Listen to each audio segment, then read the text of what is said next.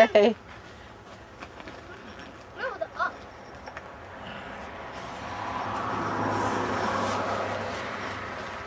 Okay, let's go into our new tent, 17 by 15 with a little sun porch here. Don't put it down below. Get out. Ryan.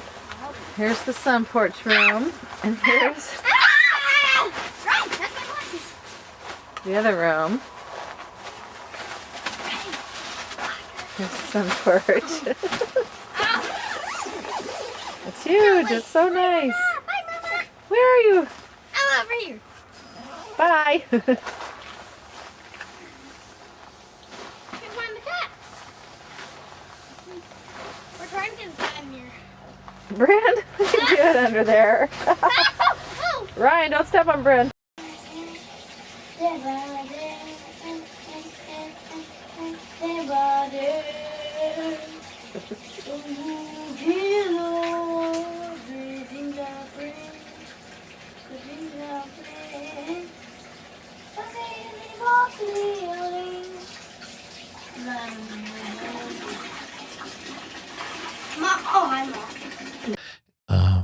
But in the end days, it seemed to be tormenting you, and you took on all the evil in the world, and you took on all the good in the world, and we talked about that. We talked about how much you were holding and you were putting on your own shoulders, and I could relate to that. It's like people pleaser shit, you know? But you can't please the whole fucking world. And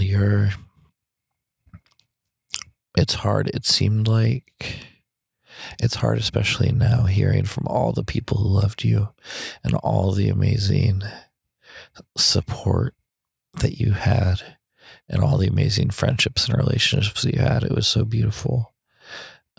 But it fucking sucks knowing, like, even if you knew that you had that support, oh, there's a little, okay.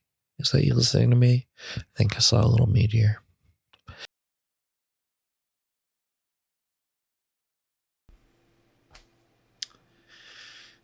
Hey, everybody. So this is a pretty hard one, as you can see from the content warning I put up and also the title. I just recorded a long rambling 15-minute version of this that too long to post on TikTok, and I think I was just kind of spitting out there. But you'll understand, and please forgive me. Yeah, but anyway, my younger sibling died. They would have loved that. They would have been laughing at me flubbing that.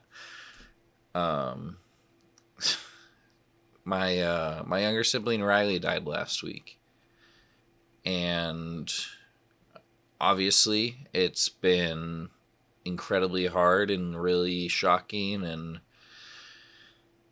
the worst thing ever.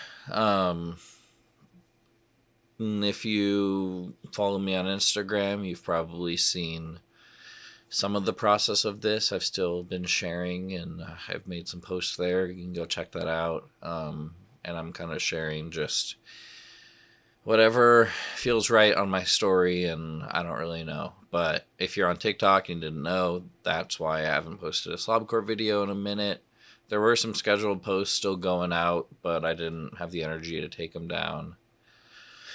So it's basically been a week long. It was last Tuesday morning. I had just gotten into work, and I got the awful phone call that you see in movies that you dread ever getting, and everyone's probably thought about getting it, but it was my mama crying on the phone, telling me that they died.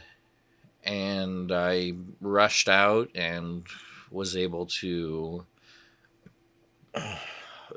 make it and hug my parents and sob and weep, and I was able to see their body and touch their body, which was really, really hard. But I also think I'm grateful that I was able to, because not all my family was able to do that by the time the police and coroner had gotten there, or my older siblings and his wife were in Wisconsin on a family road trip. So I was glad to be able to do that, but it's also really hard, and I wouldn't wish that on anyone. And um, yeah, so hadn't felt up to making a video. I don't even really feel up to making this one, and it's really difficult feeling. I know I don't need to explain myself, but the emotional tenor and just what I feel called to do is constantly changing, and I'm definitely going to keep making slobcore videos. One of the last things that we had a conversation about, and was just, we were talking about how much they really loved my slobcore videos, and they watched every single one on TikTok. And they would tell me that they would just like laugh and smile along and make little movements to kind of go along with me. And it was a very playful, fun part of their day. And it's definitely one of the reasons I posted as much as I did and like doing it once a day. Because especially just knowing a sibling, someone struggling is really hard. And I'm never going to feel like I was able to spend enough time with them. And that's just I think when anyone dies far too soon, that's always going to be the feeling. But on top of the last 3 years, including COVID quarantine and stressful job and just all sorts of things, it's honestly one of the reasons Riley struggles is one of the reasons I probably started sharing more and keeping up this slobcore thing and having reasons to have them over for dinner and to do a fun little project and to take pictures of them and just cook up together one of our favorite things and share memories. And so I'm really grateful that I have now a lot of pictures of them from the last few years. But there is a level of sorrow and sadness along, because it certainly is one of the reasons I've continued to be this way, is just the hardships and disconnection that came with COVID, and especially in like family and not being able to be in the same bubble. And I was working in person and on this night shift, so I was very disconnected. I definitely had an urge and a calling to make stuff where I can express myself more and I can let people in and I can share more of myself on Instagram and know that my mama watches all my Instagram stories and my siblings. And but yeah, so I'm very grateful for that, but it's also it makes it really hard and complicated. And I'm really grateful. So Riley, we don't fully know everything, and a part of this story is just the failures of the mental health care system in this country, and Oregon especially is like a state that struggles especially with providing the care that's needed, and we didn't always have good experiences and outcomes with whatever care there was. And that's not to blame anyone, and it's mostly just that our society isn't formed in a way that really supports people that are struggling in the ways they need to be. And it's really hard. And then on top of that, not only in their life was it hard to get the right supports, but in their death, we know that they had used drugs and especially stimulants. And we also know that they were telling us they were trying to stay sober. And we don't know how much they were hiding. And we won't get full answers on their death, and especially what happened in their results, their autopsy, for like 16 to 22 weeks. Which is just it's like a massive backlog, and I don't know the entire politics of it and what caused this, but at a macro level, it's just the fact that there are not adequate supports for things that you think should be prioritized. So that's really hard, as I'm going to keep trying to process, and my family wants to know what happened just to get some closure and some knowledge. We won't really know for a long time, and I just got to accept that. But it's infuriating, and it's definitely going to make it more difficult to process and to kind of be able to know this story, so I can know the stories that I may be telling myself, and so everyone is telling themselves, and we can just have a clearer picture of what happened, and so hopefully have more grace and understanding and healing in this grief. Okay, I said this one's going to be shorter, but it's already 8 minutes long. Have I said everything I want to say? I don't know. And right now I'm just like, especially today, I'm shirtless because I mean that's a slobcore thing, and I think Riley would like that my nipples are out in this really sad, tragic video. But also because it's like a heat wave. It was 100 degrees in Portland. I have a second story apartment unit, and I got little AC, but it doesn't do that great. So yeah, everything just kind of sucks a little bit. I'm taking it day by day. I've gotten so much amazing, lovely support. Honestly, I'm kind of glad this video is so long. Maybe it won't go super viral. I do want to share it on this platform because people just need to know what I'm dealing with and that things might change. And whatever I'm going to talk about, I'm probably going to put Griefcore Kitchen on any videos that are going to be more intense. But I'll probably keep some lighthearted cooking stuff. But yeah, I'm sweating and I feel awful and I'm exhausted.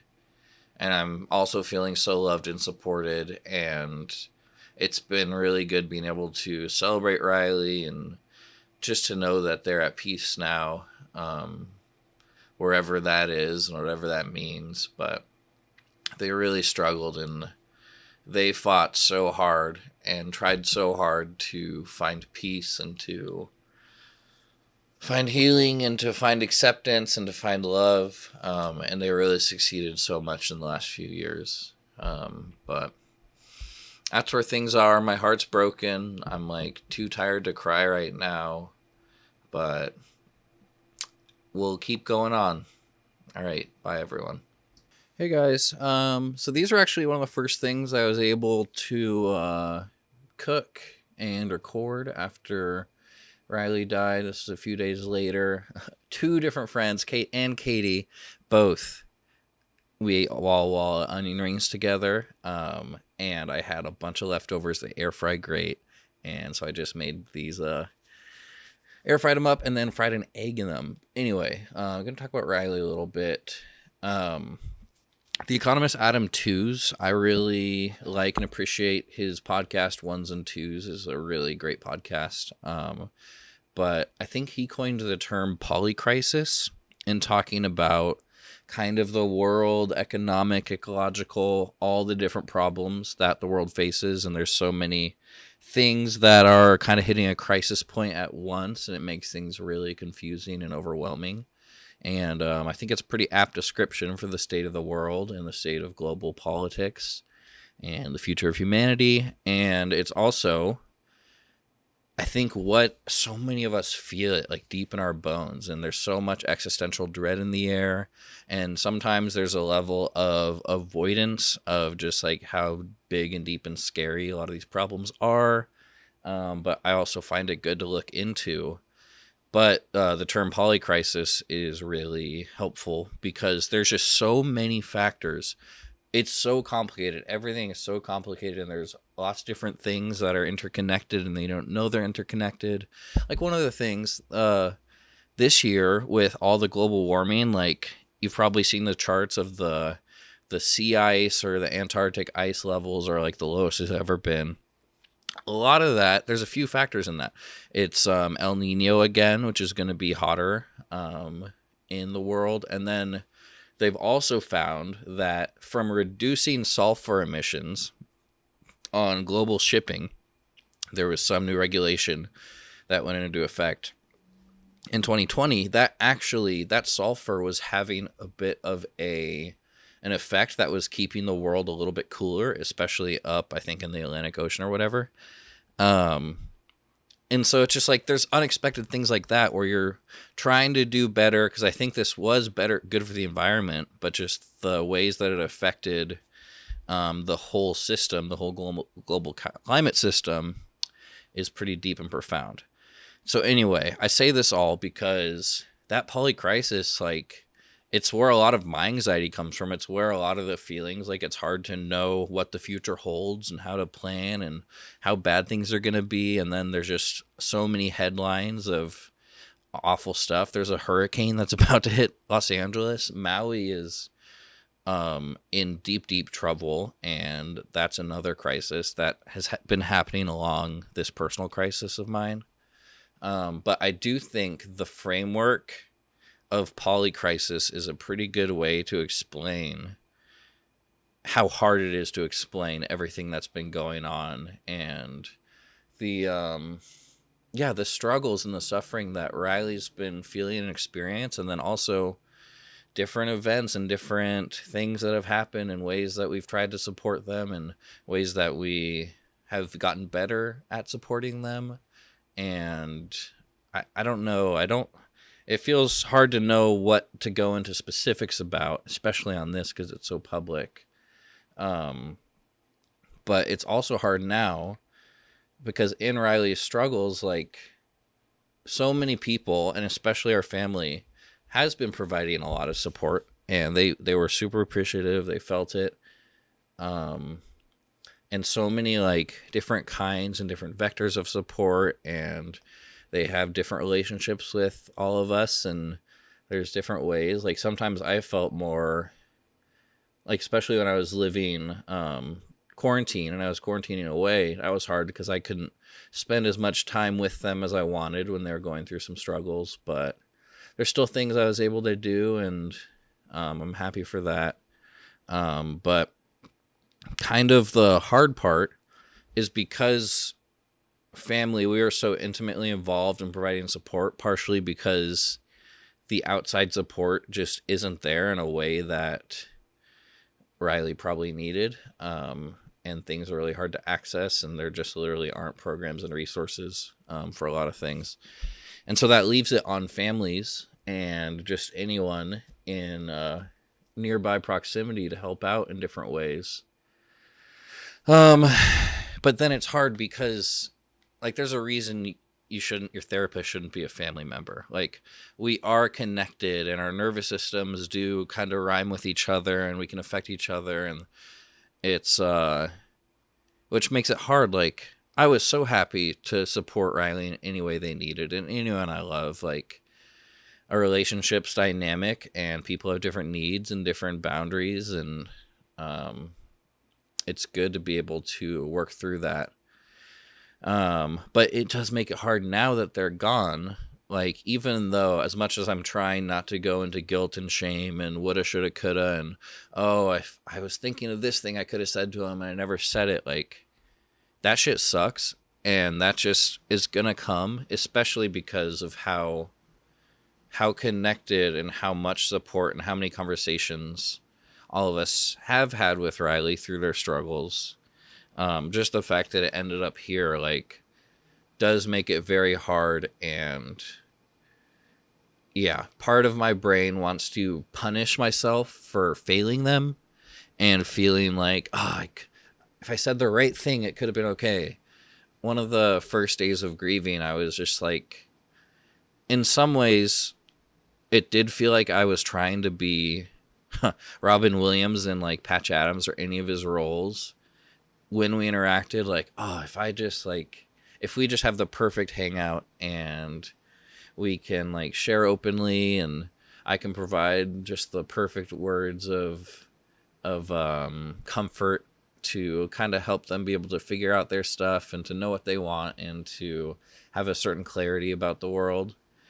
And I put that pressure on myself a little bit, and I think that's probably a little overblown. Like, we just had a lot of great normal hangouts too, and that's what's also really hard about this, is through the last couple of years, now as we talk about it, it might seem like it was just so hard and there were so many heartbreaks, and there were, but there was also so much beautiful memories and fun times. And even in the couple of weeks, like, in some ways, a lot of their symptoms and fears and paranoias were amplifying, but also in other ways, it just always felt normal hanging out with my sibling. And there's so much ableism and yeah, just stuff that goes on in the world, and we're not always super equipped to help people who are struggling. But it's important that, to me, that people know that it's not something where like Riley didn't have agency or they weren't connected. Like, there were so many good memories and so many good times, but they also had a lot of struggles. And yeah, I tried to support them as much as they could, but I mean, this is where we are now, and it sucks.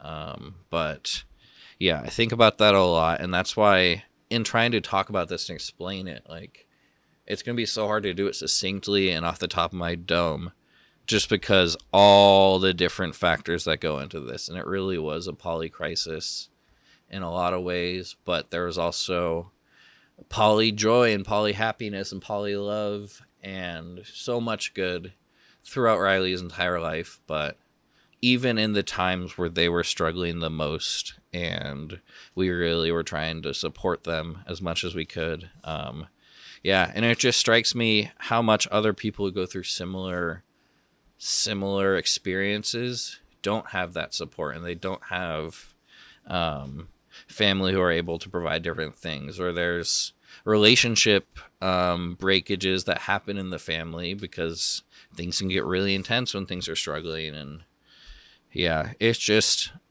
all around fucked up and sad. But those are my long rambling thoughts trying to piece it together. And there's probably going to be more 10-minute videos. Sorry about it. Thanks for witnessing me and watching. And I hope you know you never have to watch any of these, and you don't have to watch all 10 minutes of it. This is for me, but I hope it's also helpful for anyone out there who's experiencing grief or the loss of loved ones. Because, yeah, shit's complicated, dude. Conservatory. Woo! I'm actually going to put this right here. Oh, are you sure? I'm going to smash it, okay?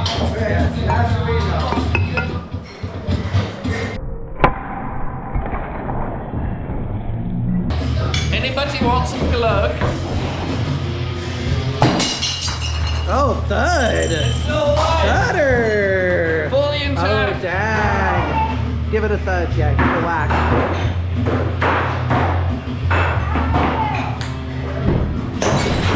There we go. Going.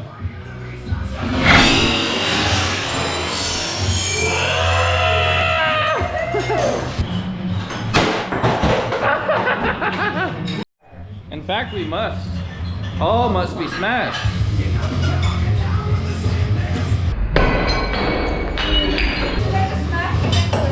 Yeah. Whoa! Whoa!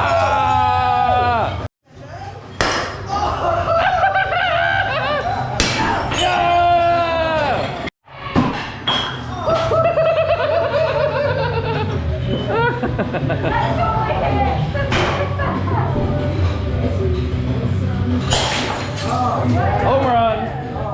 What's that? Oh! The butt's plugged. That was cool.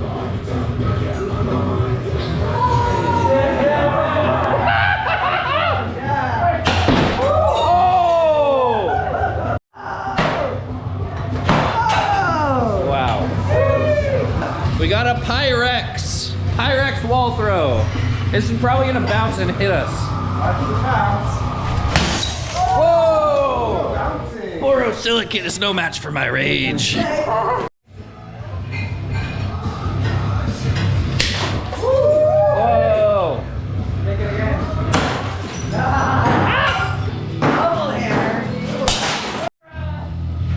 Oh. Yeah.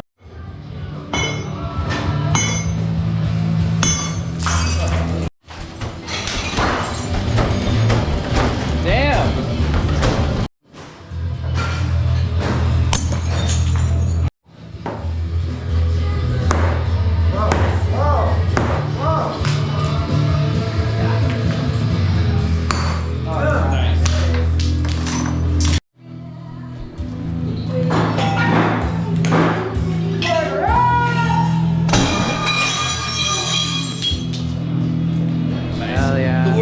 shards of glass.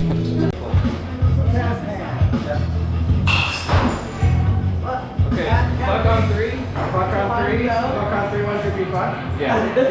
Fuck and throw at the same time. Okay. Yeah. Fuck and throw at the same time. 1, 2, 3. Fuck! Yeah. I did not hear. Oh hell yeah.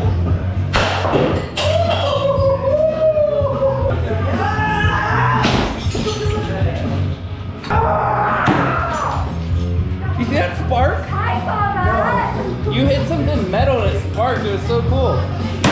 Whoa! Again.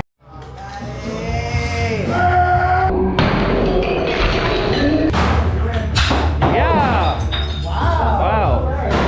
Finish it!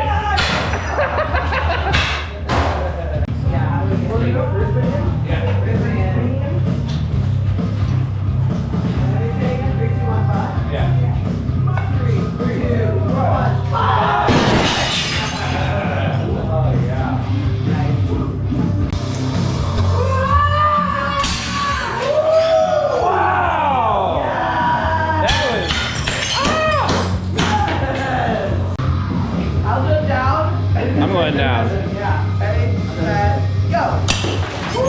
I missed.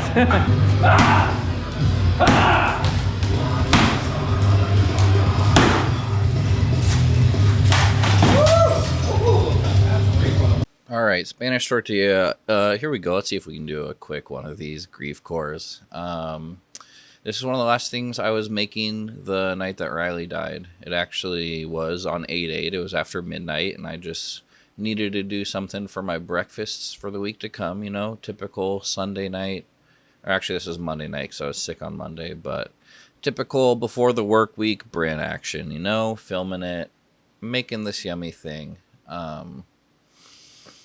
Yeah, and it's almost been 2 weeks since they died, and I've obviously been devastated. I've been sharing a lot. Thank you all for witnessing me.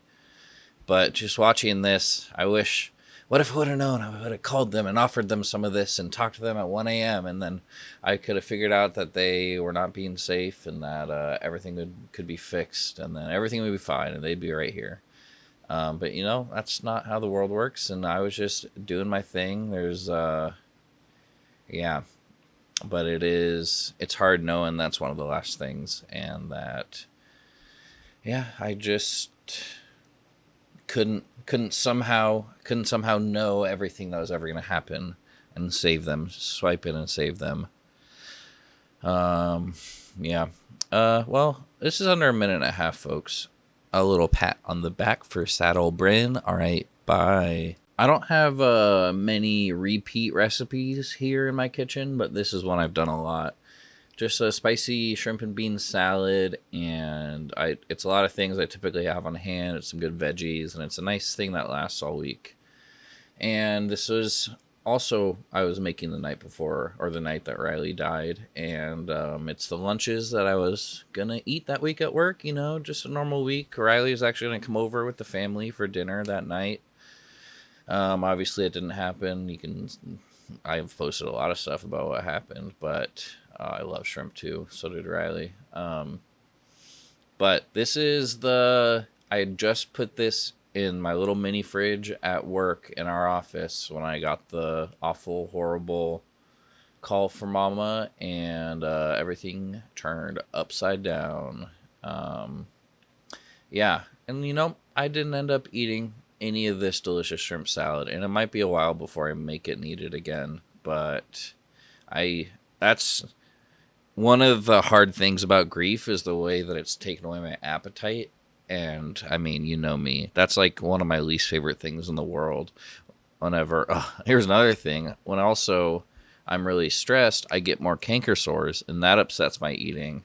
Well, let me tell you folks, I'm cankered up right now, and it sucks, but I'm hanging in there. I appreciate all the love.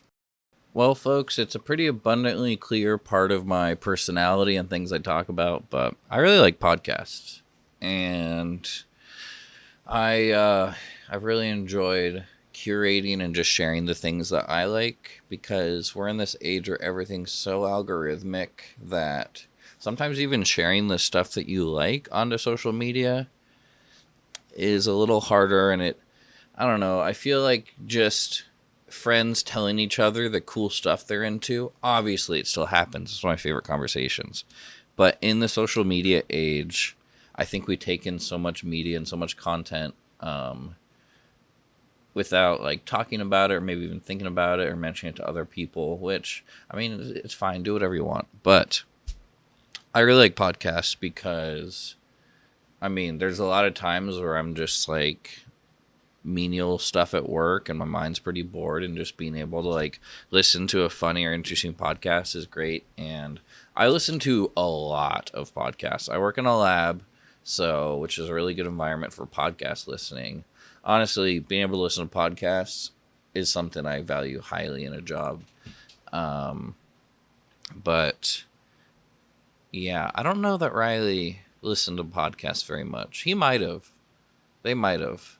But I just don't know. I definitely would, like, there were times where I'd put one on when we were both in the car, or there's some episode that I listened to I was really thinking about, and I always liked having those conversations. But yeah, I'm not sure that they liked it very much. And now, looking back on it, it kind of makes sense, because they had an overwhelming sensation of hearing voices and their mind just being like so inundated with thoughts and ideas and moving so fast and racing thoughts. And I'm sure maybe to them, another podcast in there just felt like so much. But I always liked trying to share the things that I was into and thinking about, especially just as a way to connect.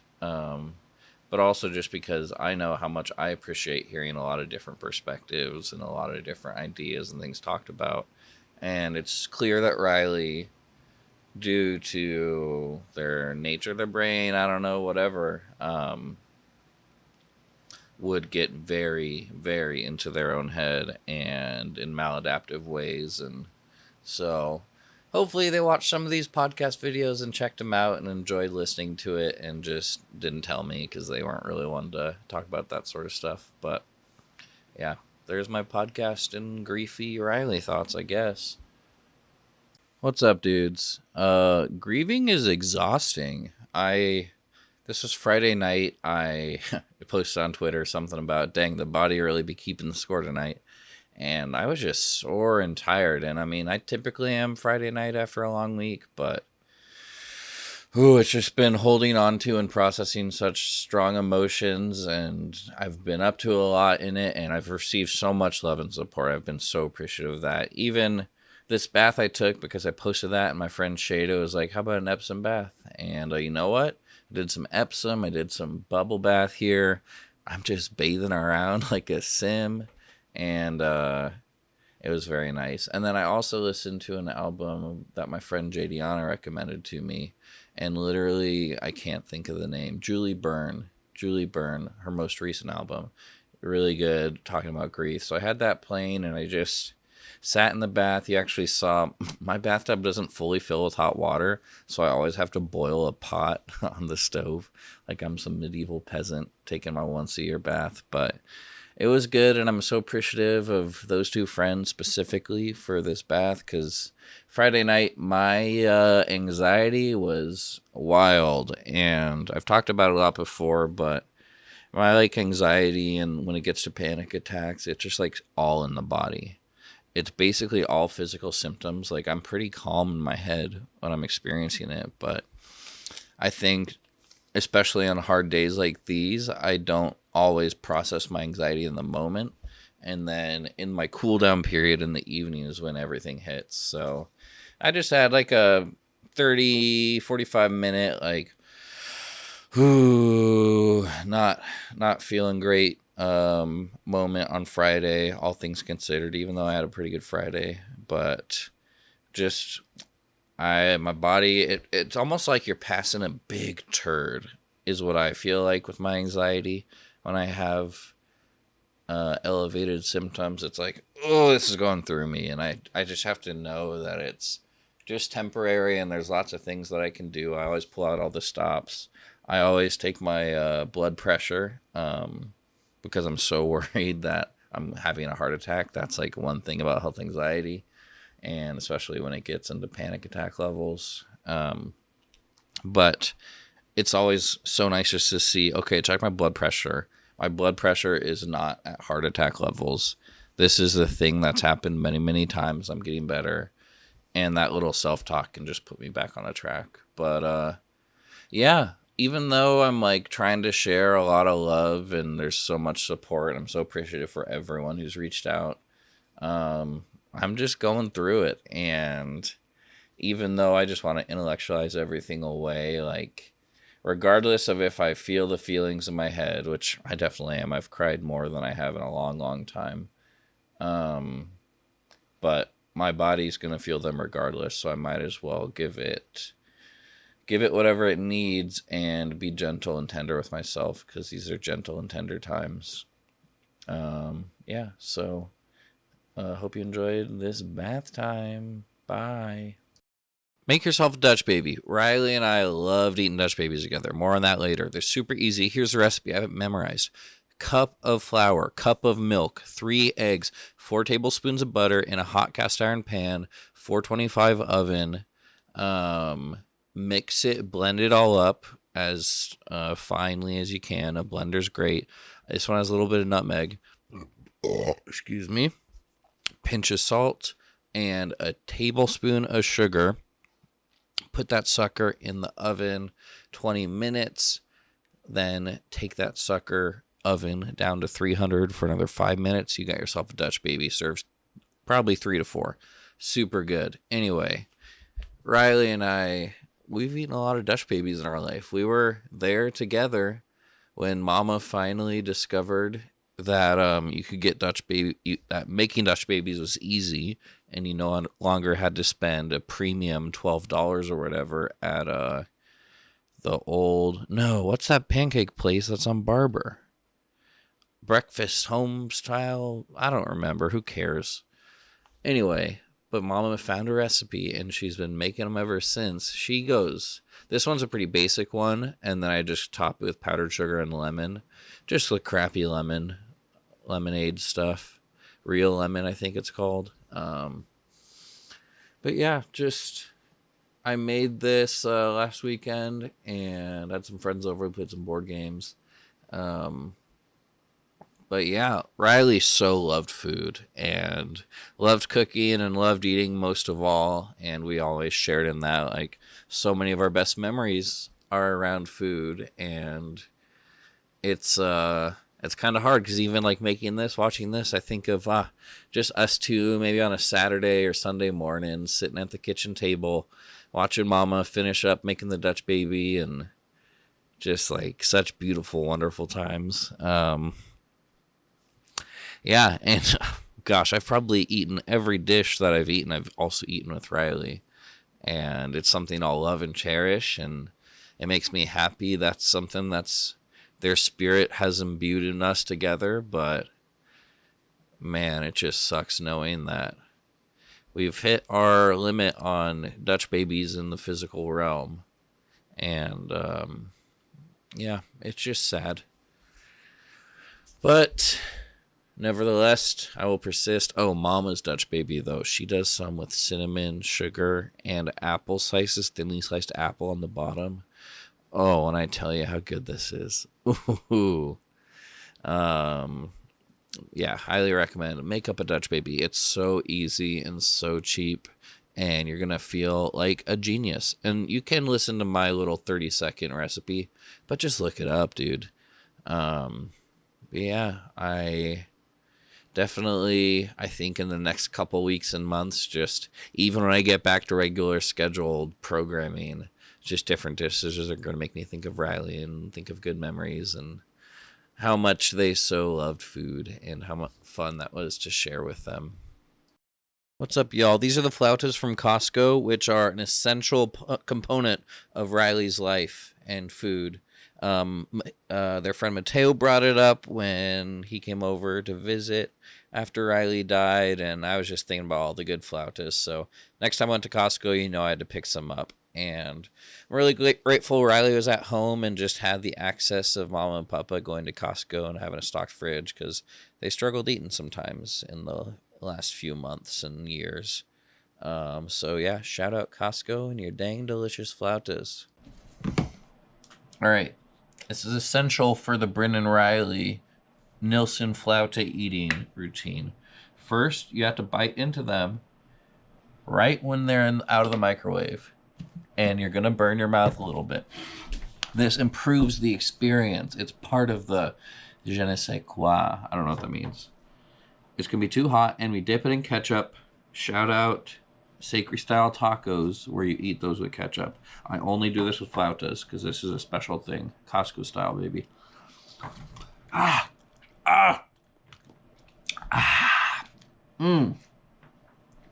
Literally, I can hear Riley doing that, eating something far too hot.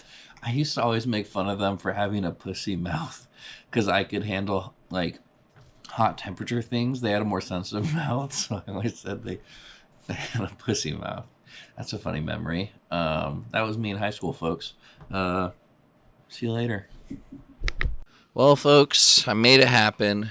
Did the final Slobcore Summer Series of the year. The first one since Riley died. There was supposed to be one the weekend after they died, but didn't quite have it in me. But this one was definitely in honor of them. Riley loved Costco hot dogs. Some of my fondest memories are eating Costco hot dogs with them. And their quote was something, I think it's also maybe from one of their friends too. It was maybe a Spencer joint. But Costco hot dogs are great because you eat it for 2 minutes, but you get the flavor for the next 6 hours. And that's because the deeply pungent Costco hot dog burps, which I so love. But yeah, so I just boiled a bunch of Costco hot dogs, had some buns, steamed them at some points, and then did a bunch of sweet onions because the onion on a Costco hot dog is really good. And it's been gone most of the pandemic. But I think it's starting to come back. I don't know. Who knows? Who cares? But yeah, it was really lovely. It was a great picnic. A lot of people came through and showed their support, and it was a nice opportunity to see some people who hadn't seen me since Riley died, because I've been kind of busy and not feeling too great. So this is a good opportunity just to kind of hold court a little bit and just chill in the park and eat some hot dogs in honor of Riley. And it was a great time, and I'm so grateful that I did this. And Riley, they either went to 2 or 3 of the 4 picnics that I had thrown. And they'd gone to other hangouts and stuff. And so I'm just really glad that they were able to enjoy it too. And I mean, at some level, they were part of the reason maybe that I did this. Like, it's been wonderful being able to throw something where, like, friends and my family can come together and they can just be a fun little community thing. And, it worked out. And so I'm just so honored and grateful for all the people who've made it awesome. And for Riley, for always showing me the importance of community and connection. Because, yeah, that's something they cared deeply about. And that's another thing. Like, as kids, I was, like, kind of the more shy one, kind of the more drained from other people and not having as much, like, social energy. Whereas Riley, like, it's all about that co-regulation life. When we lived in London, so it was my senior year and their sophomore year, it was great for me because compared to our Australia overseas trip, my dad's a professor and he, like, basically was the staff member on overseas trips, and we got to go with the family, with Mama and Riley. And so we got to travel the world together. That's pretty amazing. But Australia was great. We just hung out with, like, the students the whole time, and we all moved together as a pack. But London, it was kind of more quiet and sleepy, and we didn't interact with the students as much. But we just got a flat, like, in Chelsea. It was this tiny apartment, but it was, like, super duper expensive. We weren't paying for it. But for me, it was like awesome. My second semester senior year, I kind of just get a break from everything. I got to be in London, like ride the tube, like memorize the lines, be the family navigator. I reread all of Lord of the Rings just on the tube. I kind of liked the London demeanor of people don't like talk to each other, and it was winter, so it was just cold and dark. But so that was great for me. Also, one of the reasons pandemic, like quarantine, was not as hard for me. But Riley really struggled in London, and they actually left like maybe a month or so early than they were going to. And I thought it was like just like girl problems, and I think there was someone they were either dating or talking to that they were missing a lot. But really, it's just they missed their community and all their friends, and it was just always really important to them, and co-regulation was great. And so I've thought about that a lot, that London trip in the last few years, and relating to Riley, and just realizing that although like we're so similar in a lot of our mental state and mental health maybe rhymes, there also were like distinct differences between us. And that's definitely one of them. And it's something that like Riley helped teach me more about. And yeah, but I think that's especially one of the hard things about their struggles in the last few years is that their mental health struggles like did interfere in their ability and their capacity to like really maintain relationships and connect in community. And a lot of that was also just COVID stuff. But yeah, it just makes it hard because that's something that they so desired and needed, and was super important to them. But fortunately, yeah, they had kind of disconnected from that part of themselves a little bit. And that's another hard thing. And like, I'm glad that I've been able to build more of a community, and they totally felt welcome and join in. And like, it's cool that we were able to like come together and do those sorts of things. But yeah, I don't know. Anyway, this picnic was amazing. I appreciated talking to people and like just being able to share about the grief, and people have been saying really nice things about what I'm sharing. And part of me wants to feel like I'm being annoying or I'm just like talking about this for too long. Obviously that's silly. I get to do whatever I want on this page.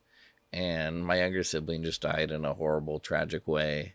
So I ain't shutting up, gang. I'm a little goofy. It's 2 a.m.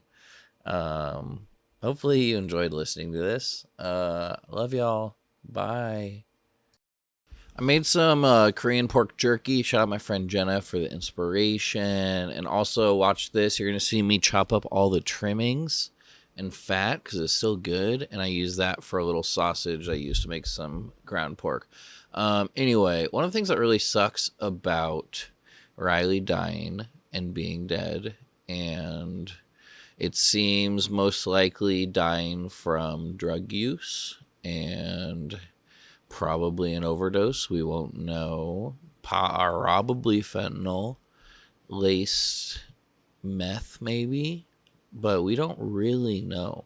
And we're not going to know for a long time, and that's because there's like a backup at the, I don't know, medical examiner or toxicology, something. But one thing that really sucks about it, besides all of the other things that really suck about it, is that, have you ever heard of a limited hangout? I think it's mostly in talking about like the CIA and stuff, or like intelligence agencies, when a limited hangout is basically realizing that you're screwed, realizing that like some truth is going to come out. And so you basically massage like what scandal you're going to let come out. And so some people, conspiracy theorists and stuff, will say that like a lot of the church committee was a limited hangout. If you don't know about that, I think it was like a look into the CIA after some activists like broke into a field office, or maybe that was FBI. But anyway, limited hangout.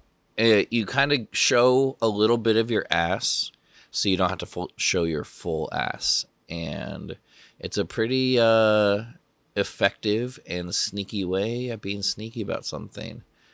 And unfortunately, that's kind of what Riley seems to have done with their drug use, from all that we can kind of gather and know now. Like, they had been struggling. They went to a detox facility on 420, actually.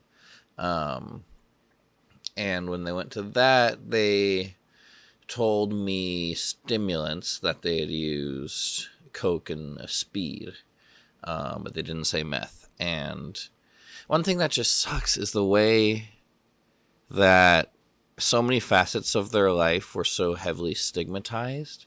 And so that, like, drug stigma against meth and against meth users is also one of the reasons that Riley couldn't even fully come to say that's what they were doing. And it's not like a surprise the stigma there is there. Meth is a really dangerous, deadly, clearly at times, and risky drug, and a lot of the behaviors that kind of go along with it are also not great. But one thing that Riley definitely adhered to, and I kind of believe with a lot of similar tenets of it, it seems like Riley maybe used this in their own justifications and their own, I don't know, of it. But basically that, like, any substance, any drug is, like, morally neutral as a substance, and that doesn't mean they're all the same, and they're not different levels of toxicity and risk, but it's kind of dismantling a lot of stigma that goes around drug use, because that stigma literally is dangerous, and it literally has deadly consequences. And it sucks that Riley was, like, interested in that level of thinking and thinking about harm reduction and practicing harm reduction.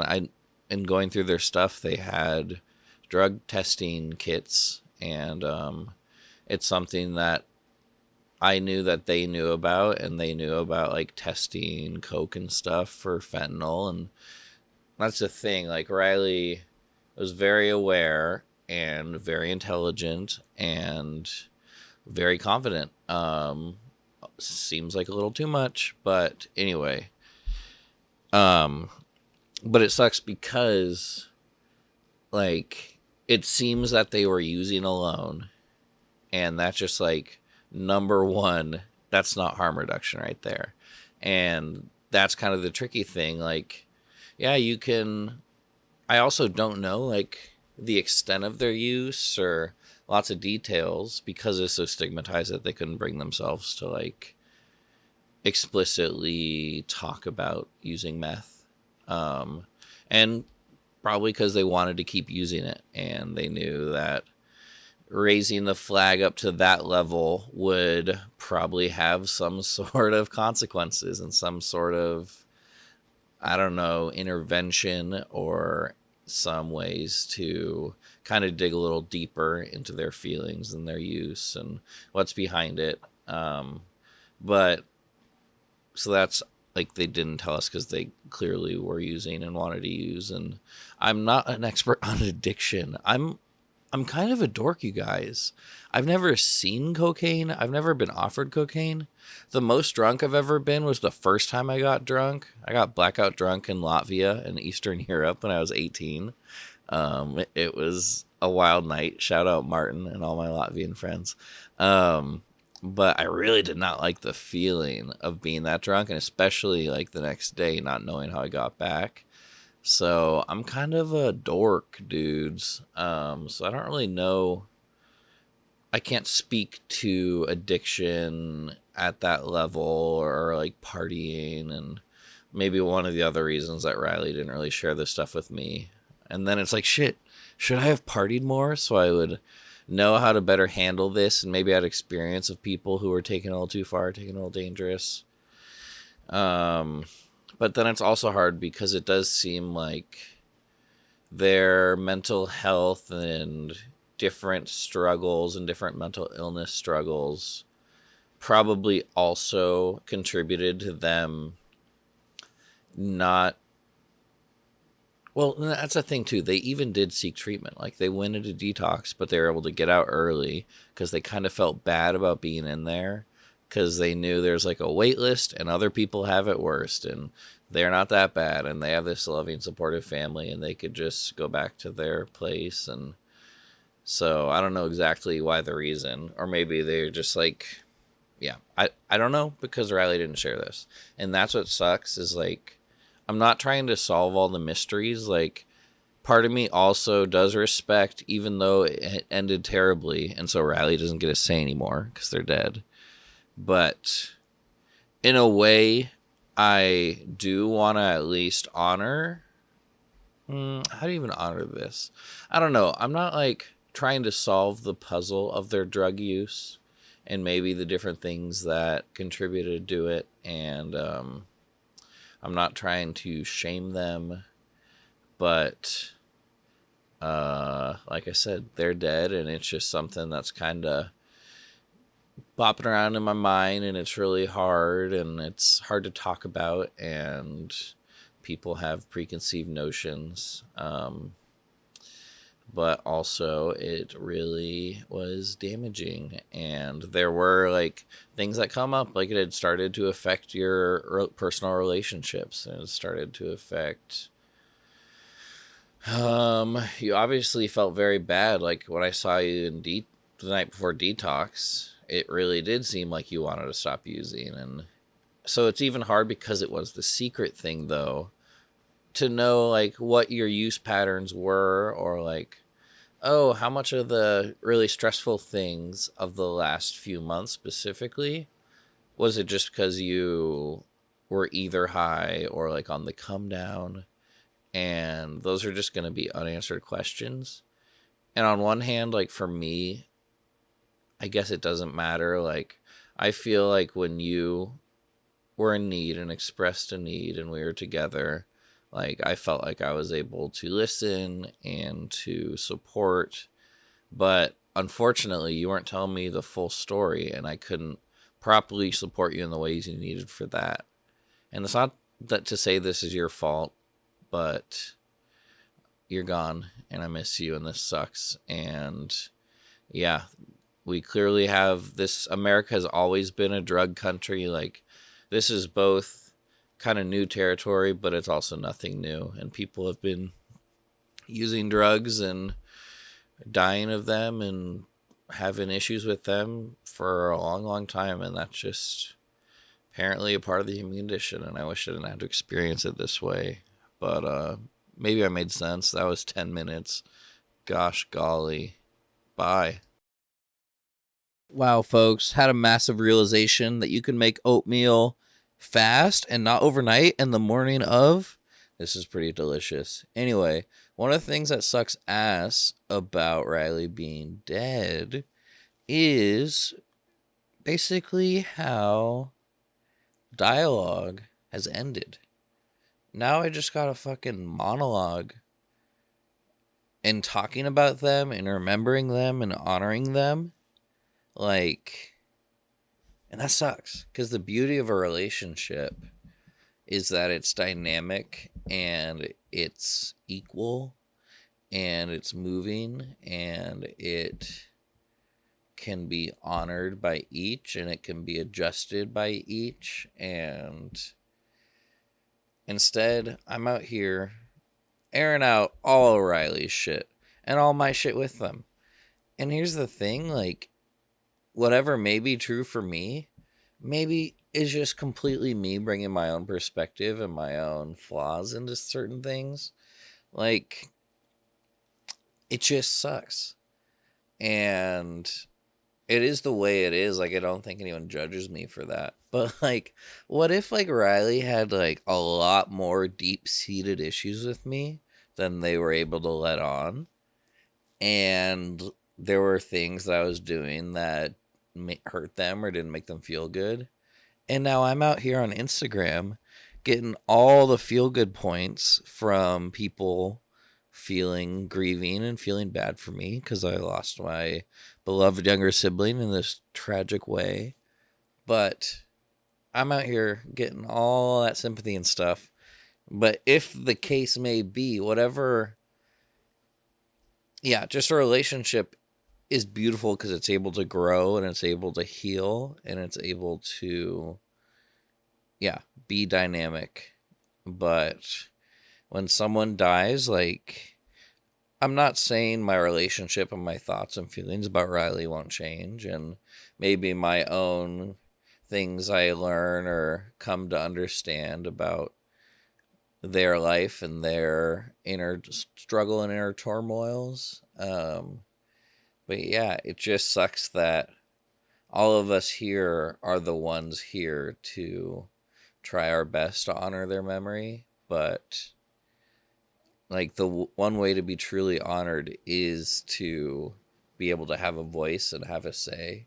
And when you're dead, you kind of don't have that. So that's all to say. I don't think Riley had like deep problems with me. I was kind of a jerk when we were kids, and I definitely did things that hurt them, and they did things that hurt me, and that's just like being siblings. And we've had a lovely relationship in the last years, and I've been able to support them, and they've supported me, and so I don't.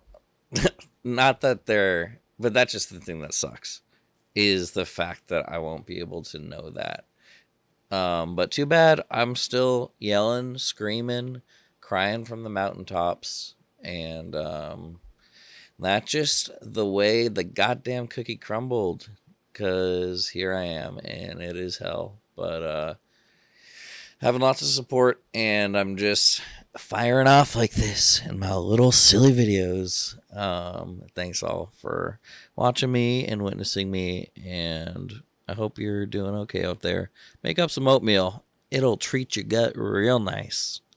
Bye. It was Tanta Karen's birthday, so I made her this little collage of all the kiddos in her excuse me, in her life. And she really appreciated it.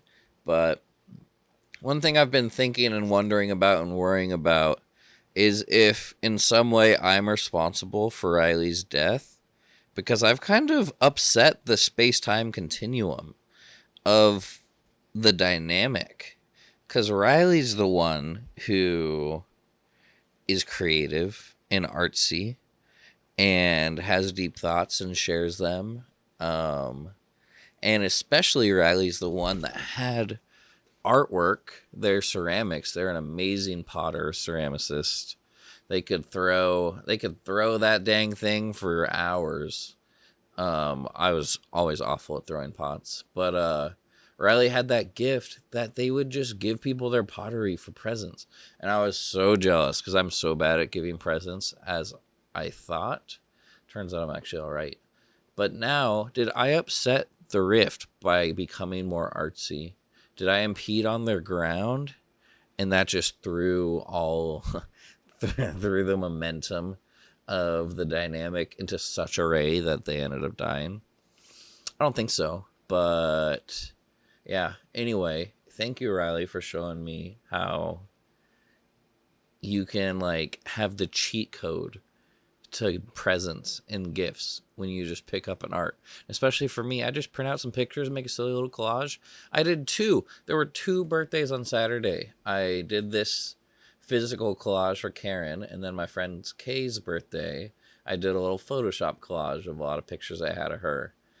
And it's just like, I'm not spending too much money on anyone's present, but because it's something I made myself, you get some bonus points. So that's one way to live the slobcore way. Do things frugally, baby. But yeah. Sorry, Riley, if me getting artistic threw everything into flux and ended up here. But how would I have known that? Come on. Okay. Anyway, we're cool. All right, sweet. Bye. Okay. I just had a really powerful moment. I I was up in Seattle with some friends this weekend after putting Riley in the nature pod, and it was definitely a really fun time. Really nice just to be out there enjoying taking pictures. But Mom and Papa both got COVID, and I was close contact, so I leaving a little bit early, driving back down to Portland. Nervous that I'm gonna get COVID, and last time COVID was really hard, but kind of like I'm not too worried about it. It's funny the way that losing Riley just puts everything into, that's not that big of a deal. There's bigger fish to fry. Oh gosh, so I'm driving down, and I'm like, I never have been to Mount St. Helens. We were supposed to go in 7th grade. Trip got canceled because of the weather. I'm driving right by the thing. It's like Mount St. Helens, 5 miles. So, like, I don't feel sick yet if I'm going to get sick. And I'm just driving. I got nothing else planned today. So, let me go stop up there. And I asked a family group chat, and Mama thankfully is able to see that the observatory at the top is closed and that it's cloudy. So, I'm just going to make a little quick pit stop to the visitor center. And it's like, someday I'll get to Mount St. Helens. I know it. And even things like that hit a bit different now, because there are so many things that me and Riley had talked about being able to do, or just eventually you'll do it, because that is kind of the beauty. Life just seems so, I don't know. It's there. It's always going to be there. When you haven't died, you feel like you're not going to a little bit. So I'm coming up to the visitor center, and I mostly listen to podcasts. I'm definitely a podcast over music kind of person. Music's great. I'm the least musical one in the family. The rest of my family loves singing in choirs and stuff, but I hated it. I wonder how much, I still don't like it that much, but there was a bit of level of like my anxiety and embarrassment and like my worries about how I'm being perceived. Even at a young age, I think singing is like so emotive and vulnerable that I really hid away from that. And then it just makes me think of, Riley was always the more emotive and sensitive and vulnerable one. And I have shied away from those parts myself. Which is a pretty typical guy thing to do. And then I start thinking about how, me and Riley's minds really do work in very similar ways and did. There's clear differences, and there always have been, but then that just makes me think of it sucks because Riley was so sensitive to the world and so caring and loving that they felt so hard and so powerfully, and so it's just really hard that when they're struggling too, it's more powerful and intense. And especially, I can't get into all the complexities of whatever their mental state was, but it's just it's chaotic and it's painful. And I'd seen them in acute struggle and really the ways that their brain would betray them. And that sucks to be able to see and to know how much pain they were in. Anyway, driving up Mount St. Helens, playing a little bit of music, and a song by the Tune-Yards comes up. And if you don't know the Tune-Yards, I don't really know much about them. I think my friend Kirk showed me them in college. But they're very experimental, cool noises and stuff. And I'm not a person who listens to lyrics ever in songs. I just like the way things vibe and flow. But song starts playing, I'm like, oh, this song's so good, and it feels so good, and even the little noises and the weirdness of it makes me think of Riley, and I think they liked Tune-Yards too. And spoiler alert, but I hit a part and just started sobbing. But right now I'm gonna read out the lyrics of the beginning, because it's now reading the lyrics, I don't know what this means. I see your lyrics, and I don't know. I don't do analysis to see really what they're talking about, but this one hits pretty close to home. If I represent the one that did this to you, then can take away the part that represents the thing that scarred you, I say get up, stand up, get up, stand up, get on it. Yes, sir, I am no longer who you thought this one would be. We end up around the mountain that I climbed to lose you. On a mountain right now. I said, give me the business that business could work, though. I say, ask me, but all my wisdom departed. Tell me, but all my wisdom departed. But help me, please. At least answer me this. Answer me. Answer me.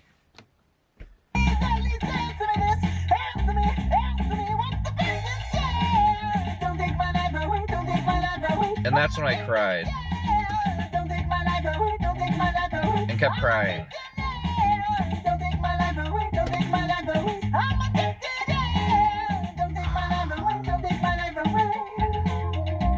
But these, Riley would love these. Everywhere and everything.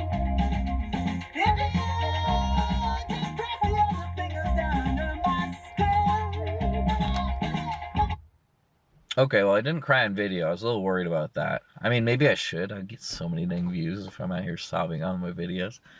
But I definitely cried when I re-listened to it. And I'm just driving, sobbing on the mountain. And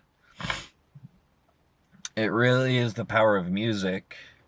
And it really was such a vital part of Riley's life. And just, ooh, when music hits me hard, it's going to really hit me hard now. And I'm trying not to shy away from the emotions like I did when I was younger. And, yeah, so I'm just going to be trying to listen to the music more. Oh no, now I am crying. But just hit me. I'm going to check out the visitor center and maybe, I don't know, it's maybe too cloudy to even see the mountains. But, woo, that one got me, Riley. You little minx. What up, y'all? This is a really special one. So, one thing you must know about Carla Nilsson is that she loves to scrapbook. She's been scrapbooking my entire life and even before it, and she did it a lot with Creative Memories when I was a kid, and it's now, I think, forever. And she'd always go to different crops and do scrapbooking, and it was one of her favorite pastimes and always a nice time for her to be with her community. I did it a few times as a kid. There's some scrapbooks that I've made. I was kind of begrudgingly doing it. I hated like arts and craftsy things. In some ways, I was also doing little creative things. Like I loved making my own birthday invitations. Like if you know me, you know I've been doing my birthday on Zoom and just doing a silly thing each year. And I like going out of the box. Probably not that surprising, but Carla Nilsson, Mama, is an amazing scrapbooker. And this is always, so basically what I'm doing right here is I am archiving them. She has so many. She's been doing them forever, taking so many pictures, documenting, making cute little cutouts and cute little notes. And I really wanted, when they were in Norway, I had already been thinking that this is the perfect time. I have the camera, I have the remote shutter, I have the lighting, and I can really start to get a digital archive of these, because we've always talked about this would be the most devastating thing to lose in a fire. And so it's kind of sad. When they were going to be in Norway, I was going to stay at the house just so I could be with Riley a little more. And I was planning on doing this, and we had talked about archiving these albums, and I thought it was going to be a really nice, like, fun time just to look through, like, our childhood and work on a project. Unfortunately, it didn't shake out that way, but in a way, Riley's death really put another purpose into doing this. You know, it's kind of hard to, like, look through.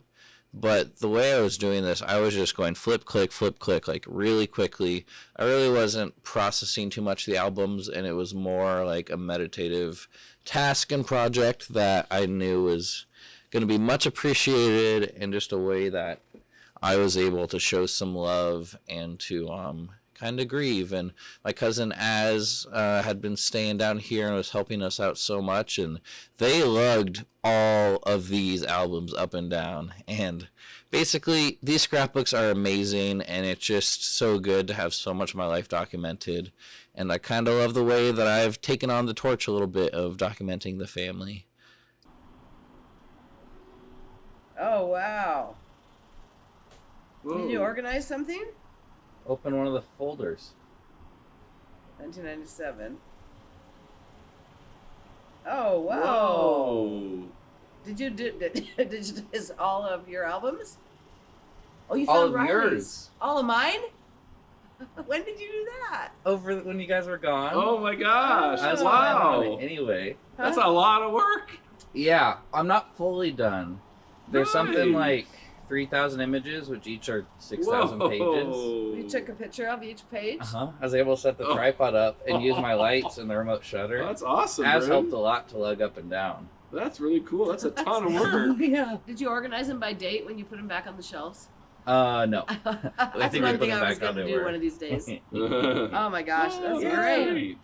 So I think one of the more complicated things I've been grappling with, honestly, for the last several years, but especially maybe in the last 6 months, as Riley seemed to be struggling more, and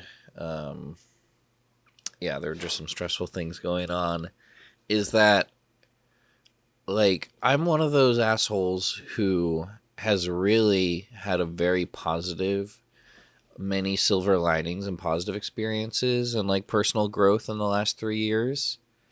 And so it's been it's this weird thing of like, personally, I feel like I've been doing pretty great, and I've like really felt more embodied within myself and felt more confident, and I've been doing lots of fun things and being able to share a lot of love and fun and be able to receive it and to make new connections and to refoster old connections. And I mean, a lot of you on here have just been watching that because I've been doing this publicly, and I decided just to live my life out loud a little more. And so many awesome things have come from that. But then there's this, it's also hard because this was happening at the same time Riley was struggling. And sometimes my brain goes into like self-punishment and like, well, Riley's struggling, so I should feel bad about feeling good, which like, that's the complete opposite of anything Riley would ever want. They were so proud of me. They were always excited about cool things I had going on. And I'm not saying the last 3 years have been a cakewalk for me, mind you.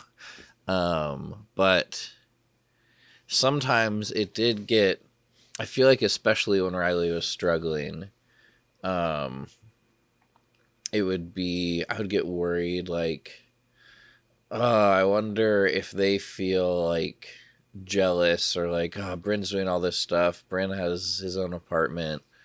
Bryn, blah, blah, blah. Like, I just, my imagination and my fears and anxieties were making up thinking that Riley's like jealous of things that are going on, or it just, any success reminds them of the struggles that they have. And there might have been some feelings like that, but I know that's such like a anxiety, stress, like something I'm making up, just extra to worry about.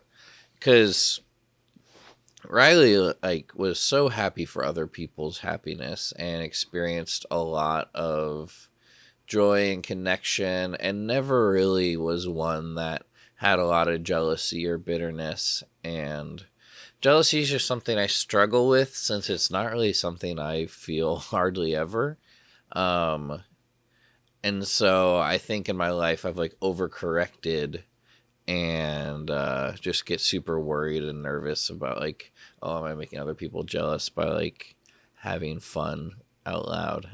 But that's silly, and I know it's clearly just something that I was like not happy that I was feeling, but I was kind of working through it. And it's one of those like fears and thoughts that comes up, but I'm able to like be like, oh, nope, that's silly, and then not let that like hamper my actions. But yeah, it just sucks having to kind of unpack that, because maybe also part of it was just knowing that they were struggling and like didn't have a job and didn't have like their own place, and definitely had a lot of struggles and worries and fears and anxieties going on. Um, and so maybe it's just like it was like a little bit of pity, which is shitty.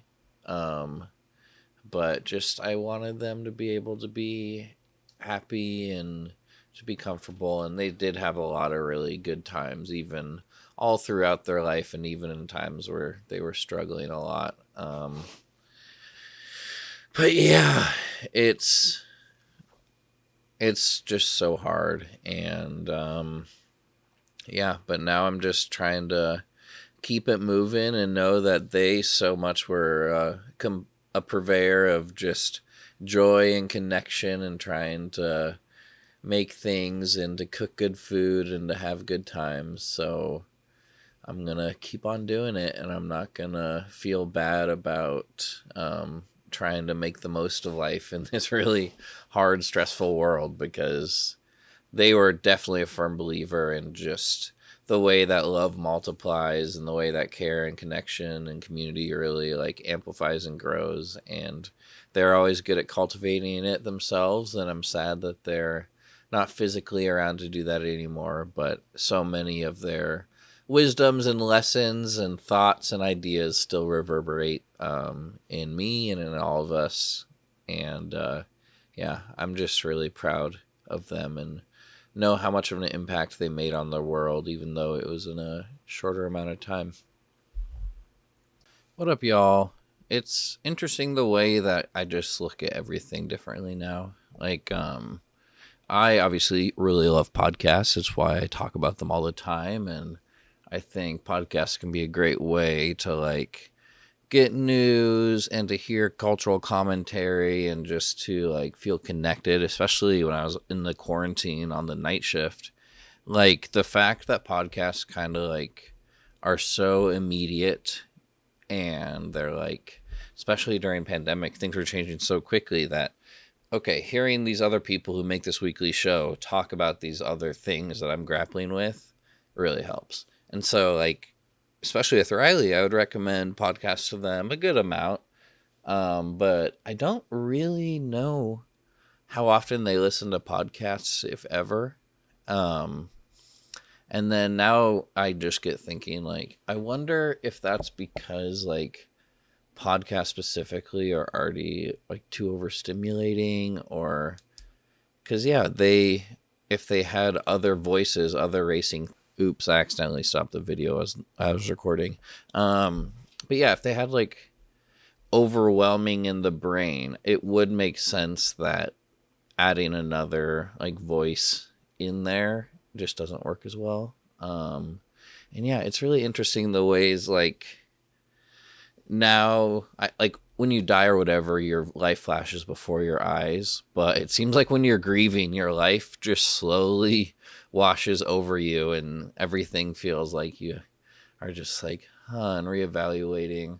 There's even one time I was spring break in college with Riley and my girlfriend at the time, and we were driving back up to Iowa from Texas, and when it was Riley's shift to drive, after like 30 minutes, it was late, and they just like didn't feel good. They didn't feel comfortable driving, and so I took over, and I drove like 10 hours that day out of maybe the 15 hours, and they only drove for like 20-30 minutes, and it was fine. Like I was happy to do it, but now I'm like, oh, I wonder, like, were they having visual hallucinations or something going on that they couldn't really say, but they were experiencing, and they were able to ask for support.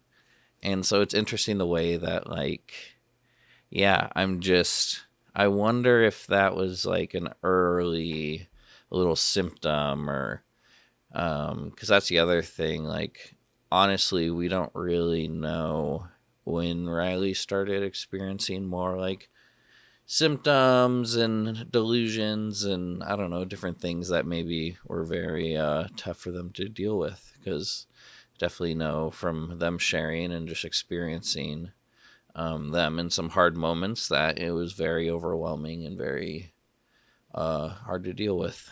But yeah, anyway, I definitely had fun times listening to podcasts with them, and even if they never listen to ones I recommended, that's totally fine.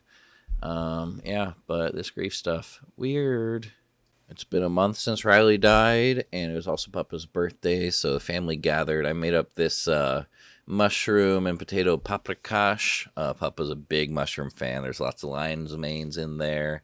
Great for the brain, and yeah, it's just still so fucking sad and so hard, and grieving so weird, and Riley's still kind of the only thing I think about, but also life just continues apace, and gotta keep things moving, and there's been so much love and joy and happiness amongst the sorrow of the last month, and I realize there's no timeline here. I'm gonna be thinking and feeling about this stuff forever, but yeah, it's been a weird one, folks. Thanks for witnessing me, and yeah, it's just not good. Bad stuff. All right, but this dinner was tasty, and it's always good being with family and honoring Riley in so many different ways, and just being there for each other.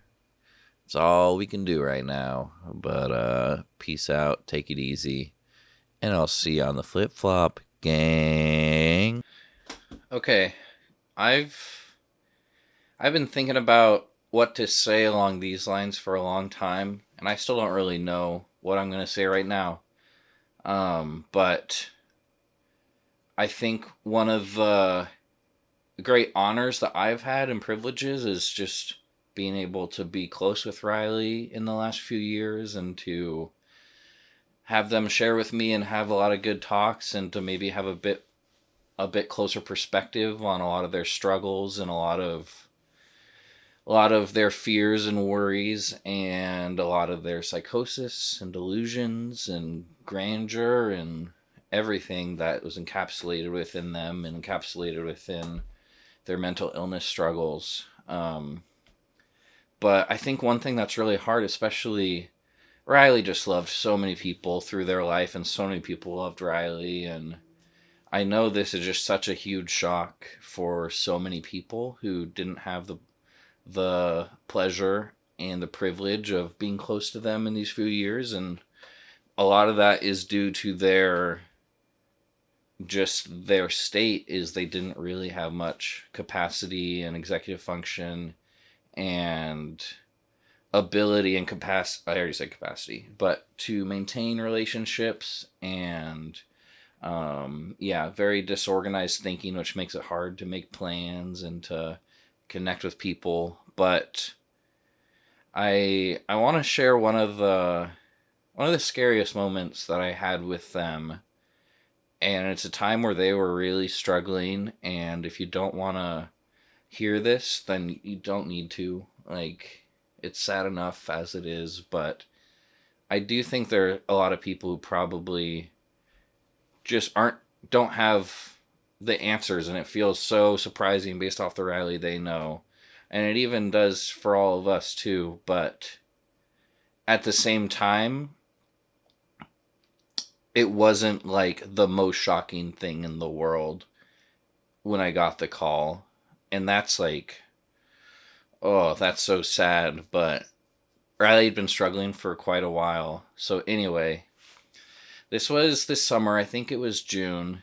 And I think Riley had just had kind of a blow up in a relationship. And it definitely was like a lot of their symptomology. It seemed like they kind of eloped, which is when you just need to get away. And there was kind of conflict there. And it was something that Riley didn't really talk about that much, and kind of their explanation that they gave didn't seem like it was 100% the truth. But I think they just didn't want to talk about it, or maybe weren't even able to know, because if they were not in their mind in the same way, then maybe they even like couldn't access those memories when they got to a place like that. But anyway, that had happened a few days prior. I had one of my slobcore picnics on the Saturday, and I knew they were struggling, but I texted them and I wanted them to come, and I think the parents were gone on the weekend, but they either missed the bus or they weren't able to make it, which is okay. And so I remember I texted them, checked in, and I really wanted to see them that weekend because I knew how much they were probably struggling. And so I texted them, and I was going to a comedy show on Sunday. It was Raw Dog, Jamie Loftus's hot dog book had just come out, and so it was a show about that. And I didn't really know what to expect from Riley. Like, I knew they were struggling, but I pull up to the house and get up to their room, and they were just totally asleep. Like, we had texted earlier in the day, but they had completely forgotten it, which was fine. But I check in, hey, do you still want to go? And they were kind of disorganized, and they bolted up, and I was pretty sure they hadn't left the room for a couple of days. Like, maybe they hadn't eaten. I don't know how much they had slept. Probably not that much. Don't know if they had used drugs. I don't think they were high when I picked them up because they'd just been asleep. But they were definitely out of it.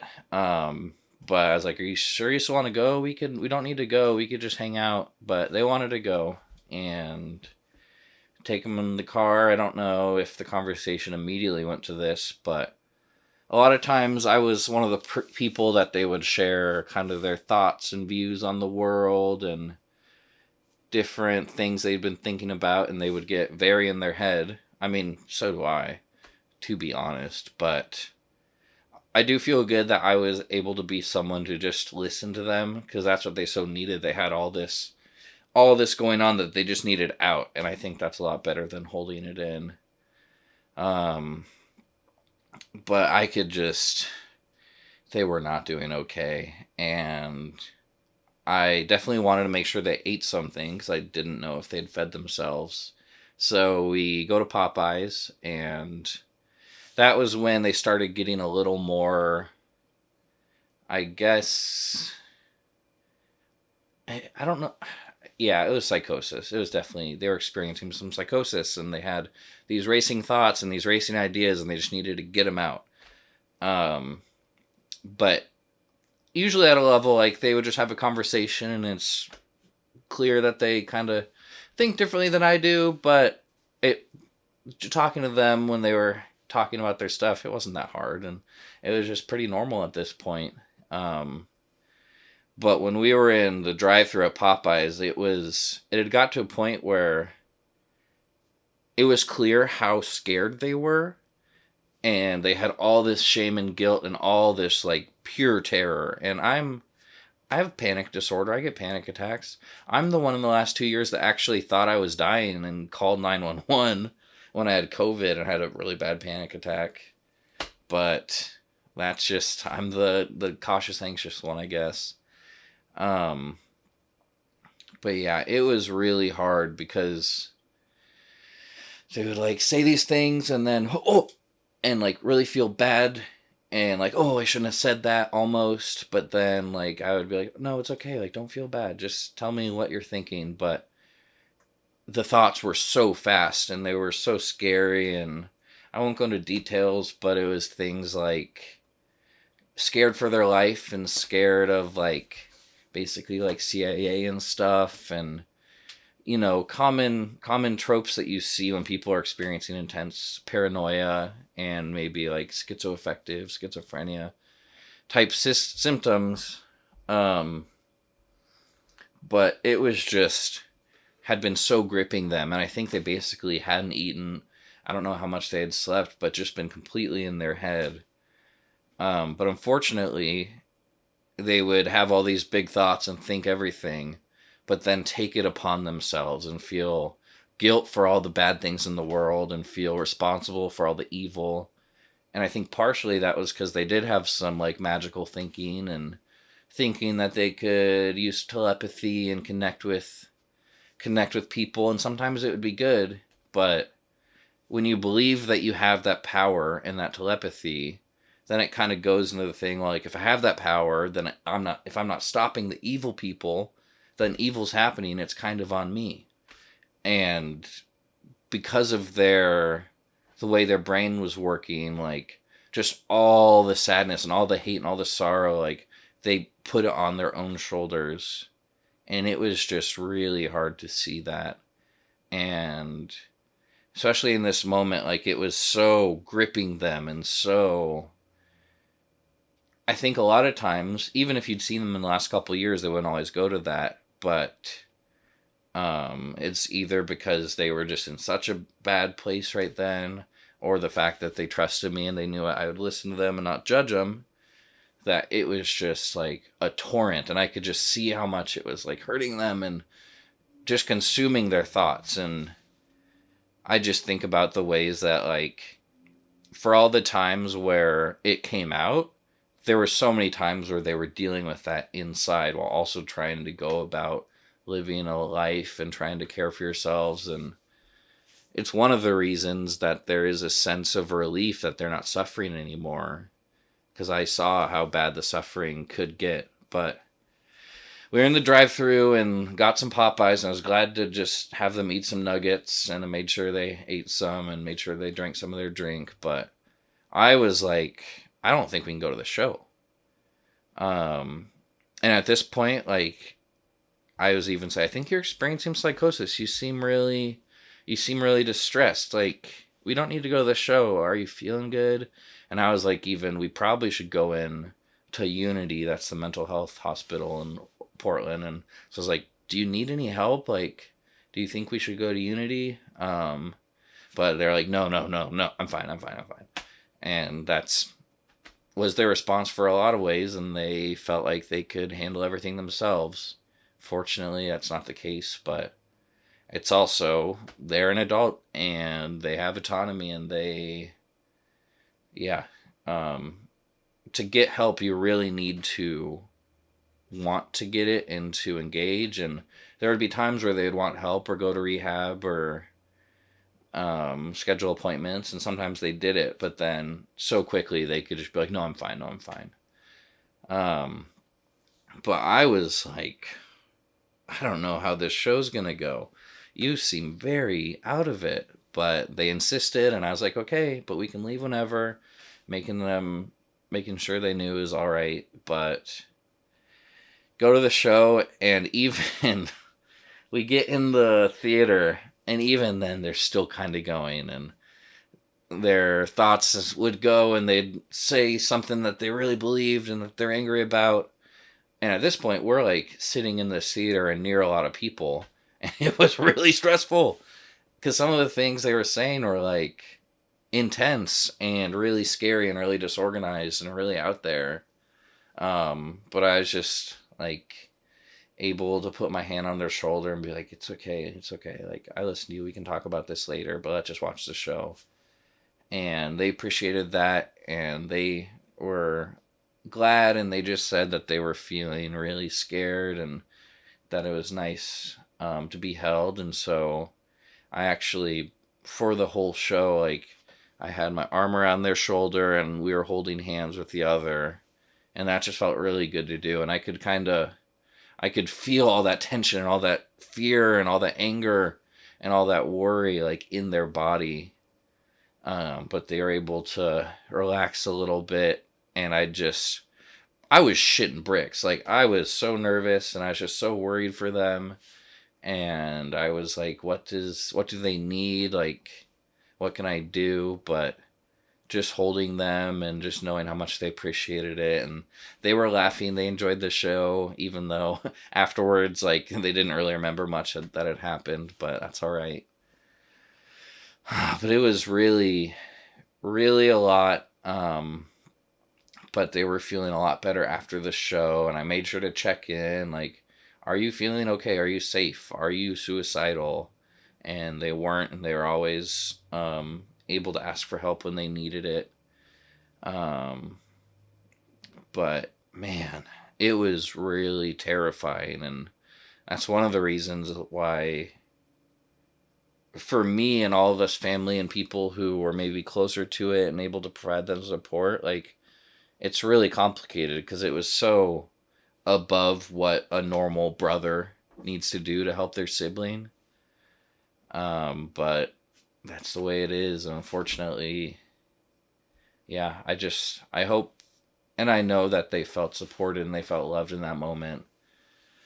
But I hope that maybe helps. It's maybe hard to hear, but yeah, hopefully for you, if you're still, why did this happen? And like, what were they struggling with so much? Like, that's kind of a lot of it. And being in their mind could be very painful for them and very, very hard. And it's really upsetting the way that their mind like betrayed them in that way. And even their neurodiversity is still part of them, but it was also harmful. And I don't want it to be like, oh, they had this completely foreign illness and disease that came and it's completely separate from Riley, because it's all them. And there are people who deal with the same issues that are able to get treatment and able to get help. And a lot of times other countries have better mental health systems and addiction treatment systems. And it's so sad, gang. But yeah, I don't know. I just want to honor Riley, and sharing some of their hardest moments I hope this isn't like just sensational. And yeah, just even people with serious mental health issues, like, as scary as maybe that sounds, it wasn't hard for me. Like, it was hard for them, and seeing them in such pain and trying my best to help. But it's also like, what can you do? But the main thing is just to be there for people and to listen and to offer support. And if someone's struggling, even say that and let them know, hey, I think you're struggling. Can I help? Because I think a lot of people, when you deal with someone like that, you just want to, oh, I don't know what to do, so I'm going to not think about it or ignore it. And I am really glad that me and all the family stayed engaged with them, and we were able to stay pretty cohesive, and each provided our different level of support and a different kind of support. But I do know that they felt the love and they felt cared for. But, this is so sad.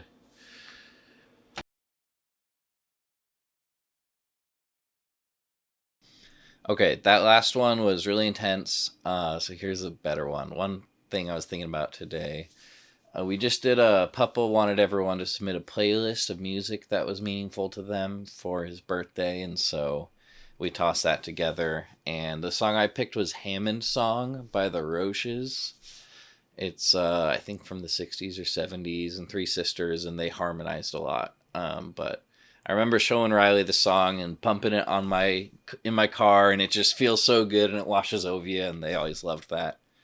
And it just really made me think that I think above all else, Riley was a harmonizer, and that's something they were great at in singing and in choir, but also just their personality. Like, it's been so beautiful hearing so many lovely messages from people about like the meaningful ways that Riley impacted their lives and the really good memories they have. And Riley could just connect with anyone and was so observant and aware and like connected to people's full spirit. Like, Riley didn't give a shit about any like hierarchy or any things like prestige or money or popularity. Like, Riley just saw people for who they were. And on top of that, besides just seeing someone and listening to them, Riley harmonized with them and could build and like make people feel listened to and loved, and they were so good at that. And I think that's just a really beautiful thing, and I'm always going to be thinking of them being a harmonizer. And even we would just make a random song, silly noise, and just get into it, and we had such a good flow always, and I always felt like we had a harmony.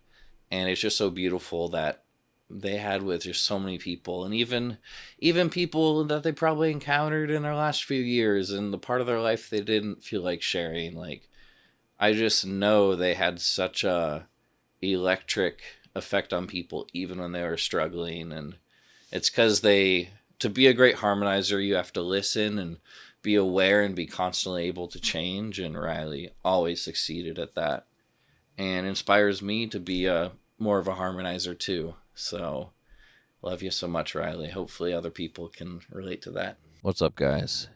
Yeah, I'm laying here on the floor, looking like a goddamn troll doll.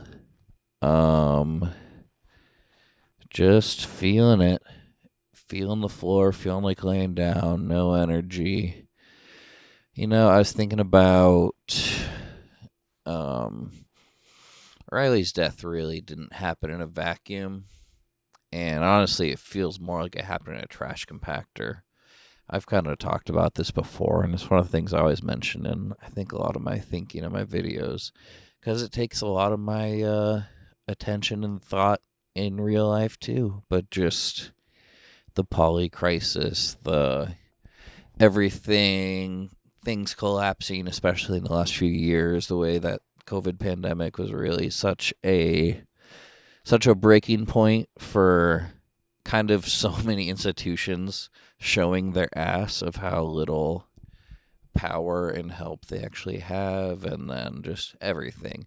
People getting the most, like, poverty being completely, like, slashed just from the COVID money and all the benefits given, and then having those taken away, and people being forced into poverty, people being evicted, everything getting going. Like, overdose deaths are called deaths of despair, and I think there's other things that count as deaths of despair, but and that kind of speaks to that too. Like, it's no surprise that places like West Virginia, which and Appalachians broadly, and maybe the Rust Belt, and a lot of other areas in the U.S., their overdose rates are so high, and the opioid epidemic is so, it's multifaceted, and there's so many things that went into it, but it's linked to those towns, like, being economically devastated, and yeah, just there were so many confounding variables, and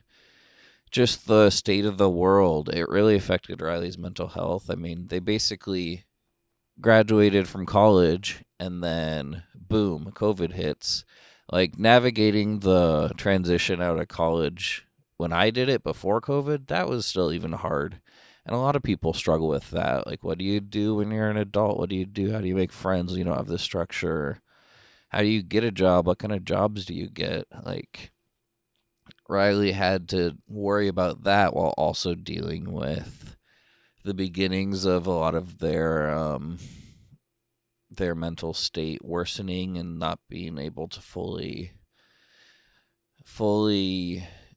know, or I don't know, but then also just locked down, and they were living with a roommate but just working at Fred Meyer, and everyone knows, like, these last 3 years have been hard, and there's just, besides the day-to-day struggles that the world has been hard too, like, Riley really felt the pain of others and the pain of the world, and just was really perturbed by climate change and other existential threats, and really, like, it was one thing that we talked about a lot. Like, they would usually come to me, and we would talk, like, politics or history or whatever news is going on, and that always felt good to be able to be kind of a voice and a different perspective on that, because in some ways, I'm able to, like, detach myself more, and kind of, like, for me, I'm an information seeker, and so, like, reading the news and, like,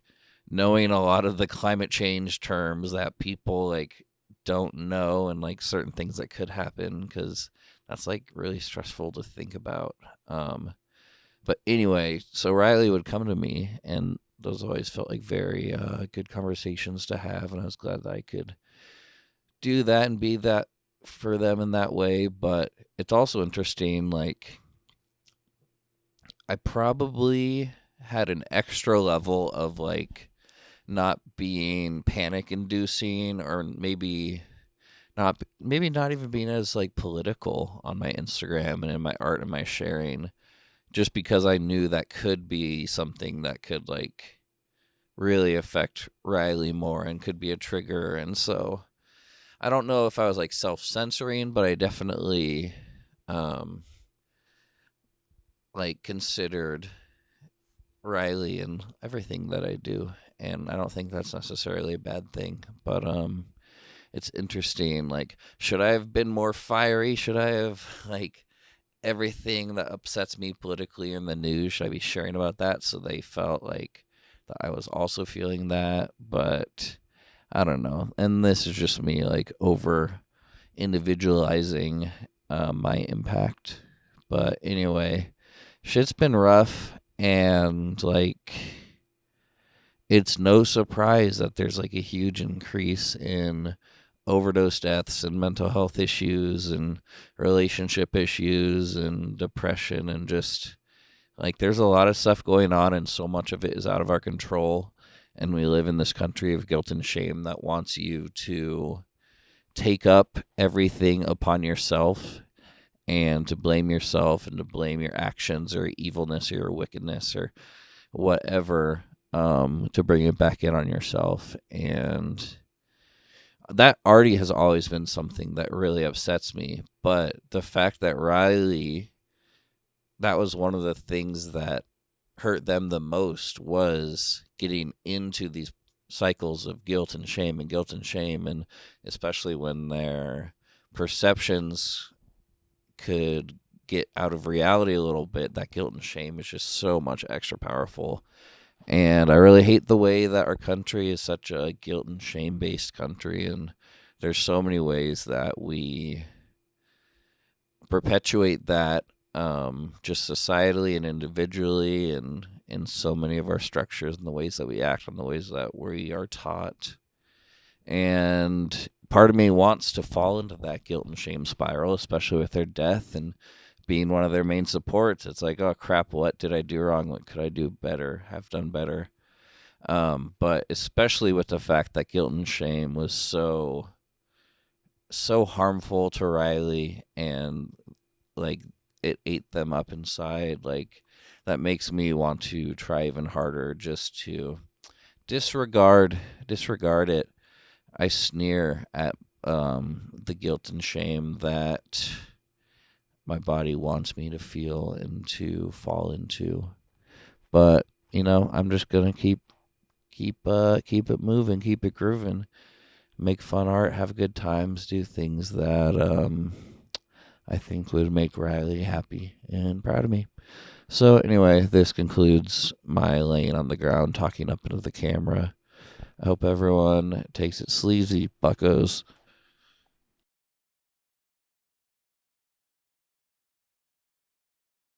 Oh no, let's say you didn't die.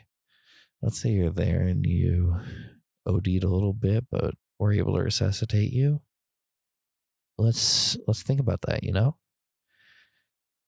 And that happens, but then all of this shit kind of happens, but you're like alive and with us. But instead, you're here. Wouldn't that be cool? I think that'd be pretty fucking cool if you ask me. But that's how it happened. And you're dead. Sorry about it. Sorry, buddy. There's some drunk people on the trail laughing, and I'm doing a fucking stand-up routine to my dead younger sibling. Oh my god. What do I do? I guess I just keep whispering into this microphone. I'm not talking that loud. And I'm grieving. I can do whatever I want. Dude, what the fuck? Like, okay, he did die. And because so many people are so generous, and so many people are reminding me about the complexities of grief, and I know that any way that I choose to grieve is going to be okay. And that's a level of like freedom that I don't give myself, but I'm kind of grabbing onto now. And that's why I'm up here doing a fucking stand-up routine. That like, this is so poignant and so raw that I kind of want to fucking sell it to HBO and make $100 million so I can quit my job and just eat food and hang out. And so that's the gift you gave me. But this also feels pretty disjointed. Honestly, this seems like something that you would do in a manic episode. And so that's how I'm honoring you right now. And you're just out there clapping with the Perseid meteor shower. Haven't seen one in a bit, so I guess I'm kind of not doing so great. FYI, that's me asking for one right now, right in the middle of the frame of my camera. That would be dope. That would be really dope. And I think you should do it. Come on, Riley. Come on, Riley Faye. Meteor shower, shower me with meteors. Find me a find, catch me a catch. Oh man, I don't know what I'm gonna do for my first slobcore back. I might use some of the audio for this, honestly. I've kind of been thinking about. What was I thinking about? Oh, I've kind of been thinking about doing an Oreo milkshake one. Cause dude, your ass loved asking for an Oreo milkshake. Ooh, you wanted it so bad. Oh my god. And you know what? I'm so fucking glad you did. I'm so glad you gave Mama and Papa shit about that. And honestly, that's fine to do. I was being a little goody two-shoes dumbass. Always getting the cheapest stuff on the menu, not getting drinks. And I did that just because I didn't want to add more stress about money. But at the same time, dude, they're the fucking parents, you know? And you were just asking for what you wanted. You were really good at that. Oh, excuse me. Maybe too good at that in the end. We haven't added up the scores yet. We got some time to do that. I know you're looking over your stats, but my stats aren't complete, so hold your damn horses. What up, Slobcore? We did a little cheesesteaks in honor of Riley here. We got Riley's friends Avery and Elsie. What's up, y'all? Hi. Hi. Yeah, so right now you see me thinly slicing this beef. I froze a little bit to make it easier, and it's really nice. I cooked this on my walk, which is actually me and Riley's walk, and that was a memory that y'all had of making cheesesteaks with Riley, right? Want to tell me about that? Yeah, it was. I had a class that met virtually last term, and it would always be around dinner time, so I knew that Elsie and Riley were cooking, and I'd get a little knock at the door, and they'd bring me a plate of food. So one of them was a Philly cheesesteak. Yeah. Yeah, Riley was really good at thinking about delicious things and making them come to fruition. Yep, definitely. Yeah. Definitely. Yep, and so this was nice just to gather today and eat this in their honor, and we also had some nice meals over here before, and it was always fun hanging with y'all and always cooking up. I mean, that's definitely a through line between me and Riley, just loving food and loving cooking and sharing, so Yeah. I'm really happy to know that they were cooking for y'all and had a fun time with that. Yeah. Yeah. Little mushrooms. Yep. Riley loved the mushrooms too. Truly, yep. This, yeah, that is one annoying thing. So I'm like, dang, Riley would have loved eating this, you know? Mhm. Yeah. But I think that with everything I make because they kind of loved it all. Yeah. But yeah. They still feel so alive to me, and Yeah. I love remembering them because even though I still feel them. And, Sure. Especially when we're like out in nature and like hearing the birds. Like I'm walking home to the car from class like around like 8:30 in the evening, and I just hear little crickets and birds, and I'm just like, oh, hi Riley, you're still there. Oh my gosh. Yes, same. And the way they loved birds and just nature, and they talked about the connectedness of everything. It's like I definitely still feel them everywhere, and it's just kind of nice. Like, but also living in Portland and where we grew up, and also where we spent the last 3 years, is like, oh, everything's just gonna remind me of them. But I Yeah. think that's just gonna be the way it goes. Mm-hmm. Yeah.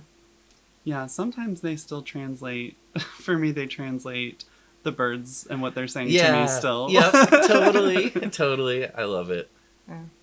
Nice. Well, this was a delicious meal. I think definitely Steak and good cantaloupe were stuff. good. Yep. And y'all made some, what was the pie?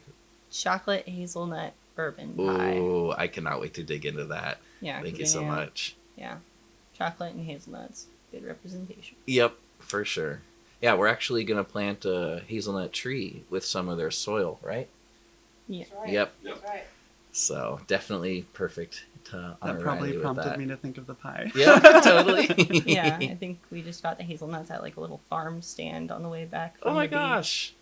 And we're like, ooh, these look really good. And then we also got some, well, we ate them, but they were like Marionberry chocolate covered hazelnuts. Yeah, Those that's really awesome. Nice. Well, thanks so much for joining me. This is Yeah. a great little slobcore. Always good hanging out. Yeah, thanks for having me. Alrighty. Bye. What's up, guys? So I think in one of these first look at my hair right there, it's so funny. In one of these first grief cores, I really brought up about how intentional I was sometimes in making slob cores and things because Riley appreciated so much. And while that's definitely true, I think it also, it's not like everything I completely did was like guided towards Riley and I'm sending them like all these like little coded messages and things like that. Like I was definitely aware, and I think they had more of an influence on things I talk about and things I feel, just because of the circumstances. But, you know, the more I've been thinking about it, like, it wasn't their death that I was so worried about and grappling with that, like, led to this creative expression. And, like, it's not more so, like, I'm like screaming out from the mountains, like trying to say the right thing to them because I'm so worried. Because like honestly, at the origin and at the core of slobcore, I think it's more me grappling with my own death. And it's just one of those, like I talked about in a recent one, the fact that literally, so I had a really bad panic attack. This was December 2021, and Riley was struggling in some ways. I don't remember exactly like which event or which maybe manic episode type thing had been happening, but I do remember like this was a time where they were like, my hackles were raised and we were trying to provide them support, but it's like really complicated and difficult, and just wanting to know where they were and how best we can help them. So anyway, I don't remember exactly what it was, but I do remember I got COVID in December 2021, and it was the same time I knew things had just like recently been trepidatious, and I was very frustrated that I like went into quarantine and wasn't able to be around with them. And I do remember we did like, I think we played some video games and maybe we watched a movie or something. But like if there was a time where they were really struggling, I think like one of the times maybe before that, I basically hung out with them like 4 or 5 days in a row, and it felt really good to be able to do that. And that's something that like I felt good knowing that if that was ever a need, like I would have been there for them in whatever way they need, and while also knowing my own boundaries and my own capacity and what could help. And they were always good at understanding that. And but anyway, so I got COVID and I was frustrated because I wanted to be able to spend time with them because I was really worried about them, especially in this period. And that's the thing, like through this, there have been many times where I've been really worried about Riley's like safety and health and life.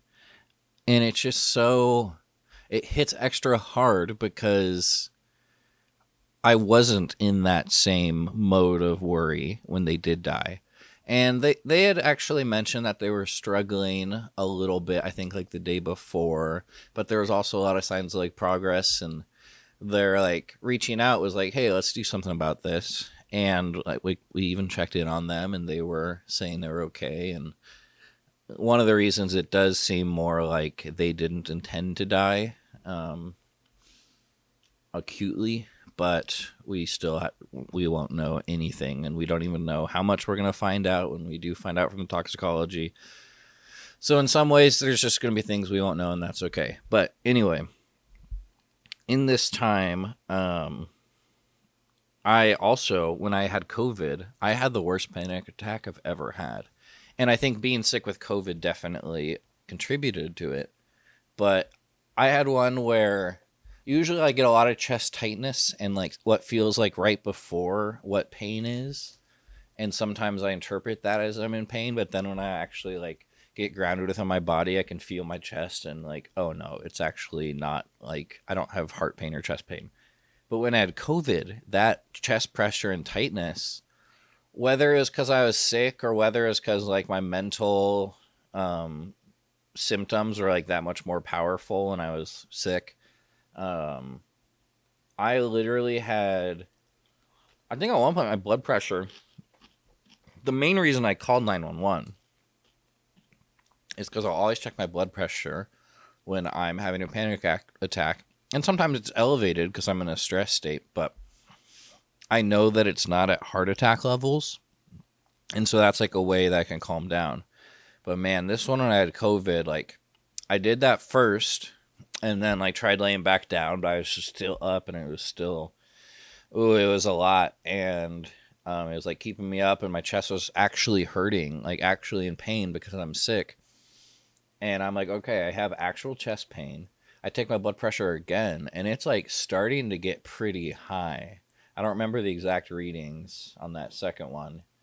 But then I'm like, okay, it's really high, but I think it's just a panic attack. Like, I just need to breathe, and was definitely stressing out, and then try to go back to sleep again. But then I like am shaking a lot and taking my blood pressure again, and it's like 210 over something, and that's in like you need to get checked out range.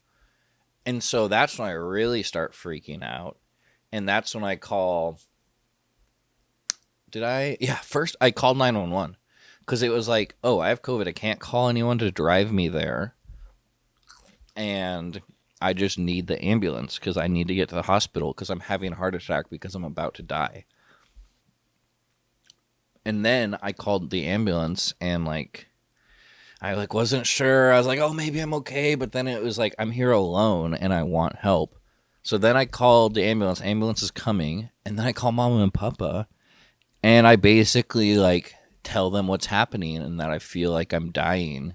And the ambulance is coming. But I wanted to tell them like how much I loved them and stuff. And that's pretty heavy. The fact that like, thankfully, it was just a panic attack. Not to discount how awful it was. Literally, when the ambulance came to me, I was laying on the ground. I couldn't walk, and I was wearing a mask. And I like was so out of it that I completely puked into my mask in the lobby, and like my body was having a severe physical reaction. Some of the paramedics were kind of jerks, which. I don't know, like they're obviously overworked, and it was at the beginning of Omicron is when I had it, and I got like checked out overnight, and it was a lot.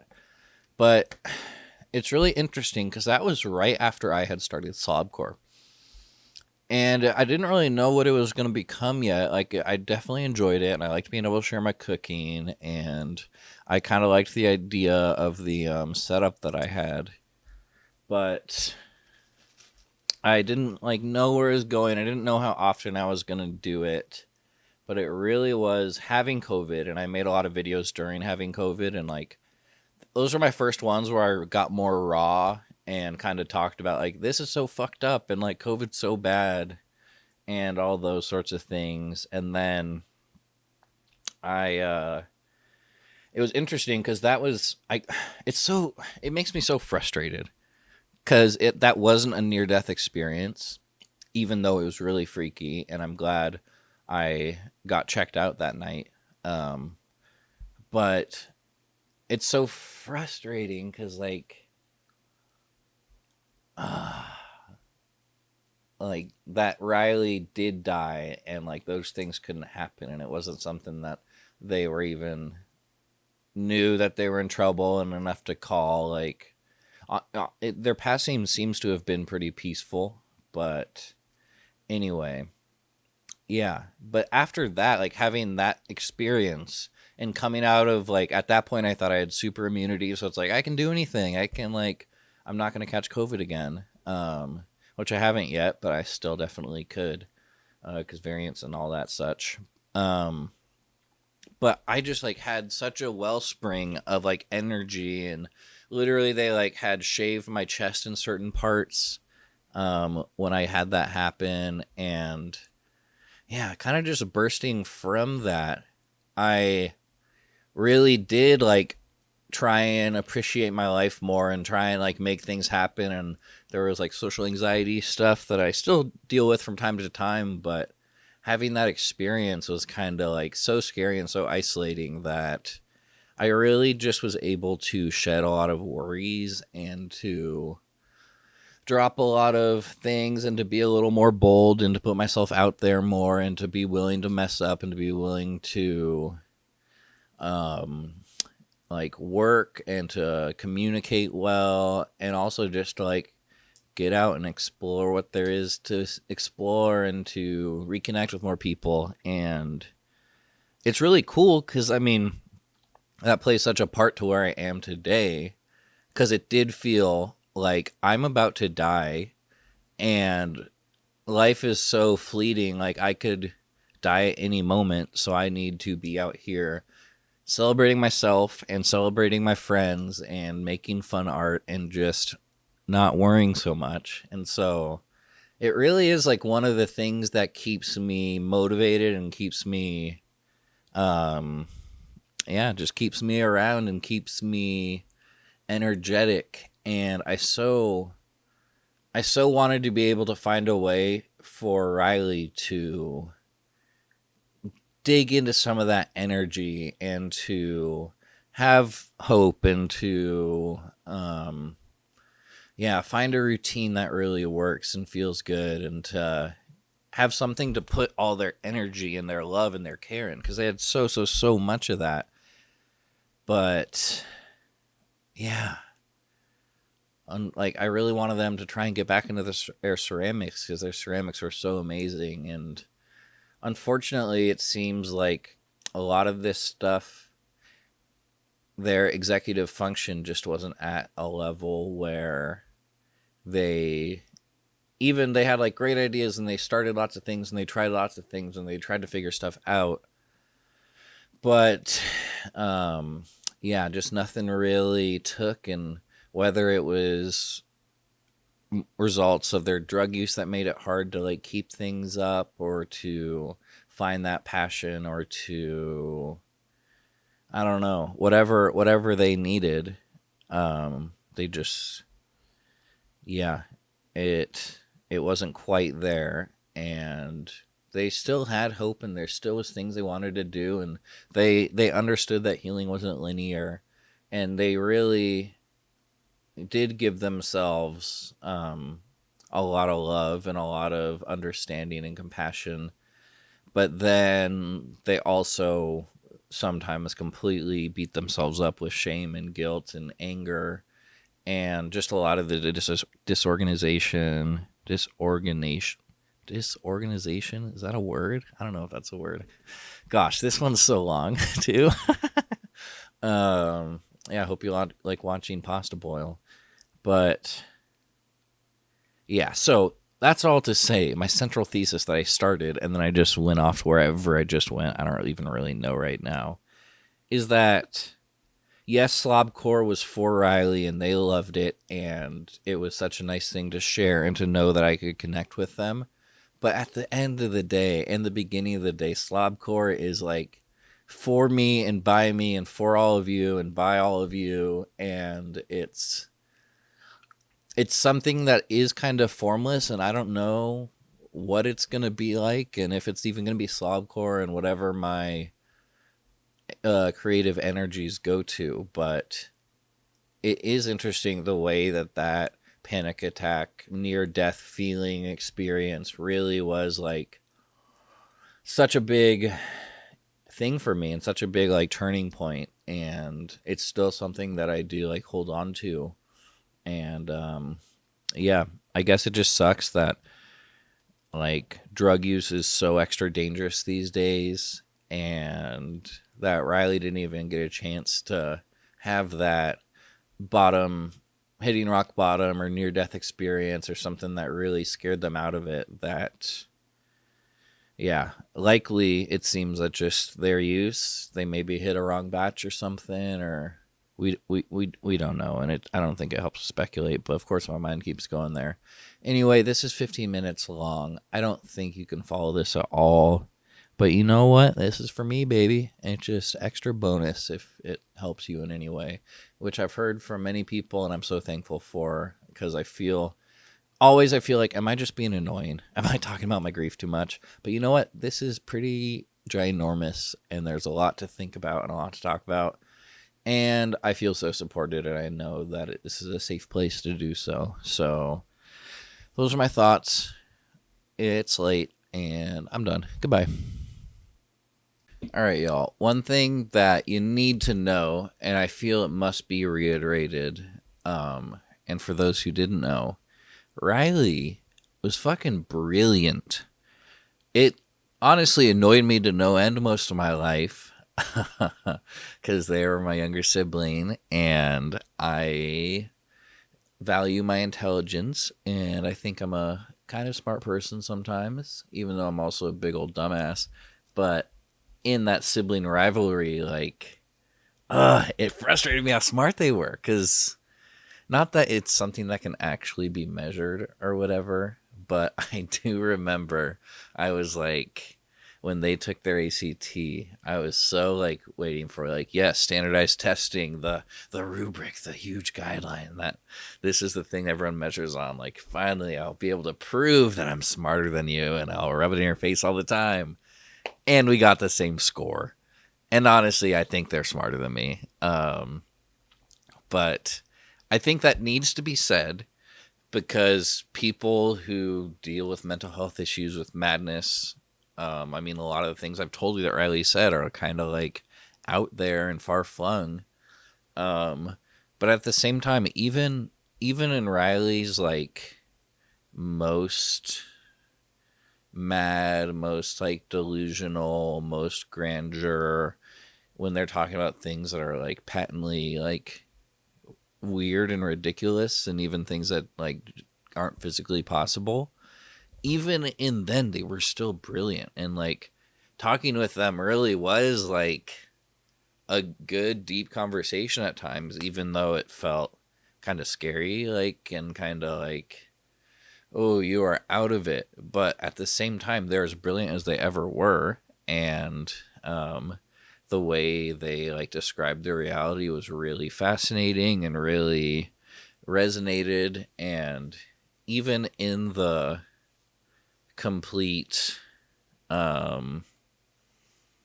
just general weirdness of everything, and in the knowing that their reality is shifted, even in that, like, in talking with them, their brilliance was still there. And it made for such an interesting thing. Like, one of the reasons hanging out with them could kind of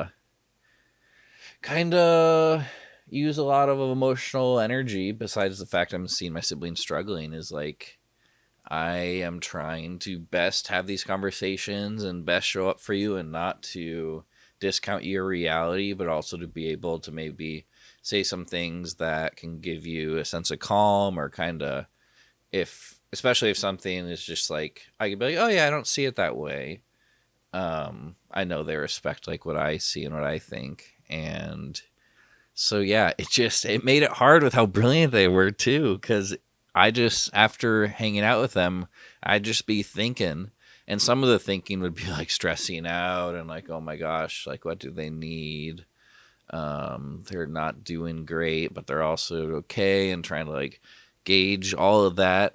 But then also I'm just thinking about all the stuff they're talking about, because it's like, okay, I know that they're dealing with these things and their reality is shifted, but at the same time, I want to best understand how they understand the world, because we're in this process of like trying to continually know each other. And a lot of it is like hard and scary, because it seems like, okay, there's been like a very obvious shift in my sibling, and trying to figure out like, who they are and who they want to be and the best way that they like to be interacted with. And that's really important. And so a part of that is trying to understand their thought processes and their values and their beliefs, even though they're so clearly shifted. So I don't know, mindfuck, and it made extra hard, Riley, because of your brilliance. And it's something I've always loved about you and something that I'll always remember. And I just hope that people don't conflate there's a really good word for what I'm trying to say. Like their neurodiversity for meaning that they're like not wise and smart and brilliant. It's not a one-to-one there. And oh my gosh, so many brilliant people struggle with mental health issues and like, yeah, I mean, everyone is just going through it to different levels and there's different things and everyone's brilliant in their own way. And like standardized testing and all this stuff, like it sucks. It's not something that can ever be quantified. Okay, there's my little rant. Anyway, love you, Riley. You little smart, you smarty pants, you. Bye. Oat milk and memories. Okay, I think this is one of my favorite ever spring breaks that I ever had, and it was specifically me and Riley that just had a ball. But let's see. It was, I want to say I was a sophomore in high school, so it was maybe like 2010 or 2011, and they were maybe in 8th grade. And we were supposed to go to Montana to visit families for spring break, but some of the passes were still like super snowy, and so we just decided to cancel the trip. And I guess it was just staycation mode, but oh man, I miss spring break. A week off of school, I could go for that right now. Oh my gosh. But this spring break, at this point, my bedroom was in the separate little like brick area of our house, and there was the family room, we called it. I think we called it the family room, and that had the TV with the Xbox on it, and that was like my hang zone. But this spring break, basically what I think we spent the entire time doing was playing EA Sports NHL like 2010. I don't even think it was the newest one at that point. Neither of us have ever played hockey. But oh my gosh, we got so into this game. I don't know like whose idea it was, but like our powers just combined and it's just all we did the entire week. It was beautiful. Oh my gosh. I think we probably each had our own like career modes going on. And looking back, I don't remember like arguing or being like, oh, it's my turn to play. Like, I really want to play. Like, we both really wanted to play, but we had a pretty good process of passing back and forth. And we played a lot of games against each other too. But literally, we brought down a cot into the living room. And I think we both just slept in the living room on the couch and in the cot. Maybe I slept in my bed, but in my mind, we didn't leave the room with the Xbox for 7 days. And I'm sure that's not what happened. But oh my gosh, it was so fun. And for whatever reason, just a wild hair got up our ass. I don't think that's the idiom. I said it a little weird last time, and so I thought it'd be funny to say it in Slopcore. But yeah, wild hair got up our ass, and we just got addicted to this game. And wow, the hockey was fun. They don't make them for the computer. Also, I would totally get it. Maybe I can find that one somewhere. But yeah, that was a good mem, and happy to make another batch of oat milk because now we got Griefcore oat milk and memories. Peace out, players. Dude, it is so wild that one of the most fucked up things I've ever heard about happening to anyone has been happening to me and Riley and my family for the time that it has, and the thing that their death, like, truly one of the most like intense stories that I've heard, and that I've obviously it's extra much for me because I've been experiencing it along with a lot of other people, but it's truly like ginormous. It's hard to even comprehend. But then also, it's also extremely common. And it happens thousands of times every year. And addiction and severe mental illness are very normal things that happen to normal people. And that is just a part of the human experience. And obviously there's a lot that goes into it, and there's a lot of like structural changes that can be made, and different ways that different cultures and societies have dealt with these issues. But we're in a weird time in history, and it's what I really think about. Like, I'm kind of mad, not really, but a little bit. It's like frustrating that I am a person who really like focuses on big picture and thinks about things at a meta level, and like I do enjoy that about myself. It's like it's just who I am. Especially when I'm like thinking about the world and the problems that we face. And Riley was also that same way. And they, with their the way their brain worked, is they took it all upon themselves and almost felt a sense of guilt for how bad things could be in the world. But anyway, I'm kind of kicking myself because it's like, okay, you dingus. Like, I was over here thinking and worried about the civil war in Ethiopia, and like learning about that, which is something that most people don't really know about. It's not really covered that much in mainstream news. Partially, I don't know why it doesn't get the clicks, but like, okay, was I listening to an hour-long podcast of someone talking about that when I could have been having an hour-long conversation with Riley that we reach upon the like perfect point in the conversation where I just say the secret code, and that is what is able to give them the proper insight and control over their life, that they can realize what they want and how to do it, and live healthily and not be engaging in self-harm through engaging in like extremely risky drug use. But that didn't happen because I was listening to the gosh dang podcast. But I also know how ridiculous that is when you say it. Sometimes when you gotta worry, you just gotta say it, whether to yourself or to someone. You gotta say it, and you have to let it sit there and let it hit you just how ridiculous it is. Because I'm such an overthinker, anxious catastrophizer, which that's a whole nother thing. Being a catastrophizer in a catastrophe is, it's a lot. Because I've probably envisioned the death of every single person that I love in all of my family before. And even when I was a little kid, like my parents were 15 minutes late. I was like, crap, car accident. We're going to wait like an hour. I'm going to be freaked out and then finally call someone. And then that happens. And that's like, was a normal thing that I thought. And like, it is not surprising to me when I started getting my anxiety got a lot worse, because I've always been an anxious kid, and that's fine. But yeah, catastrophe happening to a catastrophizer, mind fuck.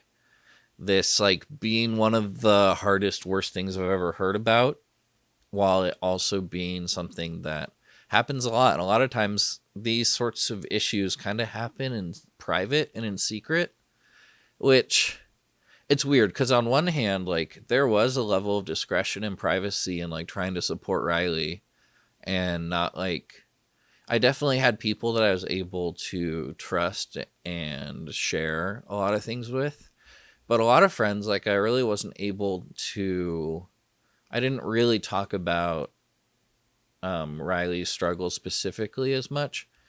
And partially just because it was hard to talk about, and I had already felt like I was doing enough. And so it's not like everyone needs to be privy to that information if there's not like a specific ask. But I think it's also just the fact that like these are people who have their own relationships with Riley too. And I didn't want to like prejudice their mind or whatever, because I'm like trying to figure out like, okay, where are we at? How are they doing? And I don't want to like be overbearing and be so like I'm so worried about you all the time. And that is something I am proud of. Like, I was really, me and Riley, a lot of our hangouts, we were just able to like sit back and chill and just like have some normalcy, I think, and just have some fun and like play games when we were kids. Like a lot of our hangouts didn't necessarily go into like it wasn't therapy, which is good because that's what it should have been.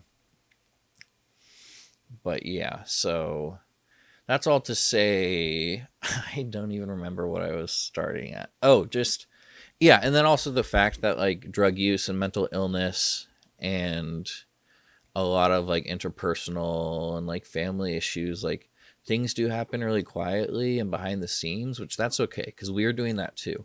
But at the same time, there is so much shame and so much stigma associated with drug use and with mental health and with queerness, and that's why I do think it's like so important to talk about Riley and talk about this whole experience and just to be honest and to share my truth and for everyone involved to share their own truth, because it's a lot and it's the type of pain and the type of grief that just I just feel how big it is. And that's not to say that it's like that I'm like struggling or doing poorly right now. I don't feel great.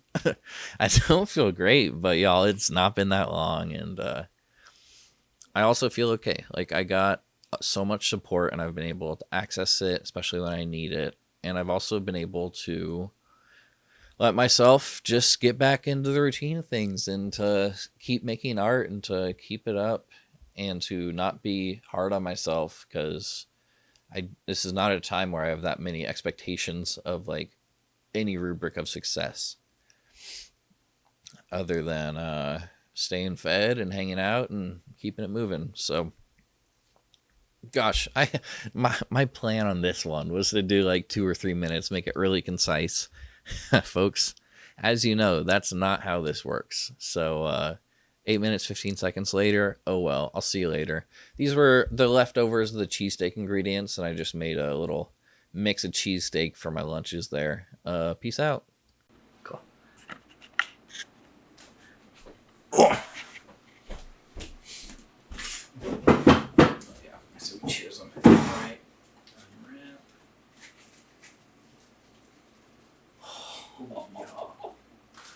Cheers. Cheers. Mmm. Mmm. You okay? Yeah. Mmm. What the? Yeah.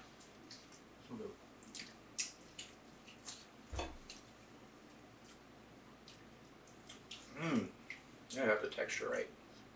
Yeah. Wow.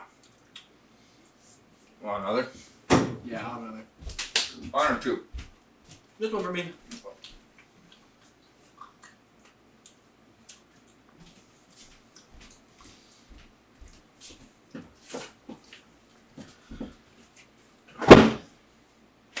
Have you ever been told that you have a contagious love for food? Probably. I don't think in that specific framework necessarily. Yeah. But yes, I think my joy and love of food definitely spreads. Yeah, absolutely.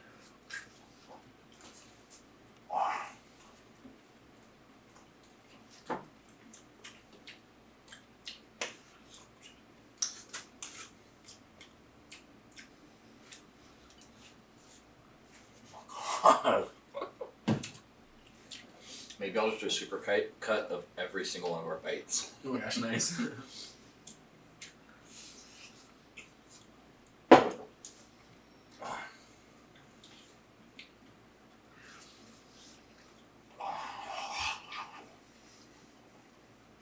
I wonder, are they they just called, like, is hot tamale a thing?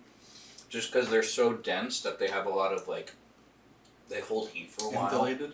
Because they're still so hot. Yeah.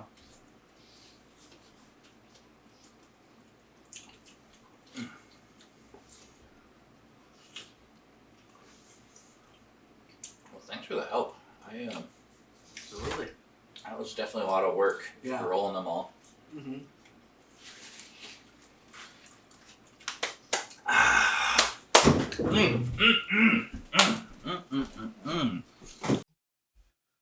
What's up, y'all? So this is hot off the presses. I just finished the audiobook of Doppelganger by Naomi Klein. She's a brilliant leftist author.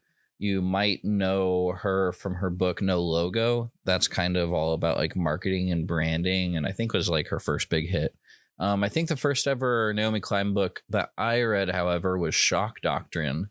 And I remember I read this back in 2017, and it's really a wonderful look at the ways that capitalists and just people in power exploit crises and exploit times of unrest to get the things that they've been planning to push them through. So one of the most powerful examples of that is in Louisiana after Hurricane Katrina. And there's a whole lot of, whole lot of governmental neglect going on there. But also what happened after the hurricane is literally the public school system was basically decimated and everything was shifted to charter schools. And people have a lot of opinions about those, but that's just one example of like using that crisis to get something done. I mean, the other huge example, obviously, is the war in Iraq. And the ways things like Halliburton and arms and industries and all that stuff. It's a wonderful book. Anyway, I just finished Doppelganger, which is not about that. She also wrote a pretty good book about climate change that I haven't read yet. I think it's just called something about the Green New Deal. Anyway, she's brilliant, and just like the way that she writes and speaks is just so amazing. I recommend the audiobook, but this is one where I'm literally about to go buy the physical copy. Just because I so want to have it, and I so want to be able to go to a page and highlight some words and maybe post them on Instagram. Because in this book, I made one about this already, but this is the postscript, I guess. She's grappling with the fact that Naomi Wolf, who is a former like feminist author and thinker, and like she was an advisor in the Clinton White House, and she's kind of gone way further right and like cozying up with Steve Bannon, and it's kind of been part of like the spirituality new age into alt-right anti-vax stuff. But anyway, Doppelganger, it's like, first off, one of the best pieces of writing about the whole COVID era that I've ever read.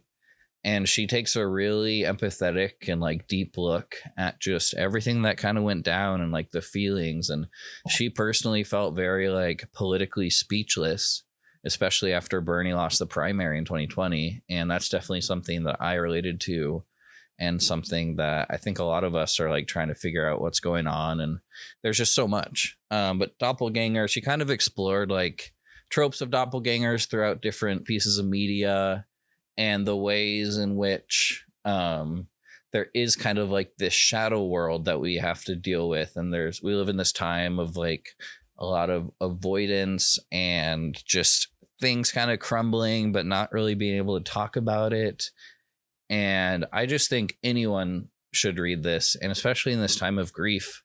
It's really helped me, and I'm kind of pissed. Like, I wish I could just have somehow like inserted this entire book into Riley's brain, and maybe that would have helped them see the world as still scary and daunting, but to know that there's other people who worry about the same things. And I don't know, obviously it's not what happened, but in my trying to understand the world with the conditions that led to wherever we're at now, and understanding kind of the suffering and the structures and the powers that be, I think this book was amazing, because it's really looking at the ways that like QAnon and a lot of conspiracies, in some ways they do hold emotional truths that obviously like a lot of it is complete utter ridiculousness, but for some, it's almost like taking the pains of capitalism and of this world and kind of the disconnection from the alienation that like our neoliberal order creates,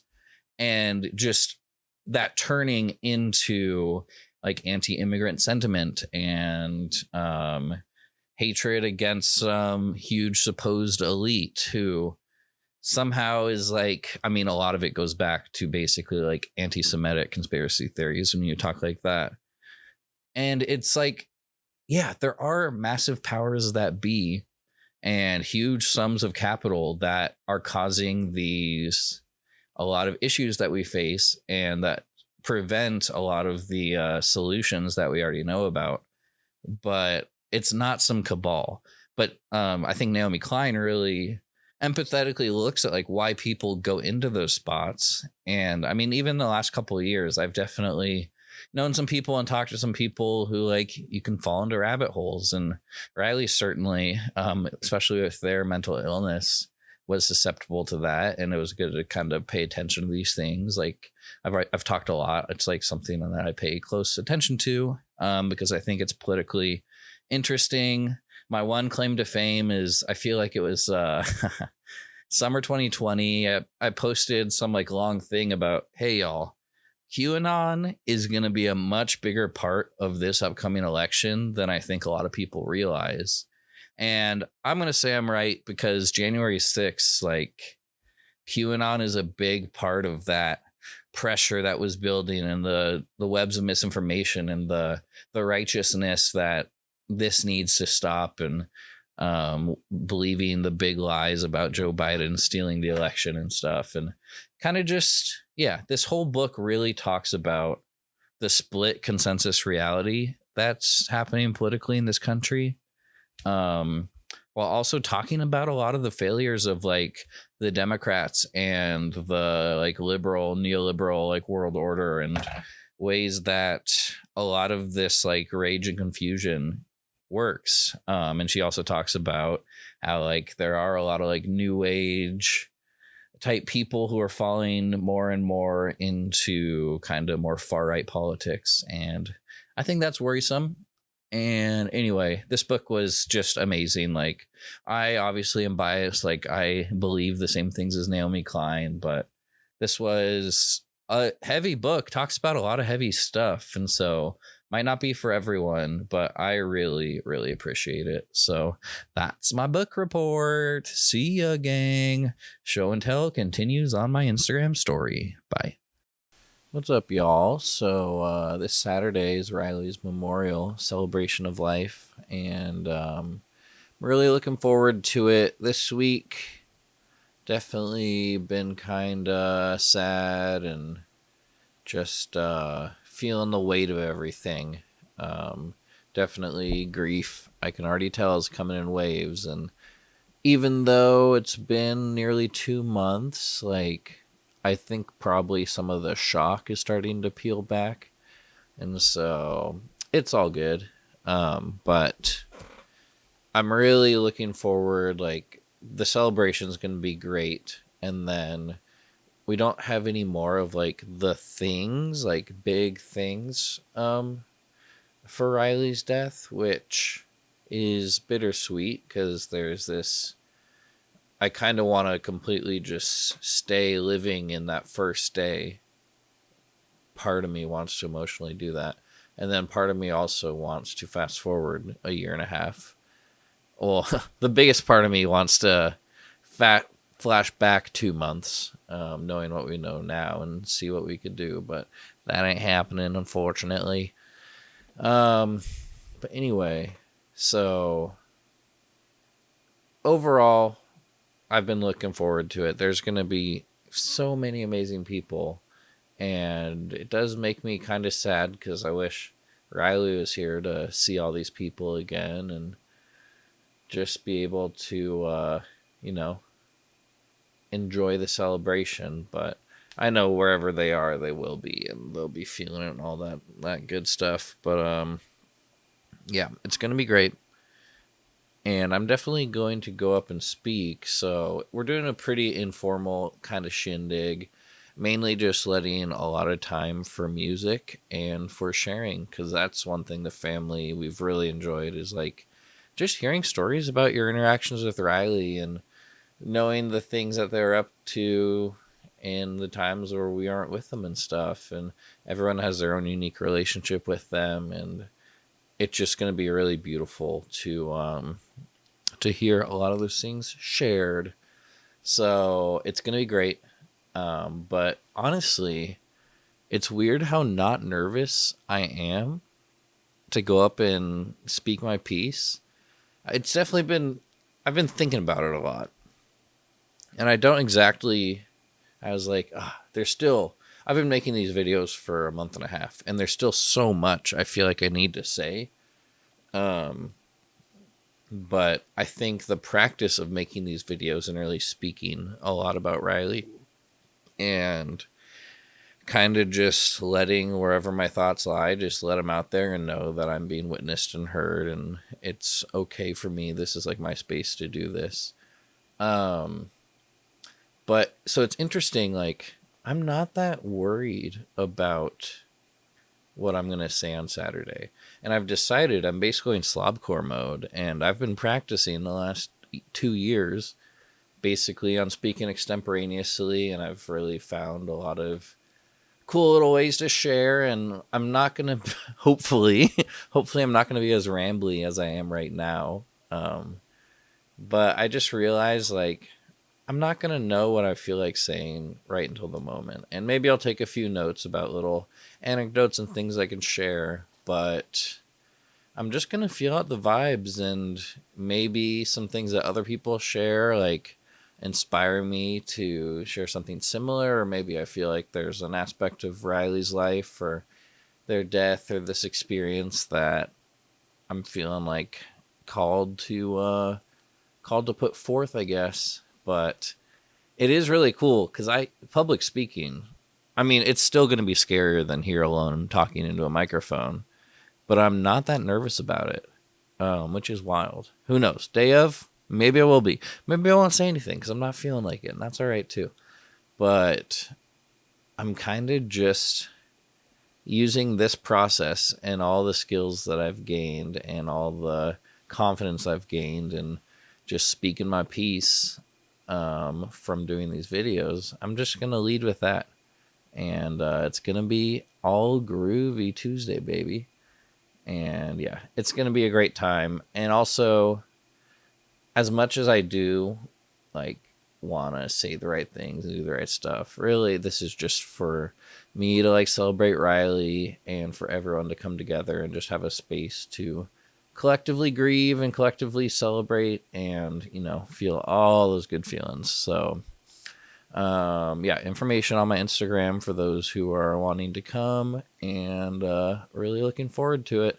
And I'm looking forward to really resting and relaxing now that we've done this.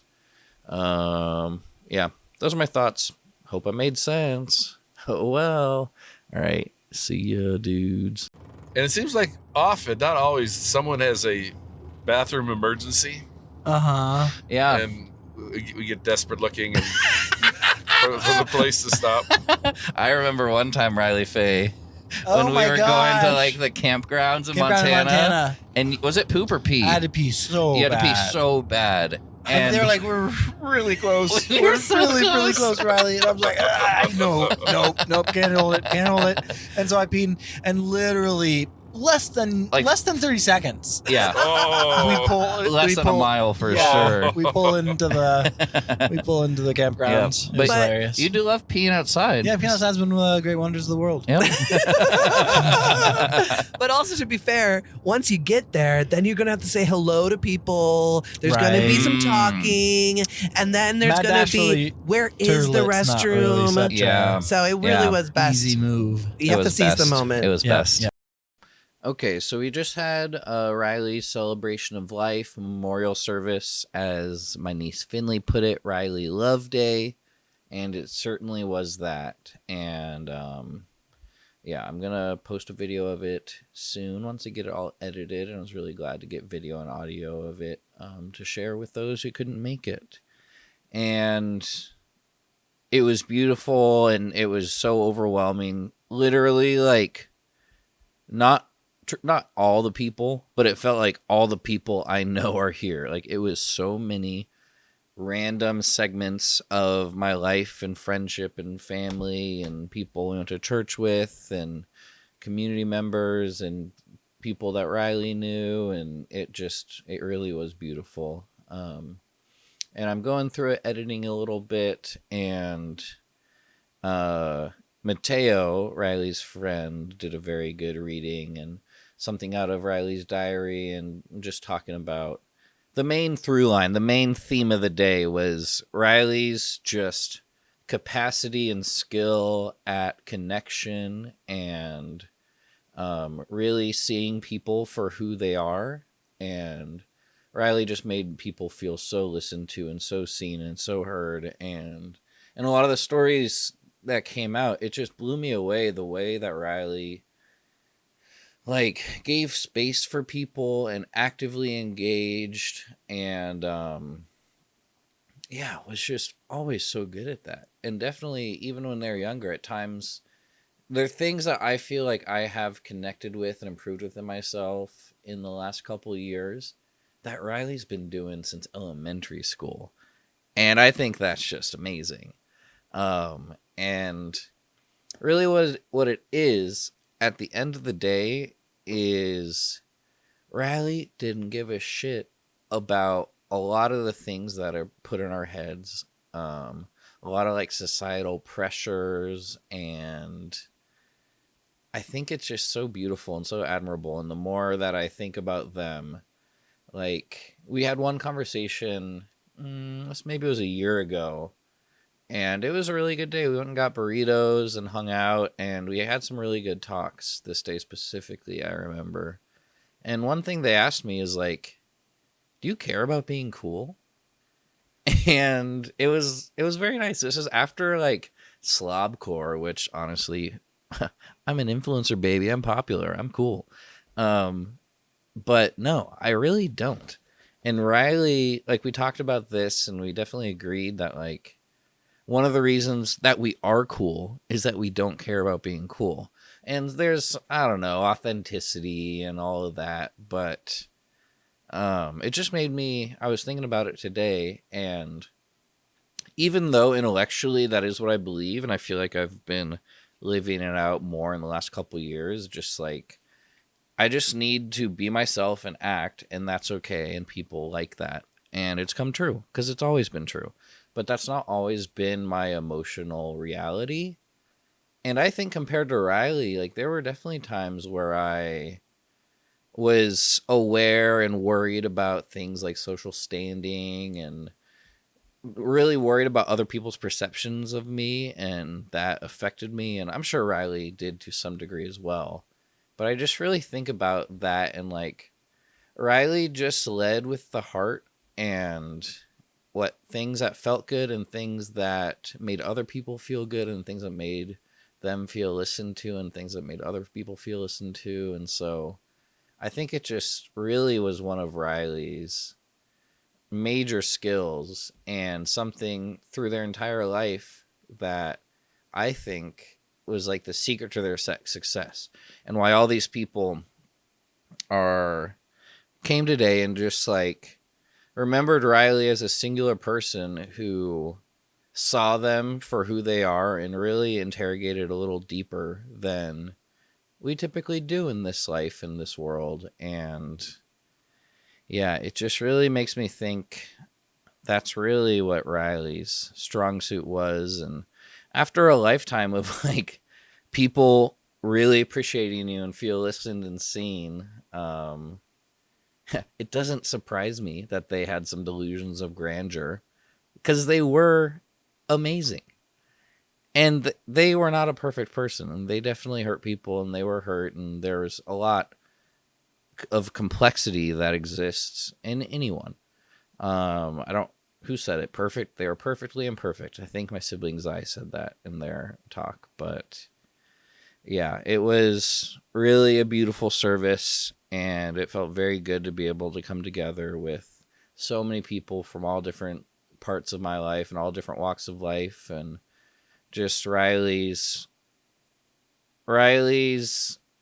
massive love and connections that they made throughout their life, in the hard times and in the good times, and it's all the same, and it's all one thing, one beautifully lived life. But yeah, Riley didn't care about being cool, and that's what made him cooler than anyone else, because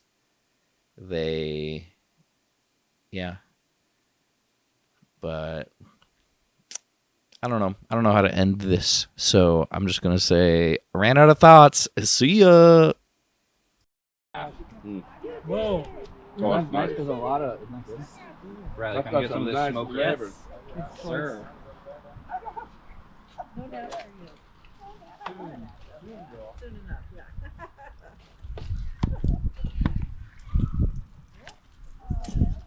So you do some sous vide too? Yeah, so this is sous vide for 24 hours, and then basically just warmed and gotten the little bark on the smoker. Gotcha. Because yeah, if you start from raw, it's like an all-day smoke. Oh yeah. Yeah. Might need Riley. Do you want to operate some double fork? I got some metal ones. Based on using this tool here, Should have brought the wooden bear claws, Bryn. What's that? Should have brought the wooden. Yeah, we were gonna grab Evan's, but we forgot. We're gonna go to the playground.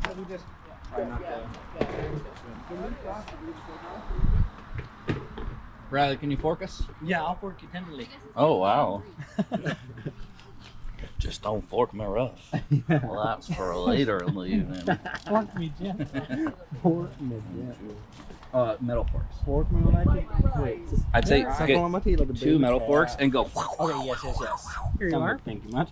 Did you see what I was doing? Yeah, you're just poking it. And in this water bottle right now, I have all of the juices from the sous vide bag. Oh my That I god. think I'm gonna pour over this. To really juice Keep it nice and moist, nice and juicy. Sweat pea, get out of here. Oh yeah. Go away, Get bee. out of town. Are those?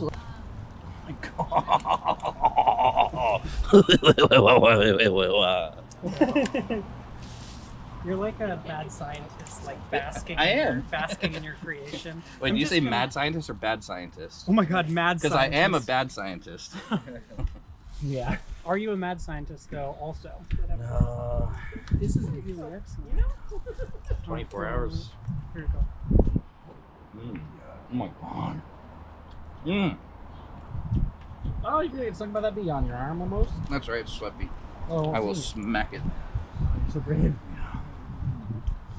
Are bees still one of your top fears? Yep. Nice. Have you been stung? You've been stung? Yes, twice. It was terrible. Yeah, son. So I think the torture device was a really good idea. Yeah. Oh, you just got What? meat juices in your water bottle? That's incredible. Yeah. How's that salty level? Could it use a little more? It could use a little more. Let me help you out Yeah. here. I don't know. Yeah. Oh, let me put this. Yeah, I think that's pretty perfect. Yeah. I'm a salt fiend though. Yeah. I think that's there. Nope. Cold Brewing Podcasts. All right, this is a podcast I talked about, I don't know, at least over a year ago. It was when Riley was still alive for sure. But Trillbillies Worker Party, they're a couple of leftists living in eastern Kentucky, Appalachian guys, and it's a really fascinating podcast, just like hearing their take on everything and their little corner of the world, especially the ways that, it's like Trump country for sure, but also economically devastated. And oh, what do you know? There's a massive overdose crisis there too. But so their take on politics is fascinating. And one thing they talk about a lot is the E crisis, they call it, which is that we're in an epistemological crisis in this country. And I talked about this specifically in my other video, but it's basically like what people talk about, like there aren't shared realities, and especially post-COVID and post-internet world, like what's real and what's not is harder and harder to tell, and even AI, and it makes things chaotic. Case in point, look at the last couple of years. And we're also at this like kind of interesting like spiritual and political crossroads in this country. A lot of the reason of that is just because like the order and the economic order is experiencing and has been, I mean, basically my whole life, some pretty massive crises, and we're at this polycrisis that I've talked about. And I don't need to talk more about this, but shit's kind of fucked up. And that leads to the epistemological crisis where things like QAnon can flourish, or things just lots of different misinformation on the internet, and I don't know, internet discourse and things like parasocial relationships. And that's the world we live in. Like, it's something that we all interface with and we're all experiencing. But I really have been thinking lately about how I think with Riley's mental health and just their the way their brain worked, they were kind of extra vulnerable to the epistemological crisis, and definitely, especially when they are more manic or more experiencing delusions, like conspiratorial corners of the internet, or just anything they would see, they were very trusting, and in these certain mind frames, they could kind of just take it in. And it's interesting the way that the internet interacts with like those sorts of brains and people who are vulnerable to things. I don't know if you've ever heard of, if you've ever seen a targeted individual video. It's kind of a phenomenon that I don't know how long it's been going on. Sometimes you might see it on TikTok, or sometimes there's like little forums of all these people who say they're targeted individuals. And so you'll see someone just like sitting in a parking lot or something, just talking about how everyone's like watching them and filming them, and it's the government, and each car that's behind them is following them, and they have the proof. And so they're taking this video, and this is their reality, and they're posting on the internet. And it's both cool and also sad. Like, it's someone experiencing crisis online very publicly, who's unaware of that. And what is cool is, like, usually in the comment section of that, people will be like, oh my gosh, yes, I think it is. You should go to the hospital. And, like, in some ways, people are trying to get them help. But at the end of the day, like, that's a comment on an internet video. And in this internet era, like, it's interesting, like, seeing that happen in this public place. And I wonder, like, there's probably been times where people have been helped by the comments of that, but also it's probably just a thing where if they're in that state, they're doing that. And and I also wonder, like, do they feel this feeling, and then they Google it, and then all of a sudden you find the little forum with all the other people that have the same type of like schizophrenia or paranoia, whatever it is, and that like gives evidence of like, this is a real thing and it's happening to me, and it can kind of like build on itself. And so yeah, I think it's stuff like that when I think of the epistemological crisis. And yeah, just I obviously like the internet. I'm a big fan. I'm a pretty online person. I pay a lot of attention to it, but clearly it's changed the way that a lot of society works, and there's going to be consequences of that.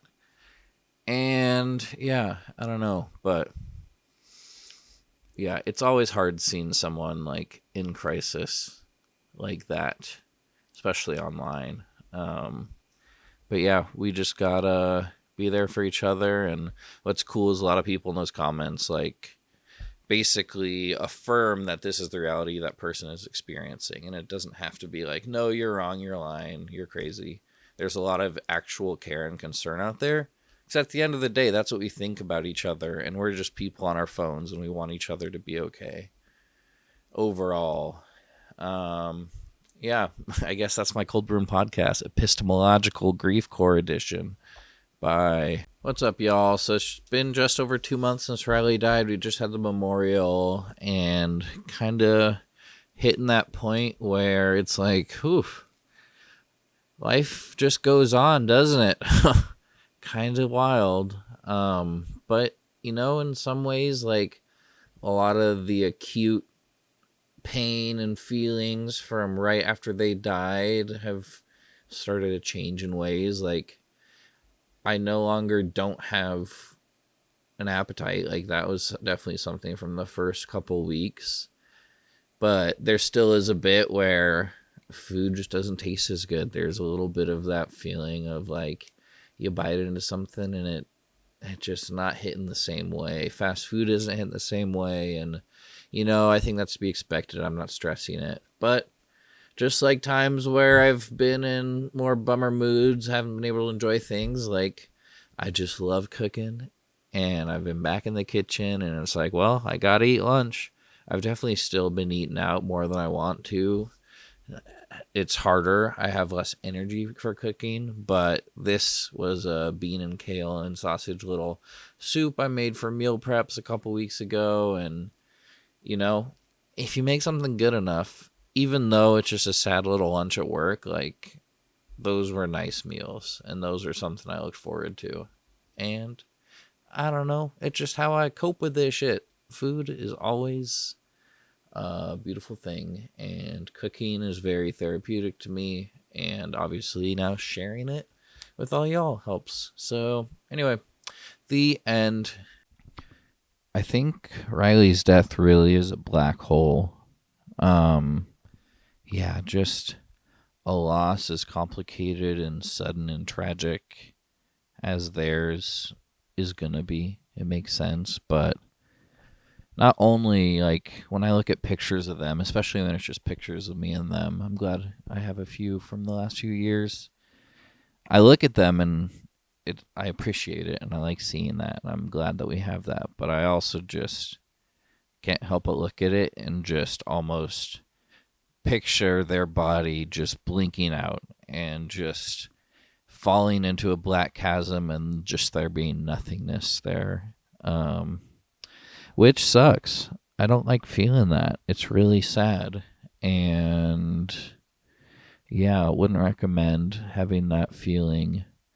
But it's also like a black hole in the ways that everything before and after and around it is truly being warped. Like, space-time, I already had a pretty loosey-goosey attachment to space and time, but especially now, like, things are warping and shifting in my perspectives and my memories and my hopes and dreams and thoughts about everything. Just the little three-dimensional plane is going all wonky, and there's a few more dimensions, and things feel real and things feel unreal, and I'm kind of just walking through the Shadowlands still.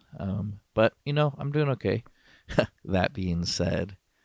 But yeah, it just really warps so many things, because now it's such a monumentous occasion, event, change, death, that it flavors everything around it.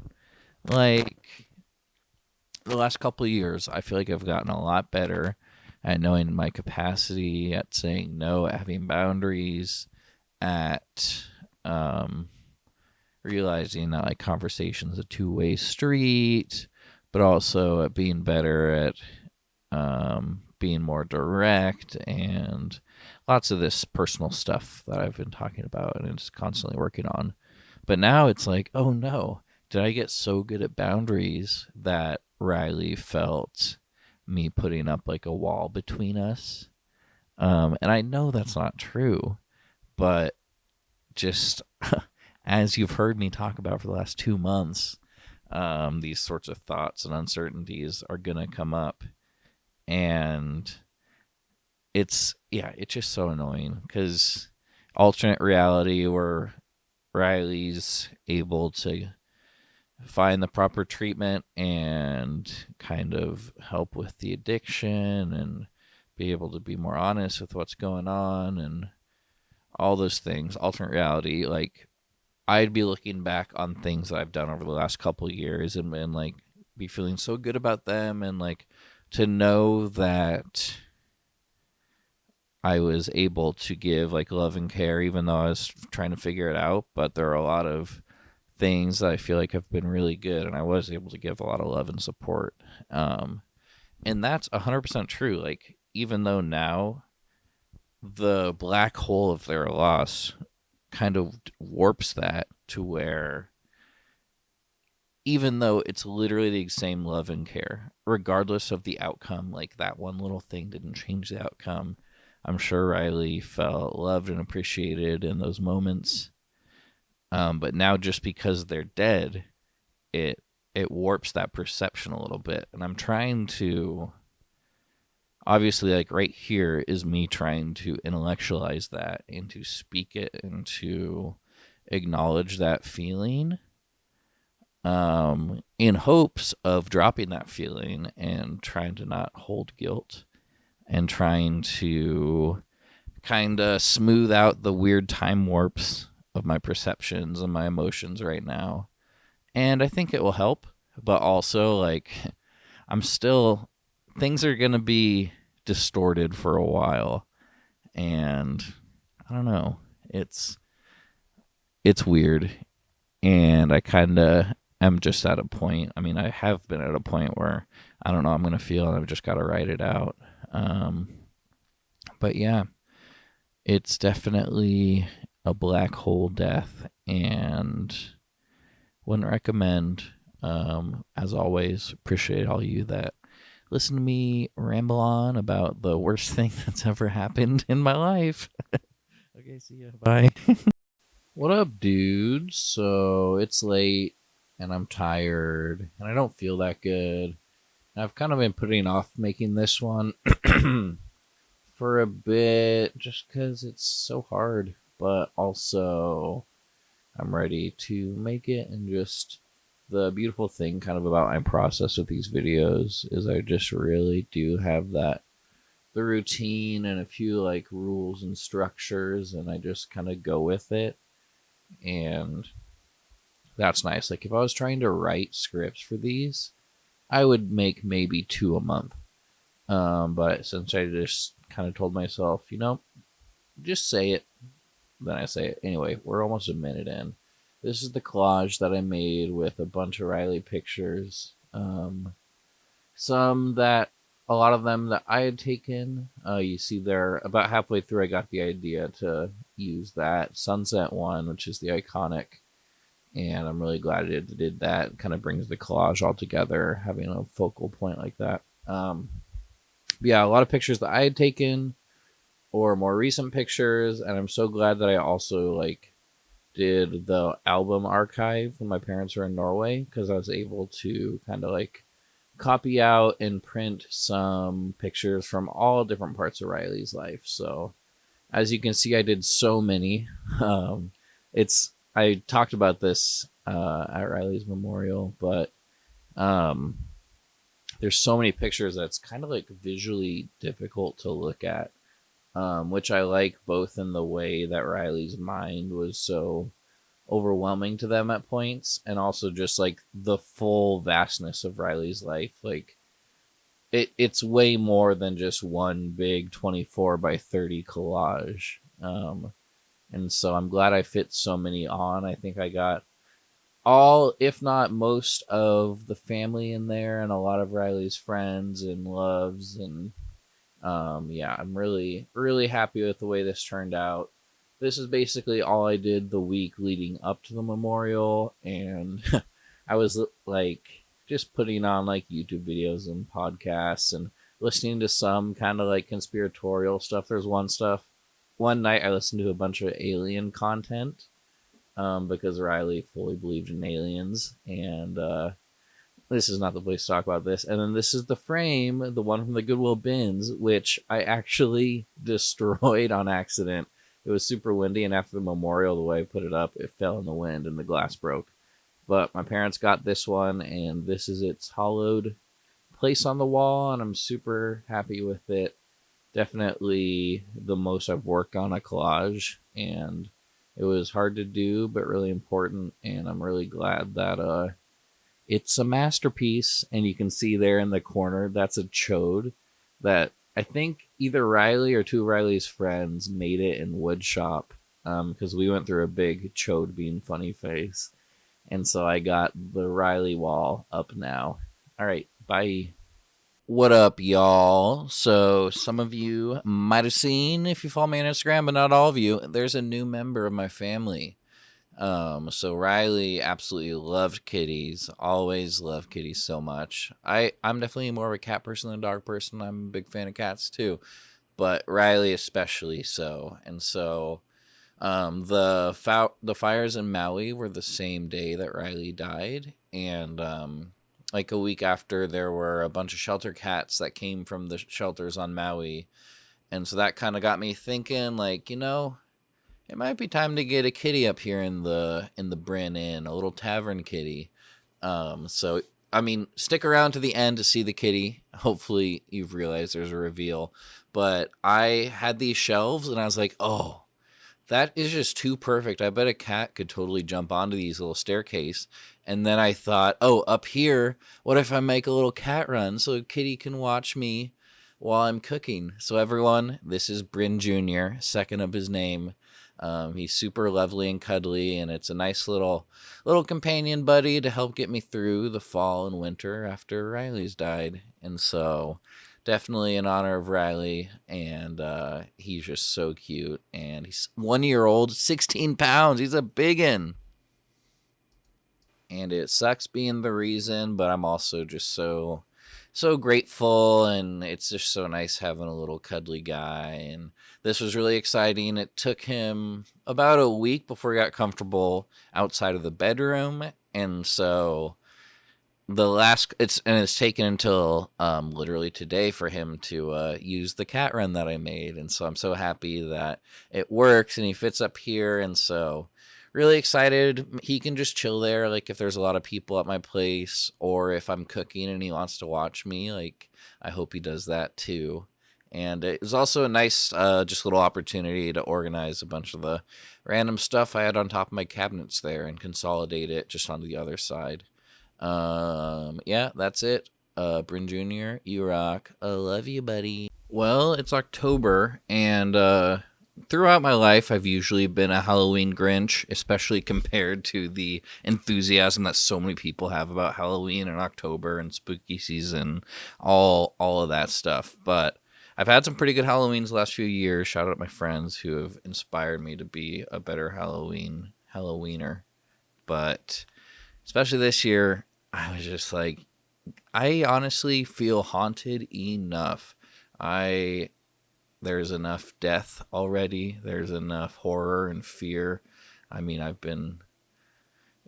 talked about that a lot, but horror and fear and even supernatural, even like the sort of myths and stories and ghosts and aliens and demons and all of those things that frighten us were part of Riley's reality and perceptions and fears.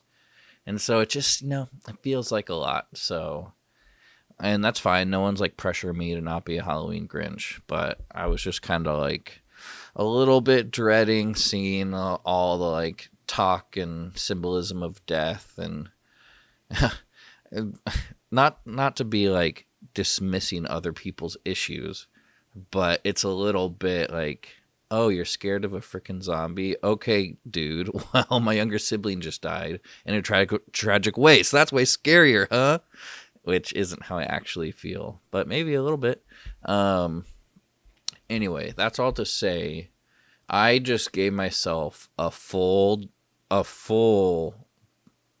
baptism of sorts in terror and in fear and in Halloween horror. And this weekend, for whatever reason, I don't know why, but I started watching The Haunting of Hill House, which I've heard about for a while. It's a really great series, and it was. But right when I watched the first episode, I was already like, oh my gosh. Just like all the themes and everything around it was terrifying and well done, but it just made me think so much about Riley and so much of the last few years. And it's honestly a complete own goal, because this show has themes of, it's kind of like all about siblings, and then they like grow up in this super haunted house or whatever. And so there's themes of like addiction and all the different ways of people coping with this really like scary thing. And there's just, it's one of those horror movies, which I prefer this kind, that like really shows you the monsters and the ghosts and the demons. And in each episode, there's like 3 or 4 really scary parts. And gang, I was watching this late at night on Saturday. I stayed up till like 3 or 4 in the morning just binging. I don't normally do that, but even though it was like a hard watch, and it was just, and I mean, I guess that's the reason why horror movies and death and all these things are like pretty common themes, especially in that genre, is because there's a lot of grief and there's a lot of death that people are always like trying to process. And I definitely see why horror is a great genre for talking about stories of those kinds, and especially of like talking about fear and trauma. And it's like, yeah, because I've experienced like great fear, and it's at least for me, it's like mental, and it's my brain kind of going overboard and like having a panic attack, that sort of thing. And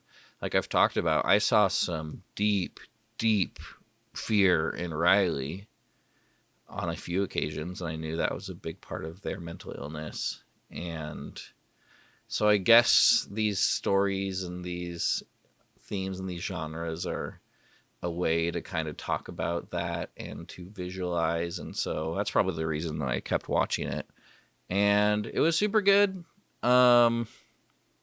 Yeah, definitely intense. I I made it through, and it was good. But it was like, once I saw that first episode, it just made me think so many things about Riley, and it was like hitting so close to home in so many ways that I was like, well, I just have to see this through. So that's all to say, yeah, it's Halloween's a weird time when your sibling just died, but boo, the ghosts are about and the spirits are here. Okay, I have fully run out of steam and ectoplasm. Bye.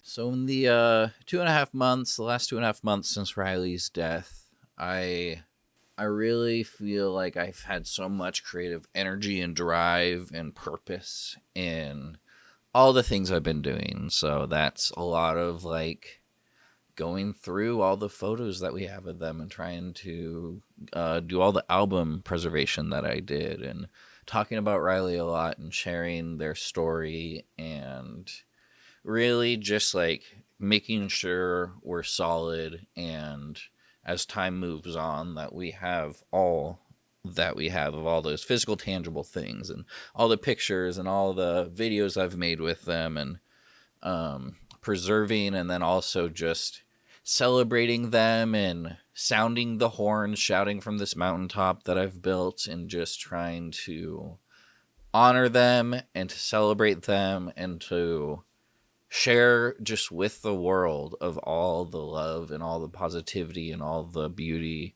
and a lot of the sorrow and tragedy and sadness that me and my family and a lot of people have about Riley's passing and about Riley's life. And it's all encompassed. And I think I've really been so grateful that I just started making stuff and started paying for the Adobe Suite, and so making a lot of art to justify paying $80 a month for a program on my computer, which still sucks. But like I've been talking about for a while, but the monkey's paw really fucking curled when I was like, oh, this is fun taking pictures. This is fun posting on Instagram. Oh, I'll share more of what I'm up to, which is a lot of hanging out with my family. And it's fun to have this platform. And I'll start this cooking show I've been thinking about. And, I'll do a podcast. All these things. The monkey's paw fucking curled. Oh my gosh, that monkey's paw. We're talking gorilla's paw. That thing was... Anyway. Flash forward, and I'm taking pictures of Riley's dead body as we are honoring them and we are transforming them. And we got the soil back, and it's so lovely to have from their earth ceremony, basically human composting. And the monkey's paw, the gorilla's paw curled, because there I am, like, having this camera and taking those pictures, and those are really meaningful for me. And it also helped me stay a lot more present in the moment during the ceremony, kind of having my camera with me, and that's definitely a part of it. And then all of a sudden, I'm also filming their memorial and using my podcasting equipment. That was like $350. Honestly, not anything I've made money on, but just on a whim of like following my creative energy. And now we have crystal clear audio from their memorial service where so many people shared, and we have like 2.5 hours of video. And I'm so grateful that I've followed this itch and I've just kept on. But damn, I did not think it would be here right now when I started taking photos. If you would have told me this is where it's going, it would have scared me. And I don't know that I would have kept it up if it already felt like that. But anyway, that's all to say, though, that a lot of the tangible things and the celebrations of Riley and the fun times captured on camera and the fun little videos we did and the jokes that we shared, those things are very real and those aren't going away anytime. But there's no pictures of some of the hardest things. And there's no audio, there's no video in some of the hardest things of the past few years and some of Riley's struggles. And I think that just needs to be said, because I clearly am a pretty positive person. I can spin things pretty well, and I'm definitely a silver linings. I definitely laugh in the face of pain and of absurdity, and I don't hope not in a dismissive way. It's just kind of the way that I process things. But there's a lot of darkness in the world, and there was a lot of darkness and fear and all these things I've talked about surrounding Riley and their death. And so I think it just needs to be said, like, and that's some of the hardest things. Like, there was no doubt in mine or any of my families or anyone that knew Riley's mind that they were a loving, kind, caring person that touched a lot of people and made such an impact. And I think Riley knew that about themselves too. Honestly, I don't think this is a thing. I mean, Riley obviously had issues and insecurities and pains. But Riley also knew that they are awesome in a lot of ways. And I don't think we should erase that. But what am I saying? I'm getting off track. Anyway, there's no pictures of the hardest moments. There's no pictures of the pit in my stomach after hanging out with them when I could tell they were not doing okay, while also doing the best I could to connect with them and to support them. But the pit in my stomach the next couple of days, just worried about them and trying endlessly in my mind to try and figure out what's the best thing to do. Like, what do they need? How can I support them in feeling that? And yeah, I think that's going to be the harder stuff to unwind and to unravel. And I think that's just the way it goes. I've done and we've done a great job at celebrating them and sharing their memories, and that's not anything I'm ever going to stop doing. But I think the personal work for me is just to kind of unravel a lot of those more difficult things and those things that have been a constant through this. And that's the harder work, and that's the things that you don't talk about as readily. And one example of kind of what I'm getting at, one of the days that was maybe one of the hardest, I think they were basically in a manic episode, and they had eloped. I'm pretty sure it was the 4th of July some year. But there's 2 stories from this day that I'll tell now. But there's one story that I've much more readily told and think about and find kind of hard and sad, but also funny, and kind of just how the way life works.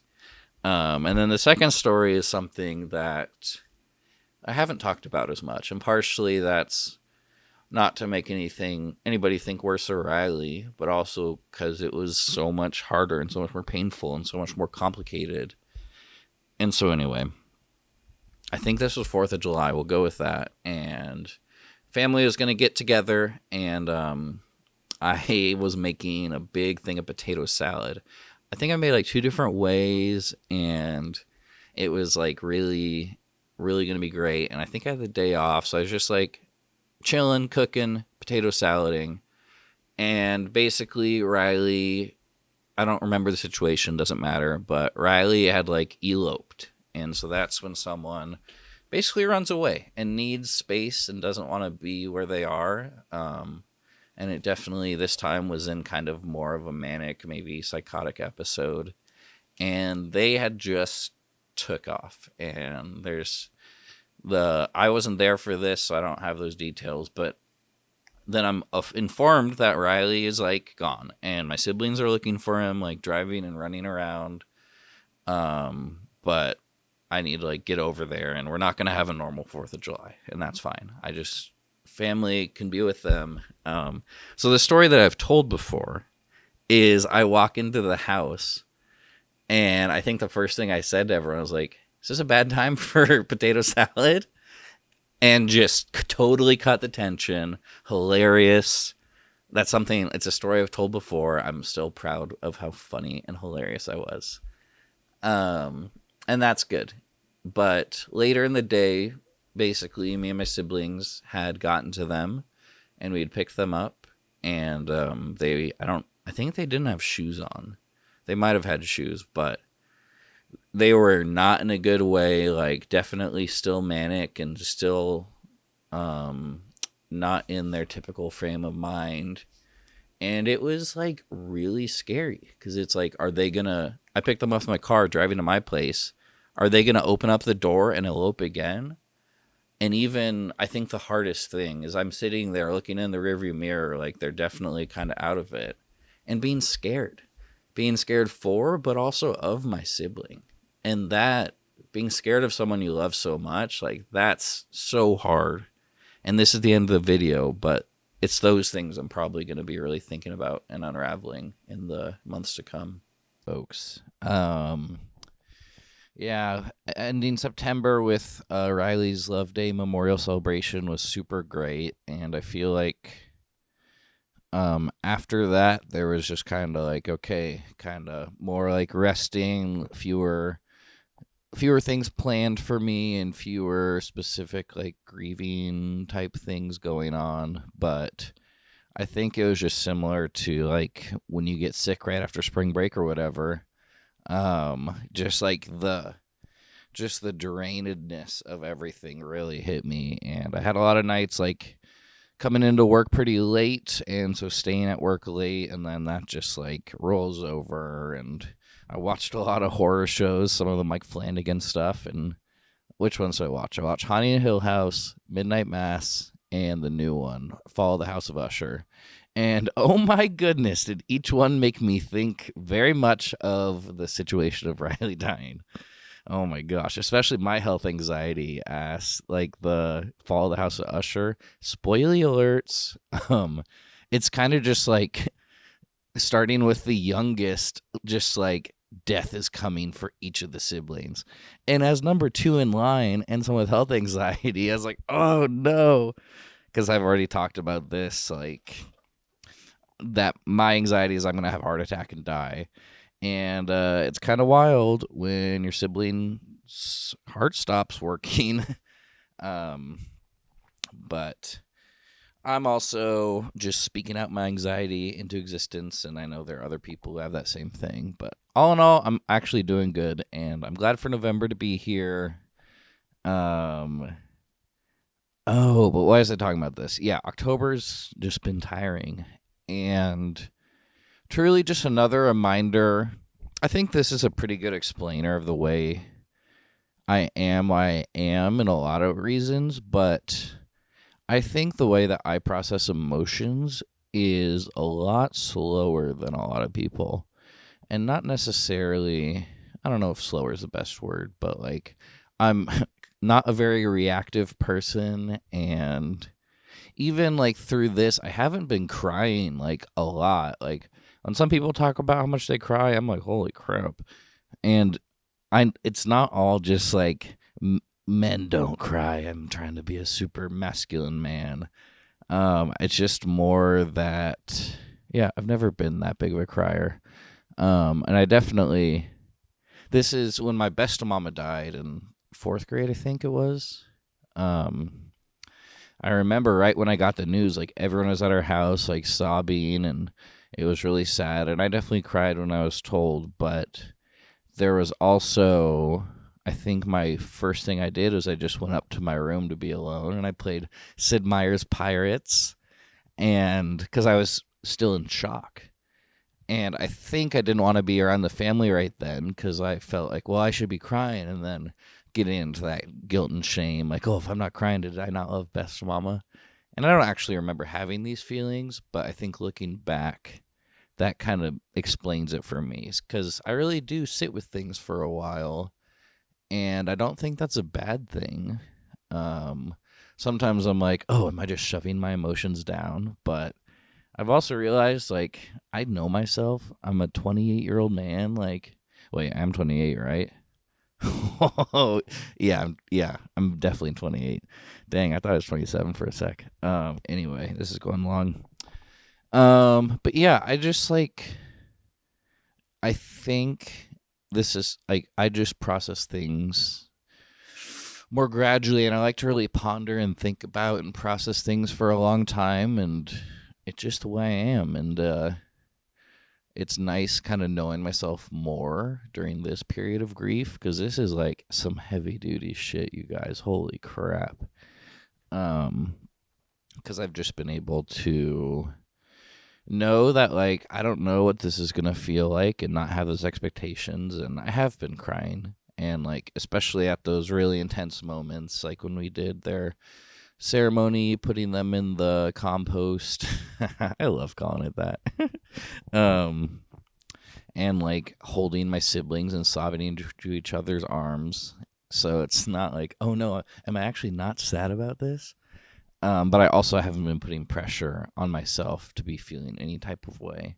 And that's one thing my whole family's really reminded each other of, and been able to hold each other, because everyone grieves in different ways. And yeah, it's just a lot of heaviness. And I also appreciate that just everyone out there, all my friends and people that I've spent time with, and people who watch this stuff, like, people have just let me be me, and however that is. And so that's one of the reasons October, just being exhausted and just being like, okay, I need to get my 40 hours, need to get to work.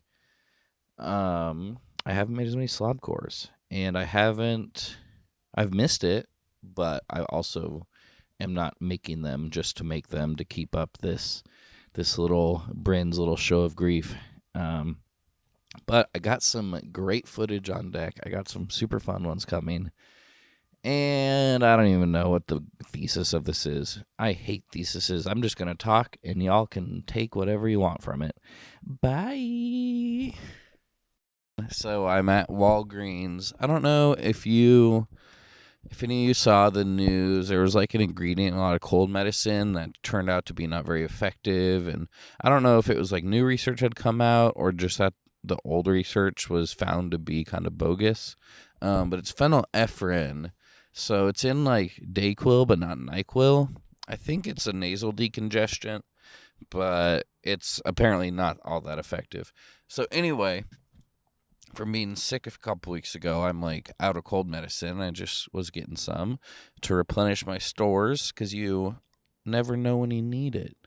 And I was also just random little like thumbtacks and stuff I needed at the pharmacy. But I realized this Walgreens here on Capitol Highway in Barber, the last time I was in here was on 420, and it was the day before taking Riley into the detox facility that they went to.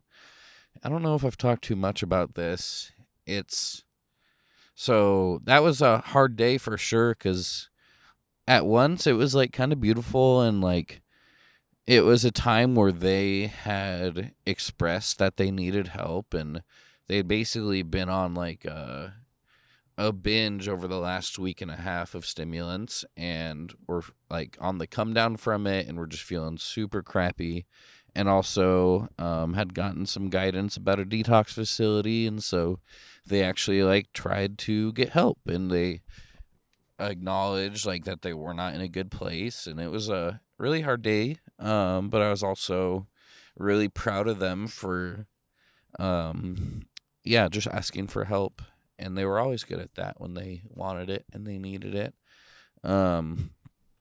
But so I was just like hanging out with them because the next day they were going to go in, but they just like wanted someone to hang out and stay with them to make sure they didn't use any drugs. And so that was, I think, my first like indication that they struggled with like stimulant use. And it's interesting, even they only told me speed and coke. That's kind of what they said. And I mean, that just points to how much like meth is stigmatized, and like saying that they were using meth all the time, it was like a little too far for them. And that's just like the way that stigma affects everyone, but especially even people who have issues, and like people's idea of what a meth user is so far off from like so many people who use meth.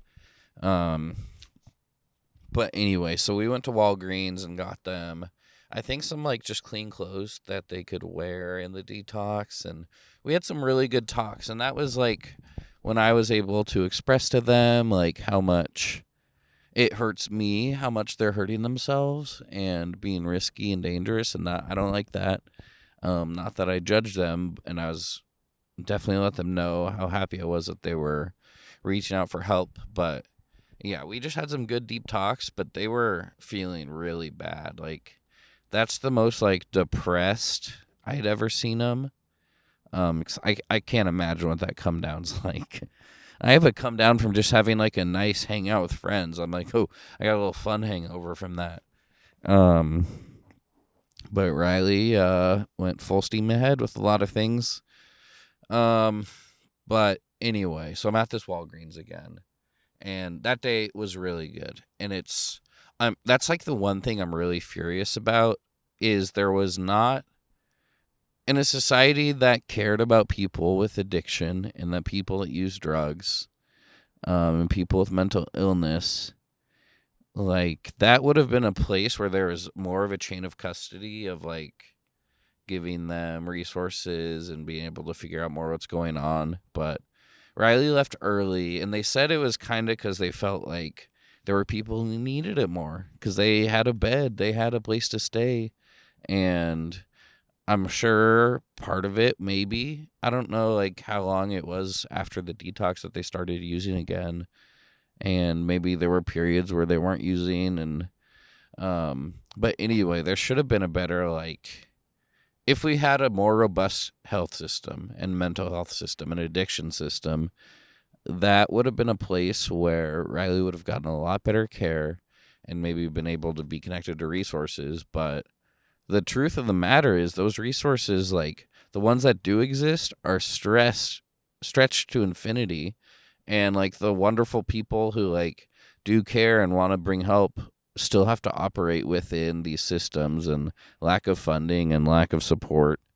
So yeah, that's where a lot of my fury with the system is, besides like the more general things and kind of things about society that like didn't fit Riley and kind of let them down. And all those different things. But that was one place where, like, when someone comes to ask for help from the public good, from whatever support systems there are, I wish there were just more support and more connecting with getting treatment and the options for treatment. But like, as it is, this detox center is basically just beds to sober up and to have some medical support.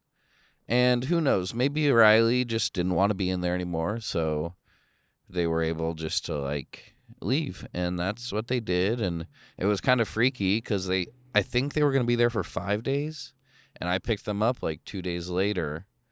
But they had done that before with other mental health stuff. Like, they were brilliant, and they also were like a psychology major, and they could mask really well and knew what to say to get out of psychiatric holds. And so it's not surprising, but, and also just the fact that they felt guilty that there were people probably like fentanyl, heroin addicts that are coming off of like probably way worse, more physical withdrawals than whatever they were experiencing.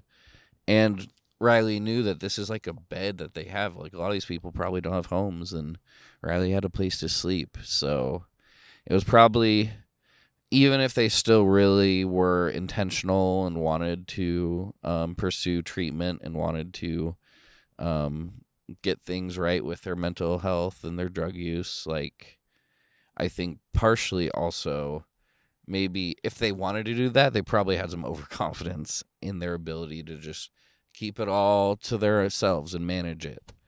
So that's really hard. I didn't mean to talk that long about Riley's drugs. But the funny thing is, I'm at this Walgreens, and I'm sure there's probably a lot of people who are like on drugs or drug users that come in here and like get different things. Pharmacies are weird. Pharmacies are always a weird vibe. But because I was looking at this cold medicine, where I was like looking at all the cold medicines to see which ones had the ingredient, and I'm just like tired after work, I was probably looking kind of sketchy. Like, I spent so long in the cold medicine aisle, and it's the one like the cashier was looking right at, and I was like picking up different bottles and reading so much. And for me, it's because I'm literally looking up like chemical ingredients, because I don't want to take something that's not like actually doing that much. But I think it looked kind of sketchy. So when I bought it, I got like he wanted to check my ID. And so I think he kind of clocked me as like a little sketchy, maybe a little druggy. So that was interesting. And I just found it really, really quite something that happened at this place where I went with Riley. And the way it concerned and connected with their attempts at dealing with their drug use. But yeah, tragic and funny. But I was like kind of feeling weird walking out, and I got in the car and I just started laughing. Like, oh my gosh. Ugh. See ya. So the other day, my friend Maya reminded me that grieving is a full-time job, and it was both a wonderful thing to kind of hear and think about, and just like a nice reminder, because I was kind of sharing how just like, oh, my capacity and my energy and my everything is just like, ugh, like life kind of feels like trudging through mud right now. And it's weird, like I don't feel too intensely one way or the other about it. But it's just kind of like, yeah, these are the facts. And yeah, it's just, I know it's going to be a dynamic thing, and like whatever I think about it, wherever I am in my grief, might go one way or the other. Like, it's certainly something I've channeled for a lot of cool, productive things. And sometimes you also just gotta sit in it. And not to say that, like, I'm avoiding or not doing something the right way, but just, like, there's a lot in life, and things are, yeah. And at least in my opinion, the way things are, like, things are constantly changing, and I really am all about, like, flexibility and being dynamic and just being able to know what you need in the moment and have relationships and have support systems and just to know that you don't need to know like how you're going to be feeling or where you're going to be at. And I think about it because it's on one hand, like, yeah, even like doing my laundry here has been, I haven't been as good at it lately, and that's fine because there's no actual rubric. There's no actual like victory point. Like I'm just trying to do the bare necessities of life and try and squeeze out joy where I can and try and find love and connection and friendship and all those good things wherever I can, but not to go overboard and burn myself out. And just it's hard though when in times like this where your capacity is lowered and like sometimes it can feel like you're failing and you just don't have enough for anyone or for anything in your life and all of those kind of harder feelings. But I also am I think it's important to keep things in perspective and to like practice gratitude and to know like even though I am like feeling crappier and I don't feel like I'm bringing as much to the table and even like I haven't been making as many slabcores, but you know what? I'll make a damn slabcore when I make them, and it's not anything like I don't have a record contract or whatever. Like these creative pursuits and just these silly little videos and reflections, I'm just gonna do them when I do them, and I'm not forcing things and just living in the flow is kind of the way that I feel the best and I feel like perform the best. And yeah, I feel like my capacity is a muscle that I do work on and try and push and try and understand and try and figure out better ways to just be there more and doing more stuff. But also there's no specific goal, and that's I think just to I don't know. Oh, this is getting too existential. All I'm saying is, damn, I'm tired. But laundry's still got to be done. Food's got to be cooked. Slabcores are going to be made because I can't help myself. But I'm also just so appreciative of all the people who I have in my corner and the support and also the understanding that people have that I'm just like, not feeling super great right now. So once again, I'm just incredibly lucky. Anyway, toodaloo. So a couple years ago, let's say like 2021, early 2022, I was really feeling the 70s vibes. Like political instability, economic crisis, kind of the vestiges of a groovy age and social change and stuff. Jimmy Carter's doing things. There's like oil stuff. The Suez Canal's in the news. I built a conversation pit, basically. Everyone's just hairy and carefree. And I still think that, and those are still a sort of vibe that I like, but the 80s vibes have quickly taken over in a lot of places, like all the rampant homophobia and, I don't know, more social conservatism kind of spreading and growing in inequality and just systems of power that feel so massive compared to where we're at. But, I'm really thinking about it. There's also like 1570s vibes going on. Like, I don't think it's a coincidence that we love joking about like medieval peasants. I sure talk in those frameworks a lot. Making jokes about how a medieval peasant would eat like a nacho cheese Dorito and die, those sorts of things, which I love. I'm a big fan of that era. grew up a big fantasy head. I read a lot of sci-fi and fantasy. That's probably not a surprise. But I think fantasy was always my go-to, and just thinking about knights and ogres and trolls, but then also the real history is interesting. But I say that there's also jokes about people having like medieval peasant brain, because there's like definitely a lot of like magical thinking and like narratives and stuff just thick in the world, and I think the internet has a lot to do with that, and also just relative instability and looking for answers. And the internet, like any voice can be an authority, and I don't think that's necessarily a bad thing.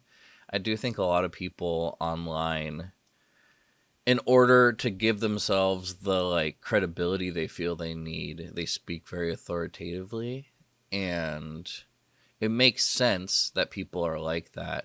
But I don't know. I'm obviously of the mind of like things are really confusing and just all about the process and talking through them. And like I'm out here, I'm speaking, I'm spreading a lot of ideas and thoughts. But I hope that it comes across from this is just where I'm at, and there's so much unknown.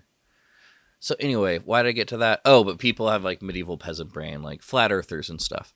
But also, I've heard a lot of like smart people on podcasts and in articles and in books talk about how there's a certain sort of like neo-feudalism going on economically in terms of like social relations. Oops, just scared the kitty.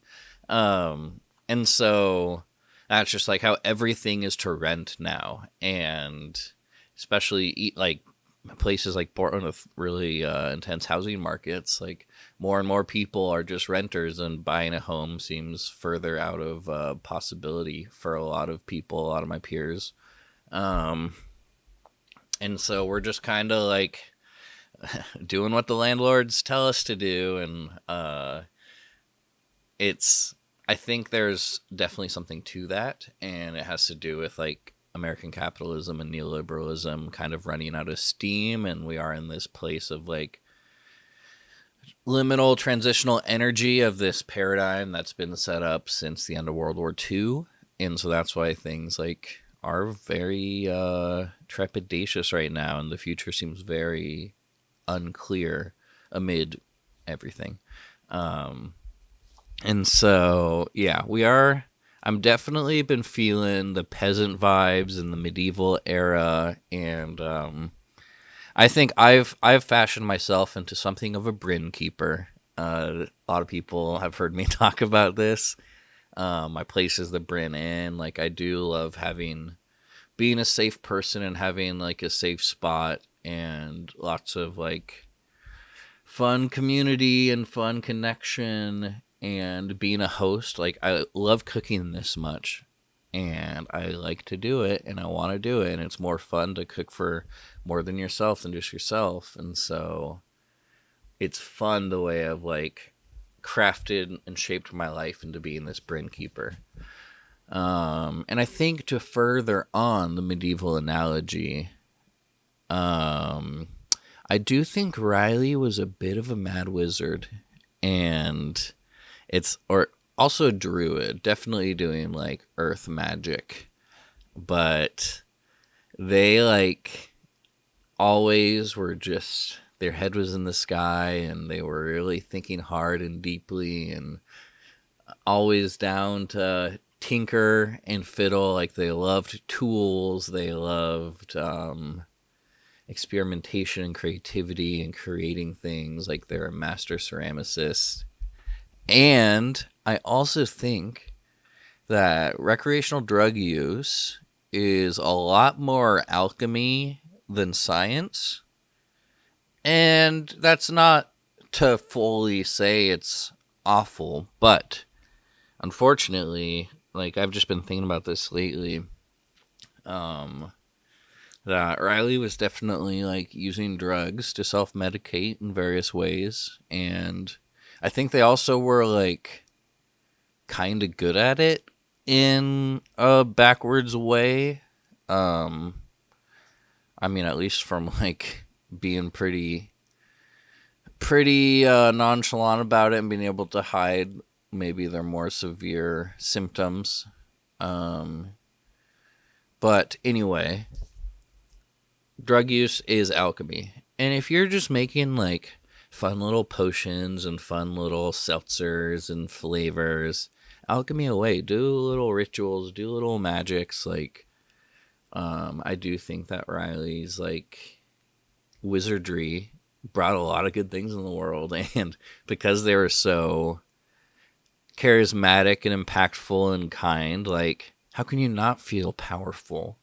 How can you not feel like the magic in your fingertips, with all the like awesomeness of them? And so I do think that bred something of like a confidence and a recklessness. And definitely that adds up with their drug use too, and causes or effects from that. And also, I think their mental health and mental state and neurotype.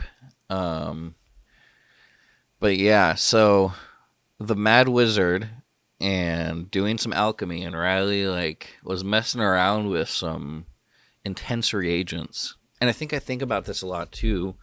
I'm a chemistry tech. I work in a lab. Like, I handle hydrofluoric acid, which is a very intense acid that if you get like a little on yourself of the concentrated stuff, you will die. And it's funny, as someone with like health anxiety, it does freak me out, but also I'm like following procedure. I'm being very safe when I use it, and it's just kind of normal to me. But it's interesting because Riley was also fiddling around with intense, deathly reagents. And,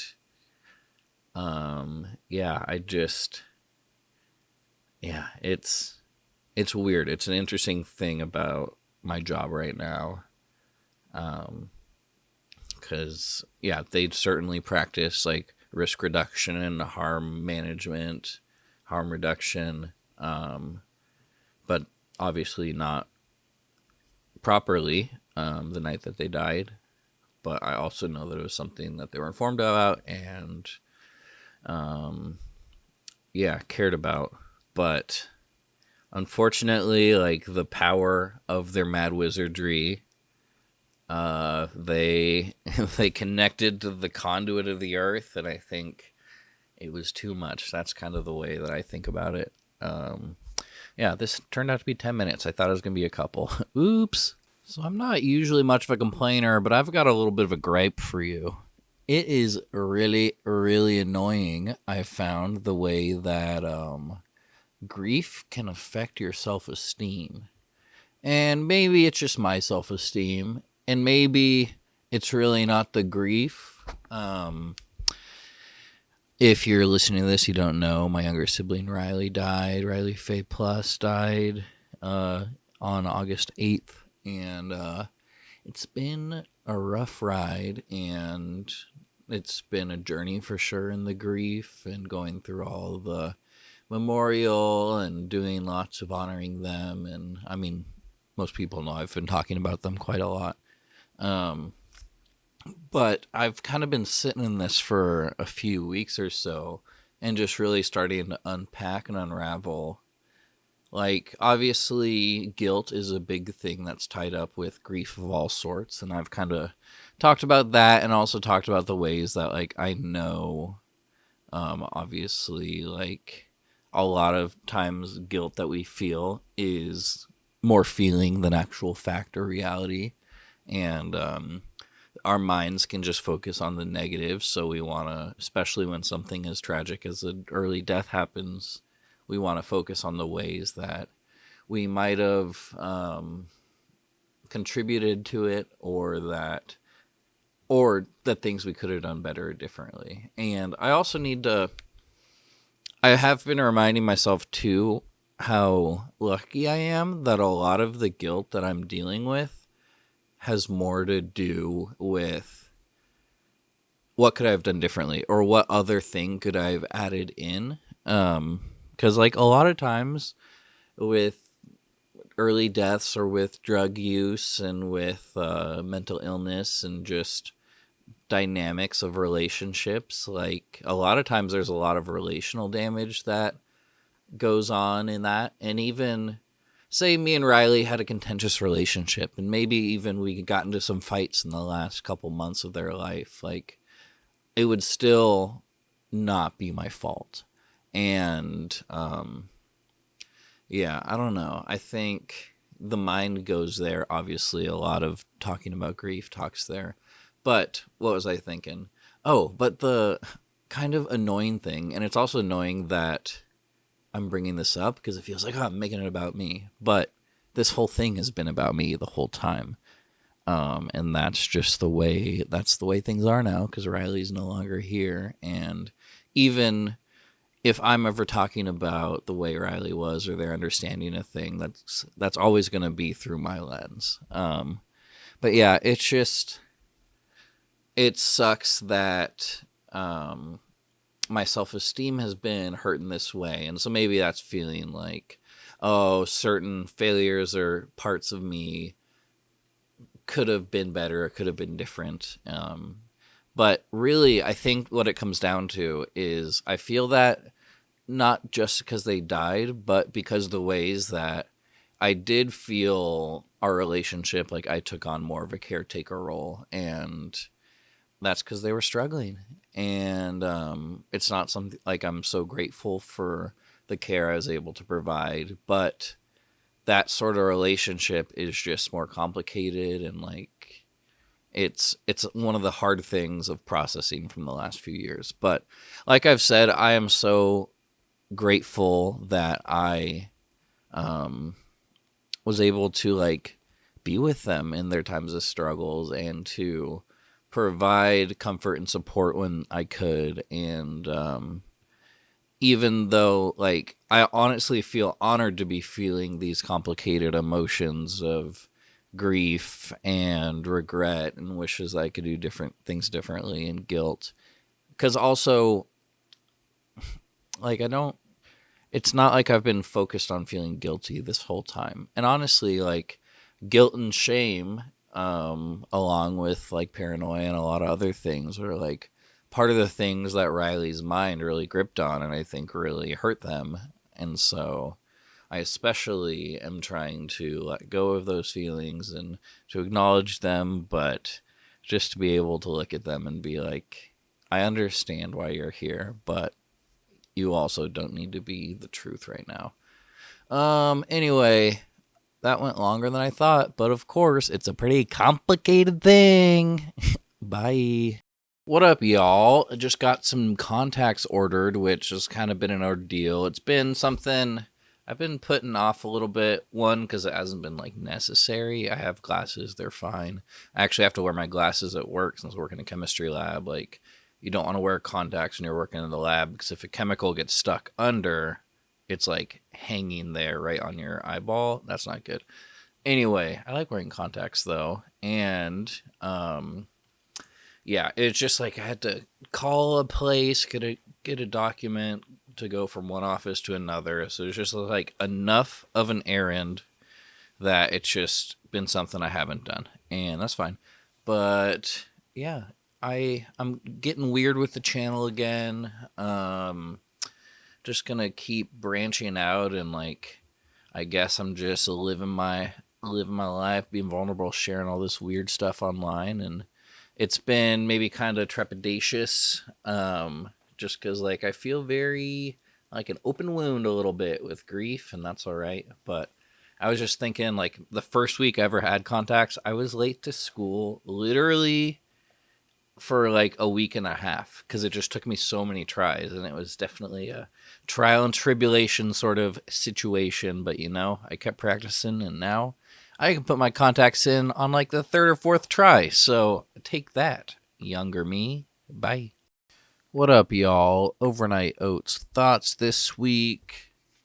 I've just been thinking about how I once again find myself in the position where I kind of know intellectually, like, what I need and what I want from this moment of grief and moving forward, and ways that I want to really integrate Riley into my life, and also knowing like that I have like a lot to think about and to process, and kind of knowing like what my goals are with that, and kind of my like points of pain. And so I know this stuff because I'm definitely a big intellectualizer, but now just like in the process of actually maybe emotionally feeling all of that, and also putting in the work, putting in the conversations, and the different maybe life changes or certain values that I want to focus on, et cetera, et cetera. Like I'm speaking very vaguely here, but I think it probably makes some sense. And it's just annoying because this is like a common place, I think, to find yourself in, of like knowing what you need, but maybe just being frustrated with the process or the lack of like perceived progress. And I think right now, just that kind of constant battle of life, I guess. Now it feels so extra painful, because just everything is so imbued with Riley and their death. But also just like the experience of having a sibling die, even though like it wasn't necessarily like I've talked about this before, like it wasn't completely fully shocking out of the blue, unfortunately. But just like the experience of that kind of feels like we were playing Mario Kart, and just on like, honestly, I have a pretty blessed life, and I've had a lot of privileges, and just like I've been really lucky and always surrounded by love and support. And so it feels like I've just been playing Mario Kart on one of those first easy levels where you can't go off the stage, and then boom, all of a sudden Riley falls off, and oh fuck, we are on Rainbow Road right now, people. And I know that's just like my current perception sort of thing, because also I'm a catastrophizer. This is something I've said multiple times through trying to support Riley and understand them and their struggles. Is like, it's weird being a catastrophizer going through a catastrophe. Because it's like, okay, what am I ruminating, or am I just like planning and thinking, and just all sorts of extra little, I don't know, it's hard to even describe this, but it makes things a little more extra complicated. And so also that's a part of myself that I know, and I try and really think about and put into perspective. So anyway, yeah, these are just some thoughts that I've been thinking lately, and I think I've been feeling a little bit emotionally stopped up, even though maybe the perception is like, Bryn's really talking about this, Bryn's really thinking about this. I am, but it also is like, excuse me, not the easiest thing to do. And yeah, I have that mental, like I know what I need to do and what I want to do. And like for instance, I kind of know that I want to keep honoring Riley through slobcore and just being artistic and expressing myself. But I'm also finding myself in an emotional state where I feel like I'm struggling to do that properly, and I feel less confident, a little more hesitant. And that's okay, because it makes sense that I'm feeling that way. But I'm just like, I know there's going to be times where I'm kind of feeling better in those regards, but it's just about actually putting in the work and putting in the trust in myself. And sometimes it's also just time. Like, it's still pretty recent after Riley's died. But anyway, maybe that made sense, but also, you know the deal. I kind of don't care, because if you've watched 5 minutes in, then you're just wanting to hear whatever I gotta say. So I really appreciate you. And yeah, definitely cherish all y'all. And also, it's cool if sometimes you're like, Bryn, you're being annoying or you're being boring and only watch a couple seconds. I don't care. I'm spitting this out into the universe, and it's just there for grabs if you want it. Okay, see you later. What up, y'all? We got a Griefcore Kitchen Edition Oat Milk and Memories. Made this up for my overnight oats. Saves a whole lot of money, but I've been remembering just right now my my last big day of seeing Riley and spending time with them in the last. I don't think it was the last in-person conversation I had with them, but the last kind of good connective talk. And but it was July 29th. They died on August 8th. So this was less than 2 weeks before they died. And anyway, so I remember we went, so it was a float trip basically at Mile McIver State Park, which is super fun. It's something I've done the last 4, 5, 6 summers, at least once, I think. Maybe almost a year there in 2020, don't remember. But it's super fun to float down, and it's cool because you can float all within the confines of the state park. So as long as you bring 2 cars and have one at the top, one at the bottom, you'll be good to go. Anyway, so I just remembering different things about this, and I was looking at my calendar, and dang, I was busy this summer. I always feel like I'm not doing enough for. There's other stuff I could be doing, and I mean, I've talked about this, I wish I was doing more for Riley or whatever. But also just looking at my calendar of this summer, I was busy as hell, and there are a lot of things that Riley was able to join in for, and I was very intentional in getting time with them, and I'm very grateful for that. But anyway, so I was just remembering things about this float trip. It's so fun. There's just a little clip video I took because I took my GoPro on this. So that's this summer I filmed so much, which I'm so grateful for. And I haven't been doing that to the same extent. I've still been taking lots of pictures and documenting, but I'm just so happy I have a few GoPro adventures of a full hour footage of Riley in there. But just being silly as we were getting ready.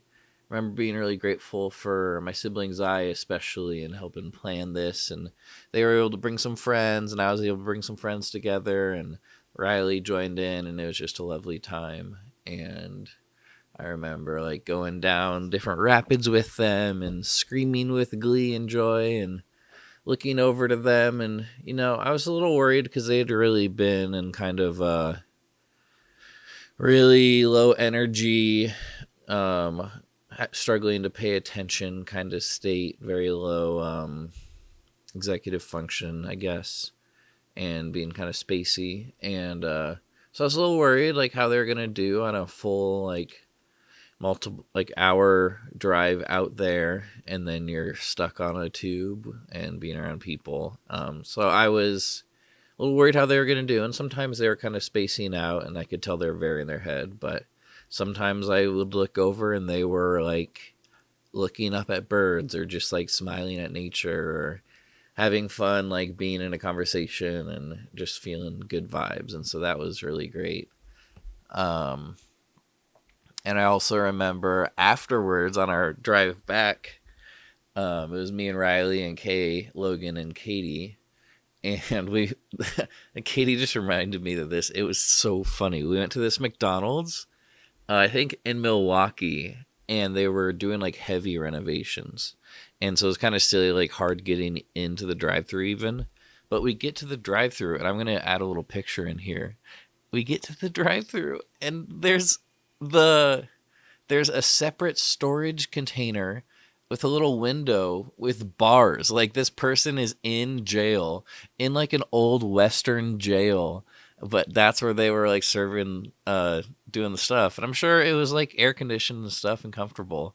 But it was just so funny, and we were all laughing, and Riley thought it was funny too. And after I dropped my other friends off, I think a 5-minute conversation, 5-10 minutes just like on the drive home, like checking in and seeing like the things that they were wanting to work on and focus on. And I don't even remember the exact details at this moment, but it was just a good conversation, a good connection.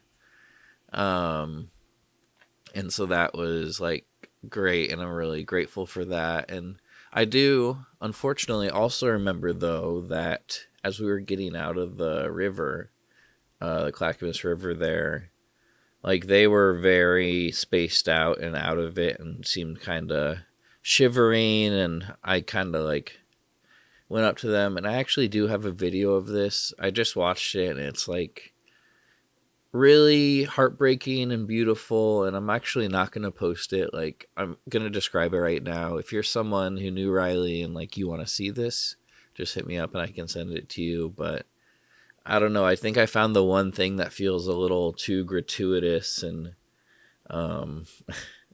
and yeah, it just doesn't sit right with me for slobcore. But basically they were like, I was like, hey, what's up? And they were just like cold. And so we walk over into the sun, and I asked like how they're doing and how they liked it. And I think I said, are you doing okay? And they said no, they weren't. And basically just started to explain like where they were and what their head was like. And and then I stop recording like once they get into it, which I'm actually really glad that I did that.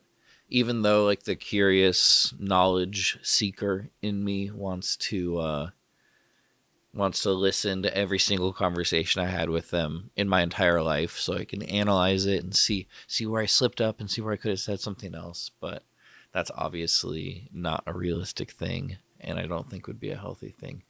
But anyway, this video, like, it also just really kind of shows where they were at this point in their life, and also that they were like very good at like receiving support and also like reaching out for support when they needed it, which is also just one of the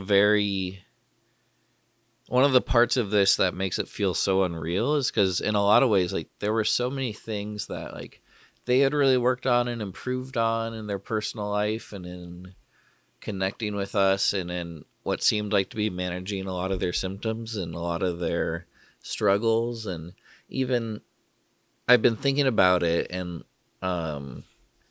wondering like how much just of their like political nihilism contributed to like their addiction issues and their mental health struggles. And maybe in some ways, I don't even know where to go with this, but then I was also remembering one of the last times I saw them, they were just like honestly pretty optimistic about the political situation in America, and like thinking of maybe, I think they said something about like AOC could be president next, and it's not all doom and gloom, because that's one of the things where I think I project my worries onto them and things that like we were similar in. But anyway, that's a whole nother can of worms. But unfortunately, that is also embedded in the memories of this day, and I think just like watching it and like sitting with it and thinking of it is really good. But I like was able to listen to Riley and kind of affirm that, yeah, that sounds really like distressing, and it made sense. So basically when they were just like on the river, their mind was filled with like dark and evil thoughts and really stressful like worries and things that just like made them feel really bad and disconnected, and it was like really overwhelming. And that's why at times I looked over and they're spaced out, because it was like it could be so distressing in their mind. So I was really glad though that they shared, and like even when I dropped them off, I was able to really check in on them and ask if they were feeling safe and ask that they were feeling like okay, and just also letting them know that like I'm here to talk and I'm here to support them. And that's like actually thinking back to what actually happened rather than my emotional memories in this time of like confusion and grief is really good, because reckoning with this, like I do remember, even though I feel guilty and feel like I could have done more, I just remember like how much I did and how much I'm proud of like the support I was able to give them and how much just like everyone surrounding them was able to help them out. And even like Peyton was there after I was talking to Riley and I had to go and drive and get the car, and she was just really good with him there. And it was just truly a really beautiful day and a good memory to cherish. All I ask of you is only to remember me loving you. Hey, ha, hey, ha,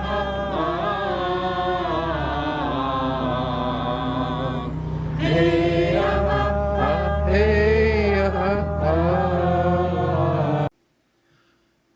What's up, y'all? Trying something out right here. Hi, BJ. Kind of going off the top of the dome, but it's also kind of things I was thinking about in my shower, and it's like bedtime shower. It's always a lot of good thinking. Truly a lot of like improvements and realizations I've had about myself in the last since COVID has come, especially during my night shift quarantine era. A lot of that has come late night, like 3-4 a.m. showers.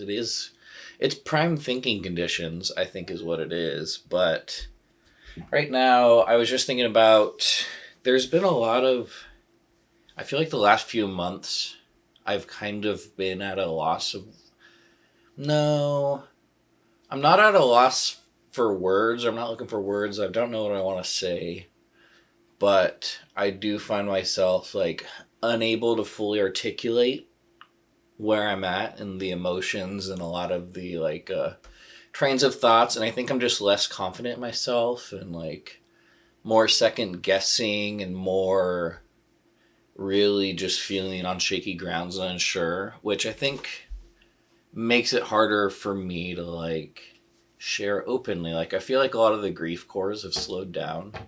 And maybe this is interesting to you because your perception of me is that I can share freely and openly in a way that maybe you want to be able to.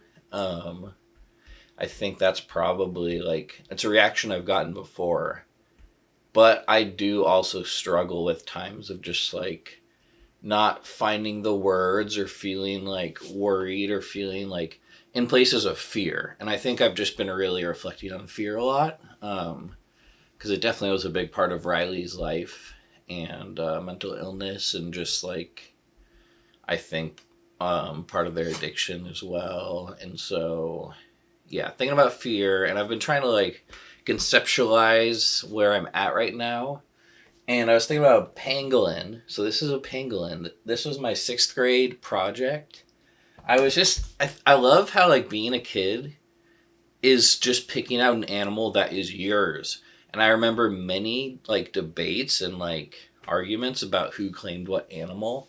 I think I remember koalas being a big one that was contentious. Like maybe did I try and claim koalas, but then someone else wanted it more? I don't think so. I do remember in 2nd grade I had to pick an animal and I got the sperm whale. And I don't know how much like I knew what sperm was at that point. I think I might have and like knew it was funny. But I'm sure like my family and older siblings and Papa thought it was funny. But sperm whales I picked in 2nd grade, but 6th grade was the pangolin. And if you don't know, they're actually like one of the most trafficked animals and like poached animals in the world. They're in Africa and Asia, and the main reason I picked it is because it's weird, like, and funny. But it's really cool because I was thinking about just like doing the pangolin and like always being able to bring up, like most people haven't heard of it and they think I'm saying penguin wrong at first, which is always kind of funny mix up. But they're kind of like an armadillo and an anteater combined, and they can like roll up and they have all these shells. And I think I'm in a place where my like fear and anxiety is just generally like pretty high and like surges through my body more. And in the wake of Riley's death. And I think I've really been like pangolined up and really protected, and that's definitely a way that I've been a lot of my life, and not always, and it's something that comes in waves, but it's been a annoying part of my life, like reckoning with my fear and just like also realizing that a lot of fears are really more imagined and more come from within than come from without, and that's something where I've like wrangled with, and it's probably like interfered in my relationships before, and also just in like my own motivation and self-confidence, because like in my head I know that people are really appreciating like my thoughts and my unfiltered sharing and like talking about some of the harder things, and people think I do a really good job of that, and I know that I do, but that's not the emotional reality sometimes. Like it sometimes is just so heavy and I like get too in my head. That's kind of like why Slobcore I've built it up in this way where I have like the system of which I can like just do my first take and have it a quick thing, and like it works well with the way that I want to create, and I think it creates like a lot of the connective parts of like the stuff that I make, which I really like. But dang, it's kind of intense that like I'm dealing with the death of Riley in my art right now. Because I was just thinking like Mark Maron, he like got to interview Barack Obama and be a stand-up for years before he had to like publicly grieve on a podcast. And I'm just like just learning how to like make friends and like kind of let go of some of my social anxiety. And that's probably silly because I do have a lot of friends, but it's like reckoning with like adulthood and working and not having things like school or college where you can like have these shared spaces. And so I also love pangolins because one of my best friends, Jenna, who I met in college, she was like always wanted to work with animals and stuff, and we did a lot of biology stuff together. Apparently we were always doing like partner work, and according to her, like I would just take the work and do it, and she was really appreciative, which that does track. I totally was that guy with like group projects. I don't think I'm actually that good at like working in a group, and I just like did it my way and was able like to share whatever. But anyway, Jenna, I remember telling her about this pangolin drawing, especially when after college she was working, doing like conservation work on pangolins, and like one of the few spots in the US that does it. And I just thought that was so cool and like such a fun little synchronicity, which is always just like one of the most fun things about friends and like learning about people is you just learn like how much you have in common and what little connections. And that was definitely something that Riley really treasured, and Riley also really loved Jenna, and also Jeremy, another one of my best friends, and Jenna's husband. Yeah, I'm kind of getting overwhelmed here a little bit. But anyway. Oh, but I was saying, I've also been thinking about this pangolin, though, and just about, like, my friendship with Jenna specifically. Because when I, like, went on the night shift and I started pushing on Instagram more and then started doing my photography, I really appreciated how I was able to, like, stay more connected and in contact with friends who, like, I don't live in the same place with anymore. And before, I was more of a lurker online, and just like house sharing and like being active and just putting in a little bit of energy like has yielded so much, and like reconnections with friends, and knowing that like my family kind of knows what I'm up to, and like I love that my mama watches my Instagram story, and that I can like both just do whatever random thing I think about and just be taking pictures and be like trying to live my life out loud a little more, I think is how I've phrased it.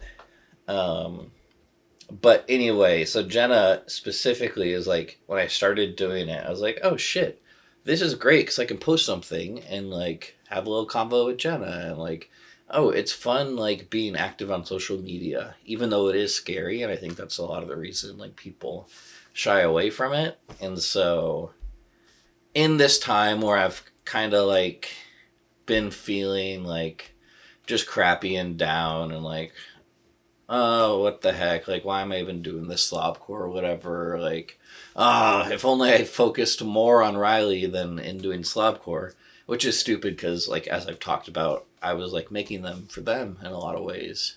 And that's probably more the reason why I feel kind of in this weird headspace. But it's things like pangolins, and I gotta unwrap and release the fear and like scurry around and find some ants. That's what Riley would want. And it's nice that I know what to do and I need the space and I need the protection. But I think right now it's just like it's been so traumatic, the whole experience and losing Riley, that just like makes sense that my hackles are raised and I'm like going up into a little ball and going protecto mode. But I think it's time to make like this little guy. And I even included the hand. Oh, also the border was so good. Oh, that's the other thing. This is all over the place. This border is one of my favorite parts. It's just a little long tongue. And I was so happy because I had told Jenna about this for years, but I could never find it. But when we were getting our house ready to sell, we finally found it. I'm so happy to have it up. What's up, y'all? Overnight Oats thoughts. It's New Year's Day. What's up? Just got hit with a little bit of surge of 12:19 a.m. anxiety, and feeling it coursing through my body right now, and that's all right, but it's feeling a little less annoying and freak-outable as it was even 10 minutes ago, and partially because I also, accompanying it about 5 minutes later, is just coursing of thoughts and ideas and like so much that feels overwhelming. But also I just was struck with like, oh, this is something I've been trying to explain and bring into words and bring into thought, and it finally kind of hit me. And sometimes it's kind of intense when that happens. But this is all to say that what precipitated it is I added a few more things to my little altar of Riley that I got on my wall by my bathroom, with my collage there. And if you're watching this, you don't know who Riley is, check out my Instagram and check out my pinned post there. But anyway, I was putting a few more things up, and it felt good to do, and it was like nice to I've been in this kind of productive organizing zone tonight, which is good because the last couple months of 2023, I was just like chugging along, and I feel like, am I still chugging? I don't know. I don't know how much I feel the placebo of the new year or how much like the actual tangible things, like having my PTO replenished and just not being in the year that Riley died, are affecting me right now. But I'm also like feeling super anxious right now. So not everything's hunky-dory, but it's all right. I've been getting some stuff done. I'm feeling kind of inspired, and definitely been feeling a certain weight off the shoulders. Even the fact that I'm recording this right now, I think kind of shows that, because I've been feeling really terse and like unknown and uncertain and I've been feeling like annoying and like I haven't been making sense. And here's a quick little shame dump.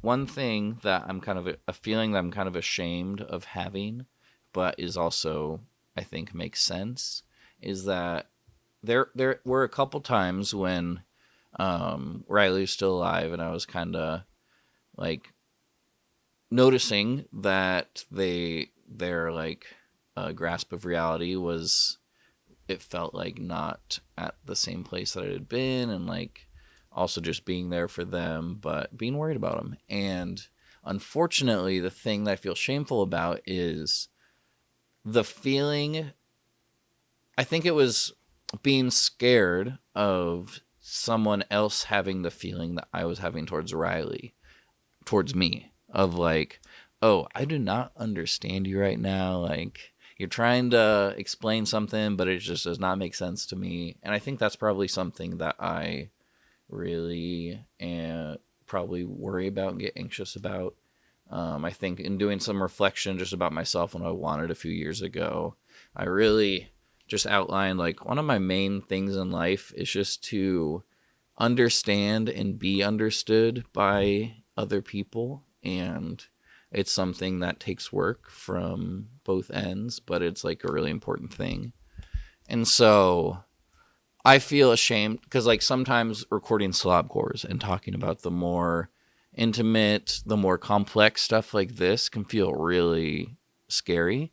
And it's something I've been practicing at, and I'm doing it right now, and I know it also is okay. But sometimes it's intense, and especially in this time of grief, it's been feeling more scary. And the thing that I'm ashamed about is that I used to kind of think, like, one of my worries in doing slobcore was like, do I just sound like manic, or like does this sound kind of like psychosis, or and is this like a delusion of grandeur? I mean, all my art and all my videos and stuff is centered on me because that's my perspective. But so it sucks now remembering that I had those feelings, and in a way, like, it was, I don't want to be like Riley. And it makes sense I felt that way. But it just, like, right now feels deeply shameful that I felt that. And then it makes me think, like, oh, I was just, like, avoiding them because I didn't want to be like them. And then, like, looking back, wondering if just I let my fear rule me too much, and there were ways I could have helped Riley, but I let my fear rule me too much. But then I do remember, and like giving myself just a little bit of the patience and the respect, I guess, and just the general like good faith that like Riley would give me and that everyone that loves me would give me, and trying to do that for myself. I do remember so many times where I conquered my fear in ways to help Riley, and that I was able to step up for them and really push certain comfort zones in ways, and also just be there and support them. And like, I feel, yeah, because I know I don't actually feel guilty about really much, and I don't have many regrets. Like, there's conversations that I wish we could have had, but I also remember lots of conversations we were able to have in ways that I was able to kind of give them a safe place to open up in ways that they were struggling to open up with others. And I think it's a really beautiful thing. But it's just the thing that sucks about them being dead is there is a perspective that I can get when I'm feeling really bad of just like, oh, and this little thing led to their death, which is so silly. Like, I'm not going to do it, but if I could catalog all the things that my mind has blamed on Riley's death, like, it's ridiculous. And I think part of the reason I do this, and this is the big phrase that got me inspired to make this, I was thinking about, I think it's the known unknowns of everything, and of Riley's death, and of Riley's life, and of Riley's struggles. It's those known unknowns that are the most just so annoying. And and so what I mean by that is just, I can speculate on like where Riley's like not that I can speculate, like they literally told me how they were feeling and the things they were experiencing. And that's the annoying thing, is like, I know the big thing, that they were really haunted by like persistent paranoia and like expansiveness and all the things I've talked about before. And it makes sense why that would be a distressing thing that leads to someone self-medicating with drugs. And I also know like other risk factors and reasons that they were using drugs, but I think just the known unknowns of the fact that I'm never going to be able to know like the full picture, and also the fact that maybe like my perspective is going to change, and like which ways is it going to change, and that's kind of scary. But yeah, so I think what I'm really trying to do right now, and as I go on forward, is like to stop myself from spinning out on those little things, because they wouldn't want me to do that, and it's not something I want to do. And yeah, it's just kind of annoying to me. Like I've been very annoyed with myself lately, and I think that's probably a relatable emotion, and I'm just experiencing the full envelope of this grief. But yeah, I've been feeling a lot better, and it's just a process. Like right when they died, I kind of knew what I needed to do with this, and like what's gonna be good, and what's like what I kind of want to make from this.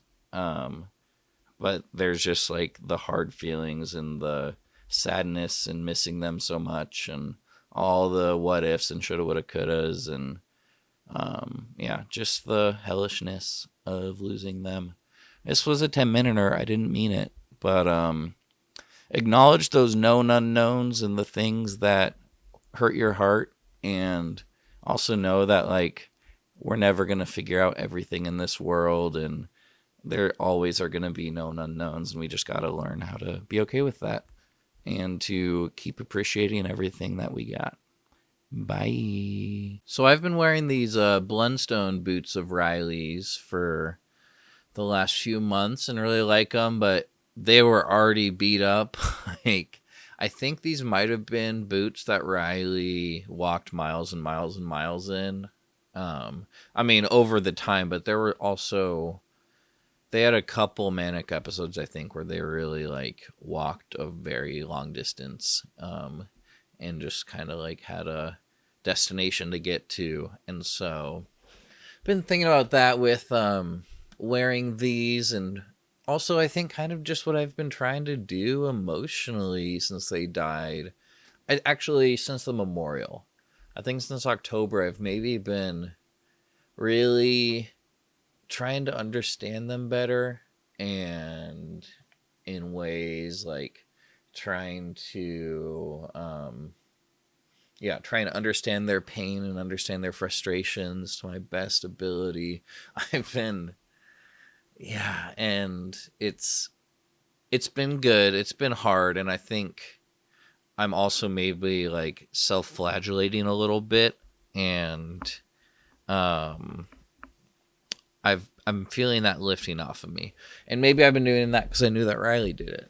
I don't know. But wearing these boots has been good. Oh, like I've been using stimulants, drinking a lot of caffeine and energy drinks, and staying up late. And those are things that Riley definitely was doing. And like, I've also tried going down like YouTube rabbit holes. And I don't know exactly, like, Riley is interested in all sorts of stuff and constantly like learning and researching things, but they were also, I think, vulnerable to like rabbit holes and just like dark things, and trying to understand like the pain and suffering of the world. And so I've been watching a lot of like YouTube videos. Let me pull up my little homepage right now. My algorithm is completely boned. Yeah, there's like, I've been trying to get, because they were deep into like aliens and paranormal stuff, and I think some like conspiratorial things, and ones that just like are kind of way out there. So I've been watching some of those YouTube videos, and I can see the appeal. Like, it's not convinced me all these things, but especially the paranormal things. Like, there's all these videos that, and it's interesting, a lot of them will just be like compiled text from like 4chan or from Reddit, and then they just put it through like a voice thing and put them on YouTube, and they get like a bunch of views, and it's basically just ghost stories. But I do think there's something about the intimacy of the internet, and just like how hearing something from like a primary source is one of the beautiful things about the internet. But I think it can establish like a level of authority and legitimacy that you can really you can really like get lost in the sauce. And I think that Riley was just like especially vulnerable. Maybe it was especially when they were on drugs, or maybe it was just as their mental illness was kind of getting more intense, and but they were vulnerable to those sorts of things. And so I've been watching videos like that and trying to understand, like, maybe I don't even know. I'm trying to understand. I'm trying to be in their boots, and that's what I've been doing literally. And unfortunately, on Christmas, they did, like, the bottom started to peel away, and it wasn't surprising. These boots were torn up, but I'm gonna miss wearing them. But I decided that I wanted to keep them as mementos. I wasn't sure what I was gonna do with them, and then I was looking at my little wall with their collage and their chode that their friends Sam and Daniel. There was like a 3-year period where my entire family, besides Mama, she would say no, I was not a part of that. We were spreading the word of chodes, and that means teaching people what they were. I feel like chode knowledge has really gotten up. This is like 2011, 2012, and a lot of people had never heard of a chode until we told them about it. And so me and Riley, especially when we were in London, we would like add chode to every single word. And so the one that really sticks in my mind is Portobello chode. And that was just such special, lovely times. But anyway, that's a chode that their friends made in woodshop in high school. And so I have that up, and I'm going to keep making just this a little altar to Riley. And so it's nice. I just like screwed up their boots to the wall. And, when you're at the Brennan, I'm doing some wild decoration. But I really like it. And, I'm really glad that I thought of this, and it's been cool feeling more inspired and getting in the swing of things, doing a little like projects in my apartment, and just trying to squeeze the joy out of the little things in life. Yep, that's all. Bye. What's up, y'all? So I just watched a YouTube video that I think was really good, and it kind of articulates something that I've felt pretty deeply for a while, and I've been thinking of more in the wake of Riley's death. And especially just them being a drug user and being someone experiencing severe mental illness, and also someone who is like at a risk of being homeless. And that isn't something that happened, but it could have. And anyway, I also, in the context of that, it makes me simmer with rage even more. But this is something that's been really frustrating me that I've been seeing the last few years. And just the rise in this propaganda, specifically usually against homeless people or drug users, and typically in these liberal cities. And this genre of video has been extremely popular for a long time. Like, gawking is nothing new in American media, but this video is basically a critique of this one YouTuber who does this type of propaganda, and kind of just like poking all the holes in it. And it's really good. I'm gonna link it in this. I hope everyone watches it, because like it's a very normal belief, like this hatred of the homeless and hatred of drug users, and like this rage that is simmering, and then there's also this genre of videos, and that's basically just like gawking, driving through a random city where you're not from, and filming people in really hard moments. And it's basically just like reactionary conservative propaganda. And it infuriates me to no end, just knowing how widespread these beliefs are in our society, especially now that I have a sibling who died experiencing a lot of these issues. And just like the casual dehumanization that is just growing, and the growing hate in our society, like, it does fill me with so much rage. And just going forward, like, I really am not looking forward to just being in the situations where like someone random is just speaking so callously against human beings. And it's already something that made me very angry, but like I can just already feel how like, oh my God. Yeah. So one thing that just sucks, and I think people are good generally. And I think there's just a lot of bad information. That's what makes me upset about these YouTube videos. Is like, it's propaganda, and it's kind of very thoughtlessly made and all about just co-opting and exploiting the subjects. And yeah, it just makes me really worried about how popular these are, because like it is something that people can just take in kind of numbly or without questioning. And especially if these videos and the claims that they're making and the views that they're showing already line up with what you believe and what like makes you feel better about yourself, or maybe I think it's a lot of times these kind of videos are a way to like project your own pain and your own suffering onto others, and like, well, look at these idiots, and actually these idiots are ruining it, and actually all these idiot liberals that are allowing this to happen, they're ruining everything.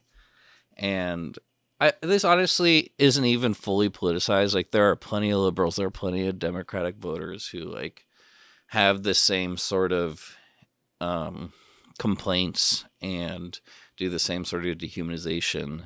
And obviously things aren't great, but there's a lot of factors that go into this, and just, I'm not going to talk about all those now, but there's just a general callousness and dehumanization that really makes me incredibly sad and also fills me with rage. And now just knowing that I'm also holding this pain, and that it's such a spot of pain that like one of the reasons I struggle to even talk about this is because how mad it makes me, and how I just see like, yeah, one of these awful videos with millions and millions of views, and just knowing that a lot of people are really eating this shit up, and I'm worried. What up, y'all? It's not Cold Brewing Podcast today, it's Cold Brewing TV shows, and I'm just going to give a spoiler warning for Season 1 of The Bear, including the final episode. Also, I kind of say, I don't care about spoiler alerts, like, I kind of say plot schmott, but that's just me. But you might have seen on my Instagram story that I watched The Bear finally, because I've been hearing about it forever. And let it be known that I am an Io Debris fan from way back. I'm an Io Debris fan because of Hollywood Handbook. And if you don't even know what that is, then I'm sorry, but it's too exclusive for you. But it's been awesome seeing her just totally blow up with this and Bottoms, and she's been doing stuff all over the place, and she's amazing. But her as Sydney in this show was great, and I totally see why everyone's been talking about this show, and everyone's been telling me that I should watch it. And so I finally watched it, and it's so good, but instantly I'm like, oh shit, okay, this is a show about this guy dealing with his brother's death from addiction. And so you can see why that maybe was like, God damn it. Except I really find these days, oh, there's me chugging some root beer.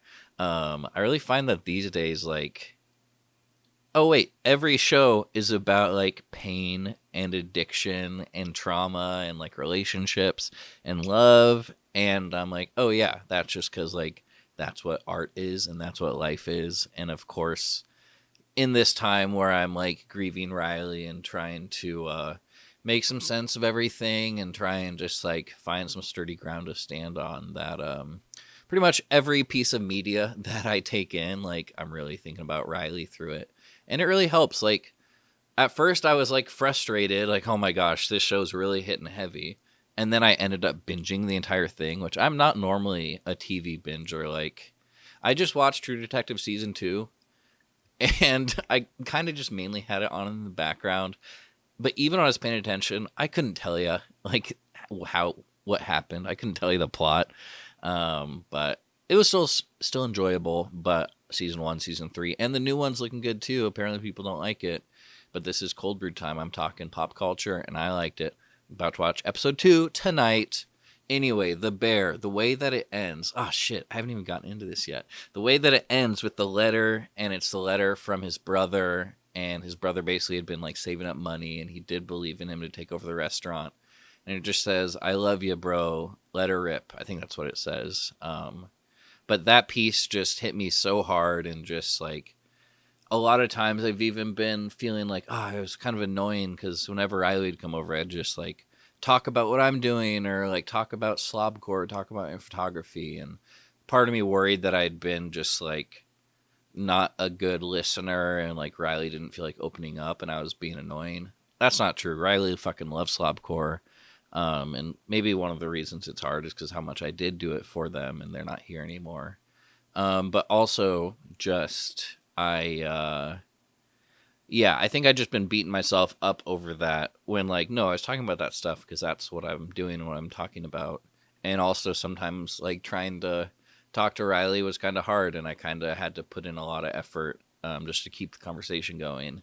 And so, anyway, this episode, the whole season of The Bear, I think was really, really nice to watch, and just, like, kind of helped give me some closure, and kind of reminded me of how much Riley loved me and believed in me, and like wouldn't want me to be beating myself up or like blaming myself for their death in the way that like I'm not actually doing, but I think part of my grief wants me to be doing.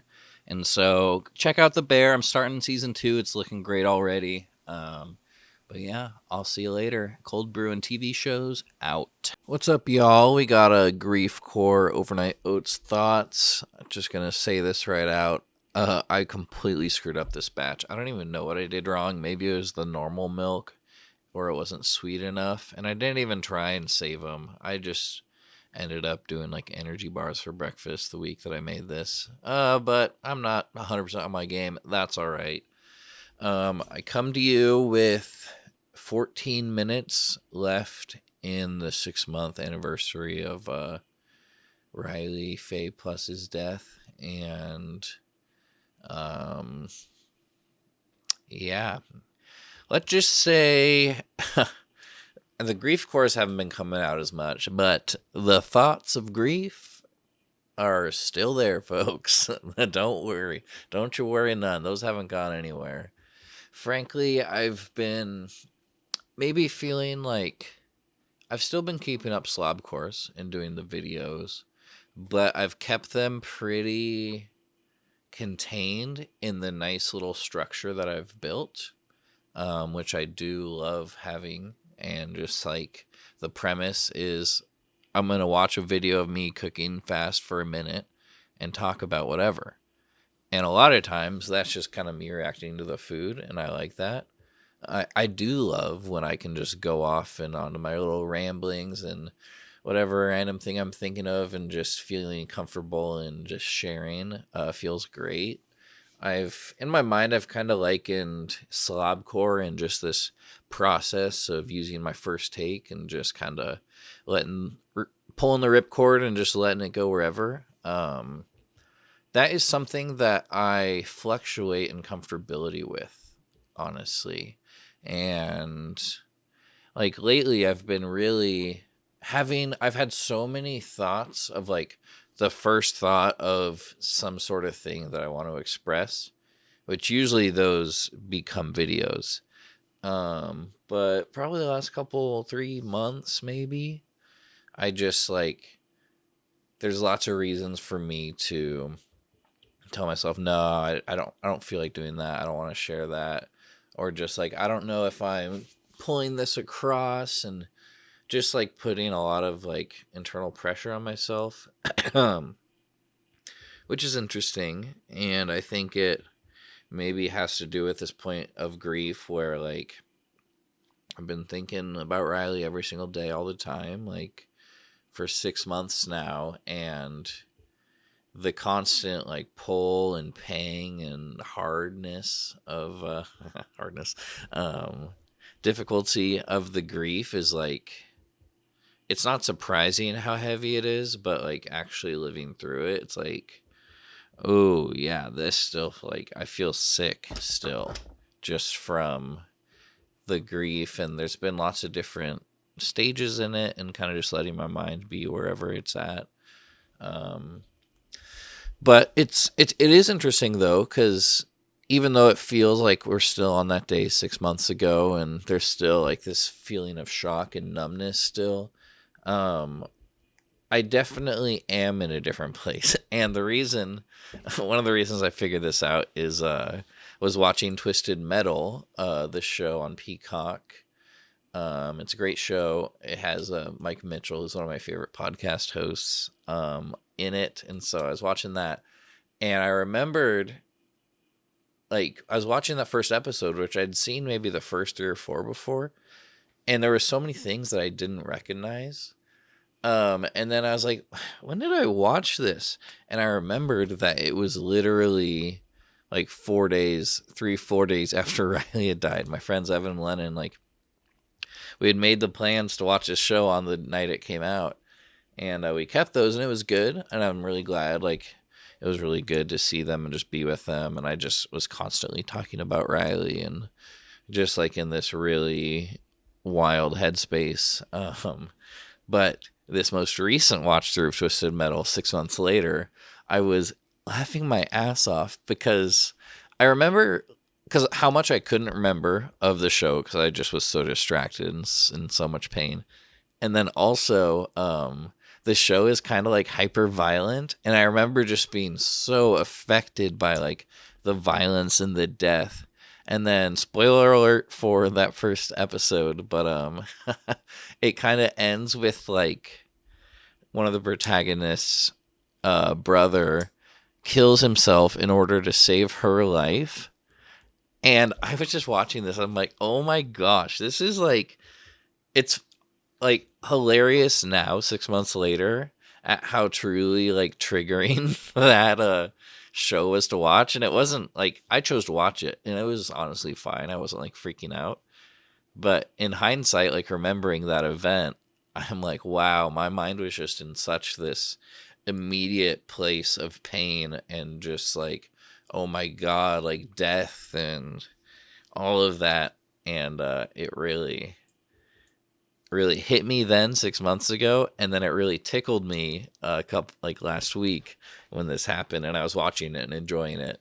Because just like, I was kind of laughing at just how absurd the whole situation is. But also just at like, it was almost a happy laugh too of like, oh my gosh, like I am in a different place. Like there has been growth along this grief journey, and it still feels awful like constantly, but there's been so much good too. And also like at the end of the day, Riley wouldn't want any of us to be suffering on account of their death. Like they definitely understand why we are.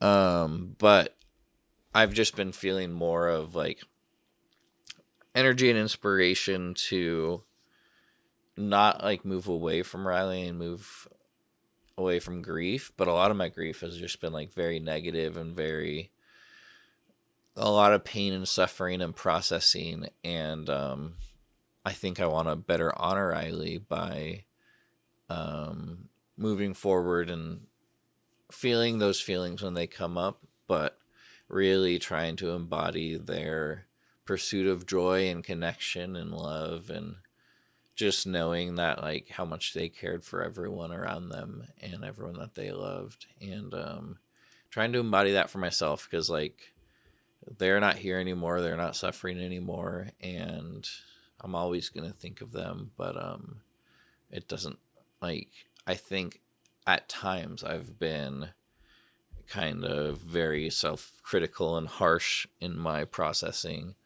And I'm going to stop doing that. I'm going to be nicer. That's the goal, at least. Who knows? Yeah, so those are my thoughts. I got them out last minute. Here's a cute little clip. I've kind of been looking through some of the raw footage I have. This is some really fun family hike. So I'll leave you with that. Thanks a lot. Bye-bye. That was our mama's voice on our voicemail at home growing up. Okay, see ya. You recognize these ones, Finley? Thimbleberries. Oh, yes, yes! Finley, come. Berries. Come see. If they're It's right. a thimbleberry. It is. It's absolutely right. They're crunchy. They're not very sweet. Want to try? So it's good for you. It's fiber. What do you think? What do you think? Yummy? Moss, let's see if we can find some more. Good eyes. Sure. Back there. Utu. Watch for nettle. Watch for nettles, yep. They're yummy, huh? Really yummy. Really yummy. Nice. That one. No, those ones are a little unripe. They're ripe. Ripe. I'm the leader. You're the leader? Abby has the bone of the bee. Oh, do you want another one, Finley? Oh yeah. We should find another one. Good eye. The other thing I like about thimbleberries is feel the leaves, how soft they are. They're almost soft and furry. Yeah, it'd be a good butt wipe. Good butt wipe. Yes, exactly right.